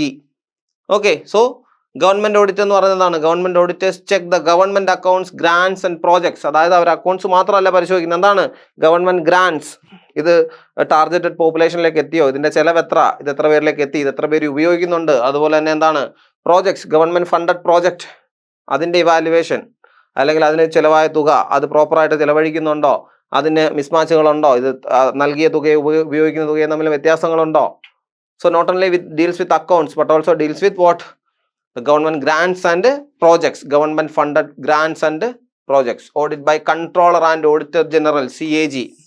ഇതാണ് ഞാനിപ്പോൾ പറഞ്ഞത്. അതായത് CAG ആണ് ഗവൺമെന്റിന് വേണ്ടി ഗവൺമെന്റ് സ്ഥാപനങ്ങളിലും ഗവൺമെന്റ് റെക്കഗ്നൈസ്ഡ് ഇൻസ്റ്റിറ്റ്യൂഷനുകളും ഓഡിറ്റ് നടത്തുന്നത് ആരാണ്? CAG, controller and auditor general of India. Okay, it is A constitutional position അല്ലേ, കോൺസ്റ്റിറ്റ്യൂഷണൽ പോസ്റ്റ് ആണ് ഇത്. കോൺസ്റ്റിറ്റ്യൂഷണൽ പോസ്റ്റ് ആണ് എന്തെന്ന് പറയുന്നത്, CAG എന്ന് പറയുന്നത്. സോ അതാണ് ഗവൺമെന്റ് ഓഡിറ്റ്. ഗവൺമെന്റ് സ്ഥാപനങ്ങളിൽ അവരുടെ ഫിനാൻഷ്യൽ ഡോക്യുമെന്റും അതേപോലെ തന്നെ എന്താണ് ഗവൺമെന്റ് ഗ്രാൻസിനെ പറ്റി, ഗവൺമെന്റ് എയ്ഡ്സിനെ പറ്റി അല്ലെങ്കിൽ ഗവൺമെന്റ് പ്രോജക്ട്സിനെ പറ്റി, അതിന്റെ ഇഫക്റ്റീവ്നെസ്സിനെ പറ്റി നടത്തുന്ന എന്താണ് തരത്തിലുള്ള ഓഡിറ്റിങ്ങിനെയാണ് നമ്മൾ എന്തെന്ന് പറയുന്നത്, ഗവൺമെന്റ് ഓഡിറ്റിംഗ് എന്ന് പറയുന്നത്. ഓക്കെ, നെക്സ്റ്റ് എന്ന് പറയുന്നത് സ്റ്റാറ്റ്യൂട്ടറി ഓഡിറ്റ്. സ്റ്റാറ്റ്യൂട്ടറി ഓഡിറ്റ് ഞാനിപ്പോൾ പറഞ്ഞു, required by law for certain organisations such as companies or banks. ഇപ്പം ബാങ്കിങ് റെഗുലേഷൻ ആക്ട് പ്രകാരം അല്ലെങ്കിൽ കമ്പനീസ് ആക്ട് പ്രകാരം, പാർട്ട്ണർഷിപ്പ് ആക്ട് പ്രകാരം, ലിമിറ്റഡ് ലയബിലിറ്റി പാർട്ട്ണർഷിപ്പ് പ്രകാരം പ്രവർത്തിക്കുന്ന കമ്പനികളെ സംബന്ധിച്ചുള്ള എന്താണ്, നിങ്ങൾ ഇന്ന രീതിയിലുള്ള ഓഡിറ്റിംഗ് വർക്കുകൾ ക്യാരി ഔട്ട് ചെയ്തിരിക്കണം. നിയമമാ, നമുക്കത് മാറ്റാൻ പറ്റില്ല. നിങ്ങൾ if you want to survive, if you want to exist, you have to complaints with the government decisions with regard to the laws as prescribed by the government. Okay, government prescribe ചെയ്തിരിക്കുന്ന രീതിയിൽ എന്താണ്, ആ നിയമം അനുശാസിച്ചിരിക്കുന്ന രീതിയിൽ എന്ത് ചെയ്യണം, നിങ്ങൾ audit conduct ചെയ്യണം. ഓക്കെ, സോ അത് ഫൈനാൻഷ്യൽ ആയിട്ടുള്ള കാര്യങ്ങളാകാം. ഓക്കെ, ഏറ്റവും പ്രധാനമായിട്ടും ഫൈനാൻഷ്യൽ ആയിട്ടുള്ള കാര്യങ്ങൾ, ഫൈനാൻഷ്യൽ അക്കൗണ്ട്, ഫൈനൽ അക്കൗണ്ട്സ് അല്ലെങ്കിൽ all the accounts maintained by the organisation. Okay, so ഇതിനകത്താണ് എന്താണ് സ്റ്റാറ്റ്യൂട്ടറി ഓഡിറ്റിംഗ് നടത്തുന്നത്. സാധാരണ എന്താണ് നമ്മൾ കമ്പനീസ് ആക്ട് പ്രകാരമൊക്കെ നടത്തുന്ന ഓഡിറ്റ്. അതായത് if you want to get an incorporation certificate, നിങ്ങൾ എന്ത് ചെയ്യണം, എല്ലാ വർഷവും എന്താണ് പീരിയോഡിക് ഓഡിറ്റ് കണ്ടക്ട് ചെയ്തോളാം എന്നുള്ള എന്താണ് പ്രൊവിഷനൊക്കെ ഉണ്ട്. അതിന്റെ പശ്ചാത്തലത്തിലാണ് നമുക്ക് എന്താണ് ഇൻകോർപ്പറേഷൻ സർട്ടിഫിക്കറ്റ്. ഇൻകോർപ്പറേഷൻ എന്ന് പറഞ്ഞു കഴിഞ്ഞാൽ ഒരു കമ്പനിയെ പൂർണ്ണമായിട്ടും എന്താണ് കമ്പനീസ് ആക്ട് പ്രകാരം അത് രജിസ്റ്റർ ചെയ്യുന്ന പ്രൊസീജിയറിനാണ് നമ്മൾ ഇൻകോർപ്പറേഷൻ എന്ന് പറയുന്നത് കേട്ടോ. രജിസ്റ്റർ ചെയ്യണമെങ്കിൽ ഈ പറയുന്ന കുറേ ക്രൈറ്റീരിയാസ് ഉണ്ട്. ഇതൊക്കെ പാലിക്കപ്പെട്ടാലേ ഈ ഇൻകോർപ്പറേഷൻ സാധ്യമാകത്തുള്ളൂ. ഓക്കെ, അതിനകത്ത് പ്രധാനപ്പെട്ട ഒരു കാര്യമാണ് എന്താണ് ടാക്സ് ഓഡിറ്റിംഗ് ടാക്സ് അല്ല ഓഡിറ്റിംഗ് എന്ന് പറയുന്ന procedure, external auditing, statutory audit നിയമപരമായി നടപ്പിലാക്കേണ്ട കാര്യം. സോ ഇത് എന്തിനാണ് നടപ്പിലാക്കുന്നതെന്ന് ചോദിച്ചു കഴിഞ്ഞാൽ എന്താണ്, ടു ബ്രിങ് മോർ ട്രാൻസ്പെറൻസി. അതായത് ഇന്ത്യയിലെ ഒരു നിയമം അനുസരിച്ച് നടത്തുന്ന ഒരു കമ്പനിയെ സംബന്ധിച്ചിടത്തോളം അത് ട്രാൻസ്പെറൻ്റ് ആണ്, അത് എക്സിബിറ്റ് ചെയ്യുന്ന പൊസിഷൻ ട്രൂ ആൻഡ് ഫെയർ ആണ്. ഓക്കെ, അതിൻ്റെ ടാക്സ് കംപ്ലൈൻസുകളായിട്ട് ബന്ധപ്പെട്ടുള്ള കാര്യങ്ങൾ, അത് ഓവർ സ്റ്റേറ്റ് ചെയ്യുന്നുണ്ടോ, അത് അണ്ടർ സ്റ്റേറ്റ് ചെയ്ത് കാണിക്കുന്നുണ്ടോ, ഏതെങ്കിലും തരത്തിലുള്ള തെറ്റിദ്ധാരണകൾ പൊതുജനങ്ങൾക്കിടയിൽ പരത്തുന്നുണ്ടോ, ഇതൊക്കെ മനസ്സിലാക്കാൻ വേണ്ടിയാണ് നമ്മൾ എന്ത് ചെയ്യുന്നത്, സ്റ്റാറ്റ്യൂട്ടറി ഓഡിറ്റ് കണ്ടക്ട് ചെയ്യുന്നത്. ഓക്കെ, സോ ഇനി പറയാൻ പോകുന്നത് സ്പെഷ്യലൈസ്ഡ് ഓഡിറ്റുകളാണ്. അതായത് ചില സ്പെഷ്യൽ ഓഡിറ്റുകളുണ്ട്. സ്പെഷ്യൽ ഓഡിറ്റ് അതിനകത്ത് ഒന്നാമത്തെയാണ് ടാക്സ് ഓഡിറ്റ് എന്ന് പറയുന്നത്. Accuracy of tax returns and complaints of the tax laws. അതായത് ഒരു രാജ്യത്തെ സംബന്ധിച്ചിടത്തോളം അല്ലെ, നമ്മുടെ ഒരു ജനാധിപത്യ രാജ്യമാണ് ഇന്ത്യ. ഇന്ത്യയെ സംബന്ധിച്ചിടത്തോളം നമുക്ക് മറ്റ് സോഴ്സസ് ഓഫ് ഇൻകംസ് ഒന്നും തന്നെ ഇല്ല. നമ്മുടെ രാജ്യത്തെ സംബന്ധിച്ചിടത്തോളം നമ്മുടെ ഏറ്റവും വലിയ ഇൻകം എന്ന് പറയുന്നത് എന്താണ്, നമ്മുടെ ജനങ്ങളിൽ നിന്ന് പിരിച്ചെടുക്കുന്ന എന്താണ് നിശ്ചിത തുക ടാക്സ് അല്ലെ, ഡയറക്റ്റ് ആയിട്ടും ഇൻഡയറക്റ്റ് ആയിട്ടും. ഡയറക്റ്റ് എന്ന് പറയുന്നത് നമ്മുടെ ഇൻകം ടാക്സ്, കോർപ്പറേറ്റ് ടാക്സ്, ഇതൊക്കെ ഡയറക്റ്റ് ടാക്സുകളാണ്. ഇൻഡയറക്റ്റ് ടാക്സ് എന്ന് പറഞ്ഞാൽ GST. നമ്മളെല്ലാവരും ടാക്സ് പേയേഴ്സ് ആണെന്ന് ചോദിച്ചാൽ അതെ. ഓക്കെ, എങ്ങനെയാ നമ്മളൊരു സാധനം വാങ്ങിക്കുമ്പോൾ അല്ലെ, we are paying the tax. That is എന്താണ് നിങ്ങൾ കണ്ടിട്ടുണ്ടോ, MRP maximum retail price inclusive of all taxes അല്ലേ, ടാക്സ് ഉൾപ്പെടെയുള്ള തുകയാണ് നമ്മൾ കൊടുക്കുന്നത്. സോ നമ്മൾ ടാക്സ് പെയർ ആണെന്ന് ചോദിച്ചു കഴിഞ്ഞാൽ ഇൻ എ സെൻസ് ആണ്. പക്ഷേ എന്താണ്, ഒരിക്കലും ഒരാൾ ടാക്സ് പെയർ ആണെന്ന് ചോദിക്കുമ്പോൾ definitely is assuming that are you N indirect tax pair, നിങ്ങൾ ഇൻകം ടാക്സ് അടയ്ക്കുന്ന ആളാണോ എന്നാണ് ചോദിക്കുന്നത് കേട്ടോ. അല്ലാത്ത പക്ഷം എന്താണ്, ഇൻ അനദർ സെൻസ് നമ്മൾ ടാക്സ് പെയർ ആണെന്ന് വെച്ചാൽ yes I M A tax pair because I M paying, most of you are paying indirect tax while purchasing goods and services. Okay, so അപ്പോൾ ഈ ടാക്സ് ആക്യുറസി അല്ലെങ്കിൽ tax compliances, tax റിട്ടേൺസുമായിട്ട് ബന്ധപ്പെട്ട് അതിൻ്റെ frequency അല്ലെങ്കിൽ അതിൻ്റെ എന്താണ് ഈ പറയുന്ന കംപ്ലൈൻസസ്, അതുമായിട്ട് ഈ പറയുന്ന ടാക്സ് റിട്ടേൺസ് എത്രത്തോളം എഫക്റ്റീവായിട്ട് അവർ കമ്പൈൽ ചെയ്യുന്നുണ്ട്, അല്ലെങ്കിൽ ഈ പറയുന്ന ടാക്സ് റിട്ടേൺസിൽ കൊടുക്കുന്ന ടാക്സ് റെസ്പോൺസിബിലിറ്റി ആയിട്ട് ഓരോ വർഷവും ടാക്സ് അടയ്ക്കുന്നത് കറക്റ്റ് തുക തന്നെയാണോ, അല്ലെങ്കിൽ ഏതെങ്കിലും തരത്തിലുള്ള ടാക്സ് വെട്ടിപ്പുകൾ നടക്കുന്നുണ്ട്, അവോയ്ഡൻസ്, ഇവേഷൻ, ടാക്സ് അവോയ്ഡൻസും ഉണ്ട്, ടാക്സ് ഇവേഷനും ഉണ്ട്.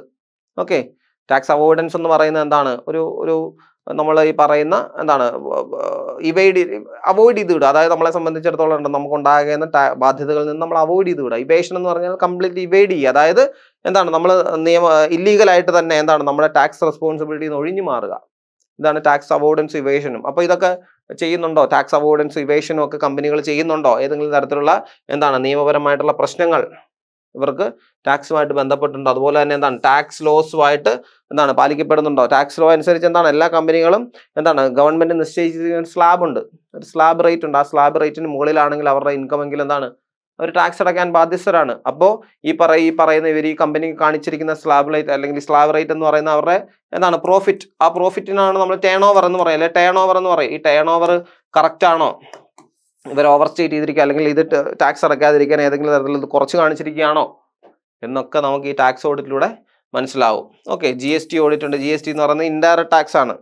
സോ ഈ തരത്തിലുള്ള ഓഡിറ്റ് അതായത് എന്താണ് ഒരു ഇൻസ്റ്റിറ്റ്യൂഷനെ സംബന്ധിച്ചിടത്തോളം അവരുടെ ടാക്സ് കംപ്ലൈൻസസ് മനസ്സിലാക്കാൻ വേണ്ടി, ഐഡന്റിഫൈ ചെയ്യാൻ വേണ്ടി, അല്ലെങ്കിൽ അതുമായി ബന്ധപ്പെട്ടുള്ള ടാക്സ് നിയമങ്ങൾ കറക്റ്റായിട്ട് നടപ്പിലാക്കുന്നുണ്ടോ എന്നറിയാൻ വേണ്ടി എന്താണ് കണ്ടക്ട് ചെയ്യുന്ന തരത്തിലുള്ള ഓഡിറ്റാണ് നമ്മൾ എന്തെന്ന് പറയുന്നത് ടാക്സ് ഓഡിറ്റ് എന്ന് പറയുന്നത്. ഓക്കെ, സോ അടുത്തത് ഫോറൻസിക് ഓഡിറ്റ്. ഞാൻ മുമ്പേ പറഞ്ഞ പോലെ തന്നെ ഫോറൻസിക് അക്കൗണ്ടിങ് എന്ന് പറഞ്ഞ പോലെ തന്നെ ഒരു കാര്യമാണ് ഫോറൻസിക് ഓഡിറ്റിംഗ് എന്ന് പറയുന്നത്. Okay, investigates fruits, misappropriation or financial crimes. Okay, അതായത് നമ്മൾ മുമ്പേ പറഞ്ഞ ഡിറ്റക്ഷൻ ഓഫ് ഫ്രോഡിനകത്ത് പറഞ്ഞു അല്ലേ, മിസ്അപ്രോപ്രിയേഷൻ ഓഫ് മണി അല്ലെങ്കിൽ എംബസിൽമെന്റ് ഓഫ് ക്യാഷ്, ഇതൊക്കെ എന്ന് പറയുന്നതാണ് ക്രിമിനൽ കാര്യമാണ്. അതായത് ഒരു ഓർഗനൈസേഷനെ സംബന്ധിച്ചിടത്തോളം അതൊരു മറ്റൊരു വ്യക്തിയാണ് അല്ലേ. നമ്മൾ മറ്റൊരു വ്യക്തിയുടെ പണം മോഷ്ടിക്കുന്നതിന് തുല്യമാണ് ഒരു ഓർഗനൈസേഷനിൽ നിന്ന് പണം മോഷ്ടിച്ച് നമ്മുടെ സ്വന്തം കാര്യത്തിന് ഉപയോഗിക്കുക, അല്ലെങ്കിൽ എന്താണ് അതിൻ്റെ സാധനങ്ങൾ സേവനങ്ങൾ മനഃപൂർവ്വം അത് മിസ്യൂട്ടിലൈസ് ചെയ്യുക, അത് നശിപ്പിക്കുക. ഇതൊക്കെ എന്താണ് തെറ്റായിട്ടുള്ള നടപടിക്രമങ്ങളാണ്. അപ്പം ഇങ്ങനെയുള്ള കാര്യങ്ങളൊക്കെ എന്താണ് വളരെ വിദഗ്ധമായി കൗശലത്തോടു കൂടി ചെയ്യുന്ന അക്കൗണ്ടൻസും സ്റ്റോർ കീപ്പേഴ്സും ഒക്കെ ഉണ്ട്. ഇതൊന്നും അറിയാതെ അല്ലെ, ഇതൊന്നും ഓഡിറ്റിങ്ങിൽ പിടിക്കപ്പെടാതെ അല്ലെങ്കിൽ ഇതൊന്നും ബുക്സ് ഓഫ് അക്കൗണ്ട്സിൽ കാണിക്കാതെ എന്താണ് ചില തട്ടിപ്പുകളും വെട്ടിപ്പുകളും ഒക്കെ കാണിക്കുന്ന മാനേജർമാരും സ്റ്റോർ കീപ്പേഴ്സും ഒക്കെ ഉണ്ട്. അപ്പോൾ അവരെയൊക്കെ എന്താണ് പൂട്ടാൻ വേണ്ടി അല്ലെങ്കിൽ ഇങ്ങനെയുള്ള കാര്യങ്ങൾ ഒരു ഓർഗനൈസേഷനിൽ ഉണ്ടാകാതിരിക്കാൻ വേണ്ടി, അല്ലെങ്കിൽ ഏതെങ്കിലും തരത്തിലുള്ള അങ്ങനെയുള്ള ആക്ടിവിറ്റീസ് ഉണ്ടാകുന്നുണ്ടോ അത് ചെക്ക് ചെയ്യാൻ വേണ്ടി, ഏതെങ്കിലും തരത്തിലുള്ള ഫ്രോഡുലന്റ് പ്രാക്ടീസസ്, മിസ്അപ്രോപ്രിയേഷൻസ്, ഫൈനാൻഷ്യൽ ക്രൈംസ്, വെട്ടിപ്പ് നടത്തുക അല്ലെ കമ്പനിയുടെ പണം എന്താണ് തട്ടിയെടുത്തുകൊണ്ട് പോവുക, ഫിനാൻഷ്യൽ ക്രൈമാണ്. അല്ലെങ്കിൽ എന്താണ് കമ്പനിക്ക് കിട്ടേണ്ട പണം മറ്റൊരു സോഴ്സിലൂടെ നമ്മൾ അല്ലെങ്കിൽ ഈ പറയുന്ന ഇത് മാനേജ് ചെയ്യുന്ന ആളത് അടിച്ചു മാറ്റുക, ക്രൈമാണ്. ഓക്കെ, സോ അങ്ങനെയുള്ള കാര്യങ്ങൾ കണ്ടുപിടിക്കാൻ വേണ്ടി നമ്മൾ കണ്ടക്ട് ചെയ്യുന്ന തരത്തിലുള്ള ഓഡിറ്റിംഗ് പ്രൊസീജിയർ ആണ് എന്തെന്ന് പറയുന്നത് ഫോറൻസിക് ഓഡിറ്റിംഗ് എന്ന് പറയുന്നത്. Audit to detect embezzlement or cyber fraud. Okay, ഇതൊരു പുതിയ വാക്കാണ് സൈബർ ഫ്രോഡ് എന്ന് പറഞ്ഞാൽ. അപ്പോൾ ഇന്ന് നമുക്കറിയാം ഇന്നത്തെ കാലഘട്ടത്തിൽ ഈ പറയുന്ന സൈബർ മേഖലകളൊക്കെ കേന്ദ്രീകരിച്ച് ഒത്തിരി തരത്തിലുള്ള ഫിനാൻഷ്യൽ ഫ്രോഡ് പ്രാക്ടീസസ് നടക്കുന്നുണ്ട്. അവരെയൊക്കെ നമുക്ക് എന്തിലൂടെ പൂട്ടാം? ഈ പറയുന്ന എന്താണ് ഫോറൻസിക് ഓഡിറ്റിങ്ങിലൂടെ നമുക്ക് പൂട്ടാൻ സാധിക്കും. ഓക്കെ, അടുത്തതെന്ന് പറഞ്ഞാൽ ഇൻഫർമേഷൻ സിസ്റ്റം ഓഡിറ്റ്.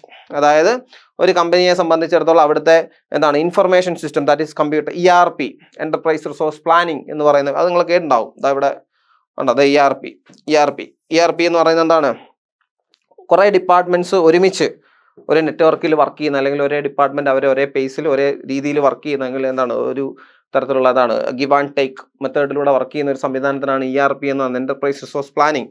അത് ഒരു എന്താണ് മാനേജ്മെന്റ് ഇൻഫർമേഷൻ സിസ്റ്റത്തിന്റെ ഭാഗമായിട്ടാണ് അത് നടപ്പിലാകുന്നത് അല്ലേ. സോ അതിന്റെ എഫക്റ്റീവ്നെസ്, അതായത് ഈ പറഞ്ഞ computerised accounting, computer generated system, അതിന്റെ ഇഫക്റ്റീവ്നെസ്, അതിന്റെ എന്താണ് സാധ്യതകൾ, അതിന്റെ സോഫ്റ്റ്വെയർ അല്ലെങ്കിൽ അതിന്റെ ഈ പറയുന്ന ഏതെങ്കിലും തരത്തിലുള്ള പോരായ്മകളുണ്ടോ, ഏതെങ്കിലും തരത്തിലുള്ള അഡ്വാൻറ്റേജസ് ഉണ്ടോ, ഇതൊക്കെ പരിശോധിക്കുക. ERP സിസ്റ്റം കറക്റ്റായിട്ട് മുന്നോട്ട് പോകുന്നുണ്ടോ, ഇൻഫർമേഷൻ സിസ്റ്റം കറക്റ്റ് ആണോ, ഇതെല്ലാം പരിശോധിക്കുന്ന തരത്തിലുള്ള എന്താണ് ഓഡിറ്റിംഗ് ആണെന്ന് പറയുന്നത് ഇൻഫർമേഷൻ സിസ്റ്റം ഓഡിറ്റ് അല്ലെങ്കിൽ IT ഓഡിറ്റ് എന്ന് പറയും. ഓക്കെ, സോ ഇത് വളരെ പ്രധാനപ്പെട്ട രണ്ട് കാര്യങ്ങളാണ്. മൂന്ന് കാര്യങ്ങൾ: tax audit, forensic audit and information system auditing. Okay, so അതുപോലെ തരത്തിലുള്ള ഒരു സ്പെഷ്യൽ ഓഡിറ്റ് ആണ് social audit. Focus on evaluate social responsibility initiatives and community programmes. നിങ്ങൾ കേട്ടിട്ടുണ്ടാവും ഈ ഒരു വാക്ക് CSR എന്താണ് കോർപ്പറേറ്റ് സോഷ്യൽ റെസ്പോൺസിബിലിറ്റി. ഒരു കമ്പനിയെ സംബന്ധിച്ചിടത്തോളം ആ കമ്പനി സമൂഹത്തോട് ചില കാര്യങ്ങൾക്ക് ബാധ്യതയുണ്ടല്ലേ. കാരണം because they are using the resources of that particular society. ആ സൊസൈറ്റിയുടെ റിസോഴ്സുകൾ ഉപയോഗിക്കുക, അല്ല ആ സൊസൈറ്റിക്ക് ലഭിക്കേണ്ട റിസോഴ്സുകൾ ഉപയോഗിച്ചുകൊണ്ടിട്ടാണ് ആ കമ്പനി അവിടെ വർക്ക് ചെയ്യുന്നത്. അല്ലെങ്കിൽ ഈ നമ്മുടെ സൊസൈറ്റിയും കൂടെ ഇൻക്ലൂഡ് ചെയ്തുകൊണ്ടാണ് ആ കമ്പനി അവിടെ വർക്ക് ചെയ്യുന്നത്. അതുകൊണ്ട് തന്നെ എന്താണ് കമ്പനിക്ക് ചില സാമൂഹിക ഉത്തരവാദിത്തങ്ങളുണ്ട്. ആ ഉത്തരവാദിത്തങ്ങൾ കറക്റ്റായിട്ട് നടപ്പിലാക്കുന്നുണ്ടോ അല്ലെങ്കിൽ ഓവർ ദി ഇയേഴ്സ് ഈ പറയുന്ന ഉത്തരവാദിത്തങ്ങൾ നമുക്ക് കറക്റ്റായിട്ട് മുന്നോട്ട് കൊണ്ടുപോകാൻ സാധിക്കുന്നുണ്ടോ? കമ്പനിയെ സംബന്ധിച്ചിടത്തോളം ഇഫക്റ്റീവായിട്ട് ഈ സോഷ്യൽ റെസ്പോൺസിബിലിറ്റി മേഖല അത് ഇഫക്റ്റീവ് ആണോ? ഏറ്റവും നല്ല രീതിയിൽ അതിനെ കൊണ്ടുപോകാൻ സാധിക്കുന്നുണ്ടോ? അതിന് നിയമപരമായിട്ടുള്ള പശ്ചാത്തലങ്ങളുണ്ട്. CSR ഇനീഷ്യേറ്റീവ്സ് ഒക്കെ മാൻഡേറ്ററി ആയിട്ടുള്ള ചില കമ്പനീസ് ഉണ്ട്. ചില ടേൺ ഓവറുകളുടെ അടിസ്ഥാനത്തിലൊക്കെ മാൻഡേറ്ററി ആക്കിയിട്ടുണ്ട് CSR ഇനീഷ്യേറ്റീവ്സ്. അവർ ചെയ്യണം. സ്കൂളുകൾ തുടങ്ങുക, ആശുപത്രി തുടങ്ങുക, ഇതൊക്കെ എന്താണ് CSR ഇനീഷ്യേറ്റീവ്സിൻ്റെ ഭാഗമാണ്. വലിയ വലിയ കമ്പനികൾ ഒരു സ്ഥലത്ത് വന്ന് അവരുടെ കമ്പനി തുടങ്ങി അവിടുത്തെ റിസോഴ്സസ് ഒക്കെ ഉപയോഗിച്ച് കൊണ്ടുവരുമ്പോൾ ആ സൊസൈറ്റിയോട് അവർക്കൊരു ബാധ്യതയുണ്ട്. ആ ബാധ്യത എന്താണ് തീർക്കുക എന്നുള്ളത്, അല്ലെങ്കിൽ ആ ബാധ്യതയിലേക്ക് കോൺട്രിബ്യൂഷൻസ് നടത്തുക എന്നുള്ളത് ഓരോ കമ്പനിയുടെയും എന്താണ് സാമൂഹികപരമായ ഉത്തരവാദിത്തമാണ്. സോ അതിനുവേണ്ടിയാണ് നമ്മൾ എന്ത് നടത്തുന്നത്? Social audit, the social contribution എത്രത്തോളം ഫൈനാൻഷ്യൽ ആസ്പെക്റ്റിൽ നിന്നൊക്കെ മാറി ഒരു കമ്പനിയെ സംബന്ധിച്ചുള്ള സൊസൈറ്റിയുടെ ബെറ്റർമെന്റിന് വേണ്ടി അവർ എന്തെല്ലാം ചെയ്യുന്നു, എന്തെല്ലാം കാര്യങ്ങളിലേക്ക് അവർ കോൺട്രിബ്യൂഷൻസ് നടത്തുന്നു, ഈ കാര്യങ്ങൾ അസസ് ചെയ്യാനാണ് നമ്മൾ എന്ത് നടത്തുന്നത്? Social audit. Audit of CSR project, അതായത് കോർപ്പറേറ്റ് സോഷ്യൽ റെസ്പോൺസിബിലിറ്റിയുടെ കീഴിൽ എന്താണ് നിലവിൽ വന്ന പ്രോജക്റ്റുകൾ, അതിൻ്റെ ഇഫക്റ്റീവ്നെസ്, അതിൻ്റെ ഇംപ്ലിമെൻറ്റേഷൻ, അത് എത്രത്തോളം ഇഫക്റ്റീവായിട്ട് വർക്ക് ചെയ്യുന്നുണ്ട്, നിലവിലത്തെ അതിൻ്റെ സാഹചര്യം എന്താണ്, ഇങ്ങനെയുള്ള കാര്യങ്ങളെപ്പറ്റി നമ്മൾ മനസ്സിലാക്കുന്നത് CSR ഓഡിറ്റിലൂടെയാണ്. Okay, that is social audit. എൻവയോൺമെന്റൽ audit, check the complaints with the എൻവയോൺമെന്റൽ loss and sustainability practice. അതായത് എൻവയോൺമെന്റിലേക്ക് നമ്മളെല്ലാം കോൺട്രിബ്യൂഷൻ നടത്തും. നമുക്കറിയാം ഇന്നത്തെ കാലഘട്ടം എന്ന് പറയുന്നത് നമ്മൾ we are exploiting the resources അല്ലെ. എൻവയോൺമെന്റിനെ ഏറ്റവും മോശമായിട്ടുള്ള രീതിയിൽ ഉപയോഗിച്ചുകൊണ്ടാണ് നമ്മൾ നമ്മുടെ സ്വന്തം ബെനിഫിറ്റിന് വേണ്ടി നമ്മൾ ചെയ്തുകൊണ്ടിരിക്കുന്നത് അല്ലേ. അപ്പോൾ എൻവയോൺമെന്റിലേക്ക് എന്തെല്ലാം കോൺട്രിബ്യൂഷൻ നടത്തി, എത്ര എൻവയോൺമെന്റൽ ഫ്രണ്ട്ലി ആയിട്ടാണ് നമ്മുടെ ഓർഗനൈസേഷൻ മുന്നോട്ട് പോകുന്നത് എന്നൊക്കെ നമുക്ക് മനസ്സിലാക്കുന്ന എന്തിലൂടെയാണ്? ഈ പറയുന്ന എൻവയോൺമെന്റൽ ഓഡിറ്റിങ്ങിലൂടെയാണ് നമുക്ക് മനസ്സിലാക്കാൻ സാധിക്കുന്നത്. Okay, so these are some special kind of audit, that is എൻവയോൺമെന്റൽ audit, social audit, tax audit, forensic audit and information system auditing. അതല്ലാതെ തന്നെ ഈ പറയുന്ന പർപ്പസിനനുസരിച്ച് അല്ലെങ്കിൽ ഈ പറയുന്ന ടാക്സിൻ്റെ ഓഡിറ്റിംഗ് പ്രോസസ്സിനനുസരിച്ച് ഇതിനെ തരംതിരിച്ചിട്ടുണ്ട്. അതാണ് നമ്മൾ പറഞ്ഞത്. എന്താണ്? Statutory audit, government audit, external audit, internal audit. ഇനി ഇതിൻ്റെ പർപ്പസിനനുസരിച്ച് എന്താണ് ഈ ഓഡിറ്റ് ചെയ്യുന്നതിൻ്റെ പർപ്പസിനനുസരിച്ച്, ഇതിൻ്റെ ഒബ്ജക്റ്റീവിനനുസരിച്ച് ഇതിനെ തരംതിരിച്ചിട്ടുണ്ട്. That is management audit, financial audit, compliance audit, operational audit and ownership audit. ഇത്രയും കാര്യങ്ങളാണ് നമ്മൾ പറഞ്ഞത്. So different types of auditing വളരെ പ്രധാനപ്പെട്ടതാണ്. ഓക്കെ, സോ ഇതൊരു സ്റ്റേറ്റ്മെൻറ്റ് രൂപത്തിലൊക്കെ വരാൻ സാധ്യതയുള്ളൊരു മേഖലയാണ്. അതുകൊണ്ട് നമുക്ക് ഒരിക്കലും അവോയ്ഡ് ചെയ്യാൻ പറ്റുന്ന ഒരു മേഖലയല്ല. ഓക്കെ, ഇതൊക്കെ നിങ്ങൾക്ക് കോമൺ മാൻസ് തിങ്. ഇതൊന്നും നമ്മൾ ഇങ്ങനെയാണ് അങ്ങനെയാണ് എന്ന് പറഞ്ഞു തരുന്നതിലുപരി നിങ്ങൾക്ക് ഇത് തന്നെ സ്വന്തമായിട്ട് വായിച്ചാൽ മനസ്സിലാകുന്ന കാര്യങ്ങളൊക്കെ കൂടെ തന്നെയാണ്. പിന്നെ അതിനകത്തൊക്കെ ഒരു കോൺട്രിബ്യൂഷൻ നൽകുക എന്നുള്ളതാണ് എൻ്റെ ഉത്തരവാദിത്തം. അതാണ് ഞാനിവിടെ ചെയ്യുന്നത്. അപ്പോൾ എന്താണ് വളരെ പ്രധാനപ്പെട്ട ഒരു മേഖലയാണ് നമ്മൾ ഇന്ന് ഡിസ്കസ് ചെയ്തത്, ഓഡിറ്റിംഗ് എന്ന് പറയുന്നത്. ഇതിൻ്റെ കുറച്ചുകൂടെ ഭാഗങ്ങളുണ്ട്, നമുക്ക് അടുത്ത ക്ലാസ്സിൽ അത് ഡിസ്കസ് ചെയ്യാം. ഓക്കെ, സോ ഇത് നമ്മൾ ഡിസ്കസ് ചെയ്ത ഓഡിറ്റിംഗ് എന്താണ്, അതിൻ്റെ നേച്ചർ എന്താണ്, കോൺസെപ്റ്റ് എന്താണ്, അതിൻ്റെ ഒബ്ജക്റ്റീവ് എന്താണ്, different types of auditing. Okay, so അതിൻ്റെ ഫീച്ചേഴ്സ് എന്തൊക്കെയാണ്, ഇത്രയും കാര്യങ്ങളാണ് നമ്മൾ ഇന്ന് ഡിസ്കസ് ചെയ്തത്. So I hope all of you enjoy today session. I will see you until the next session. Thank you. Good night.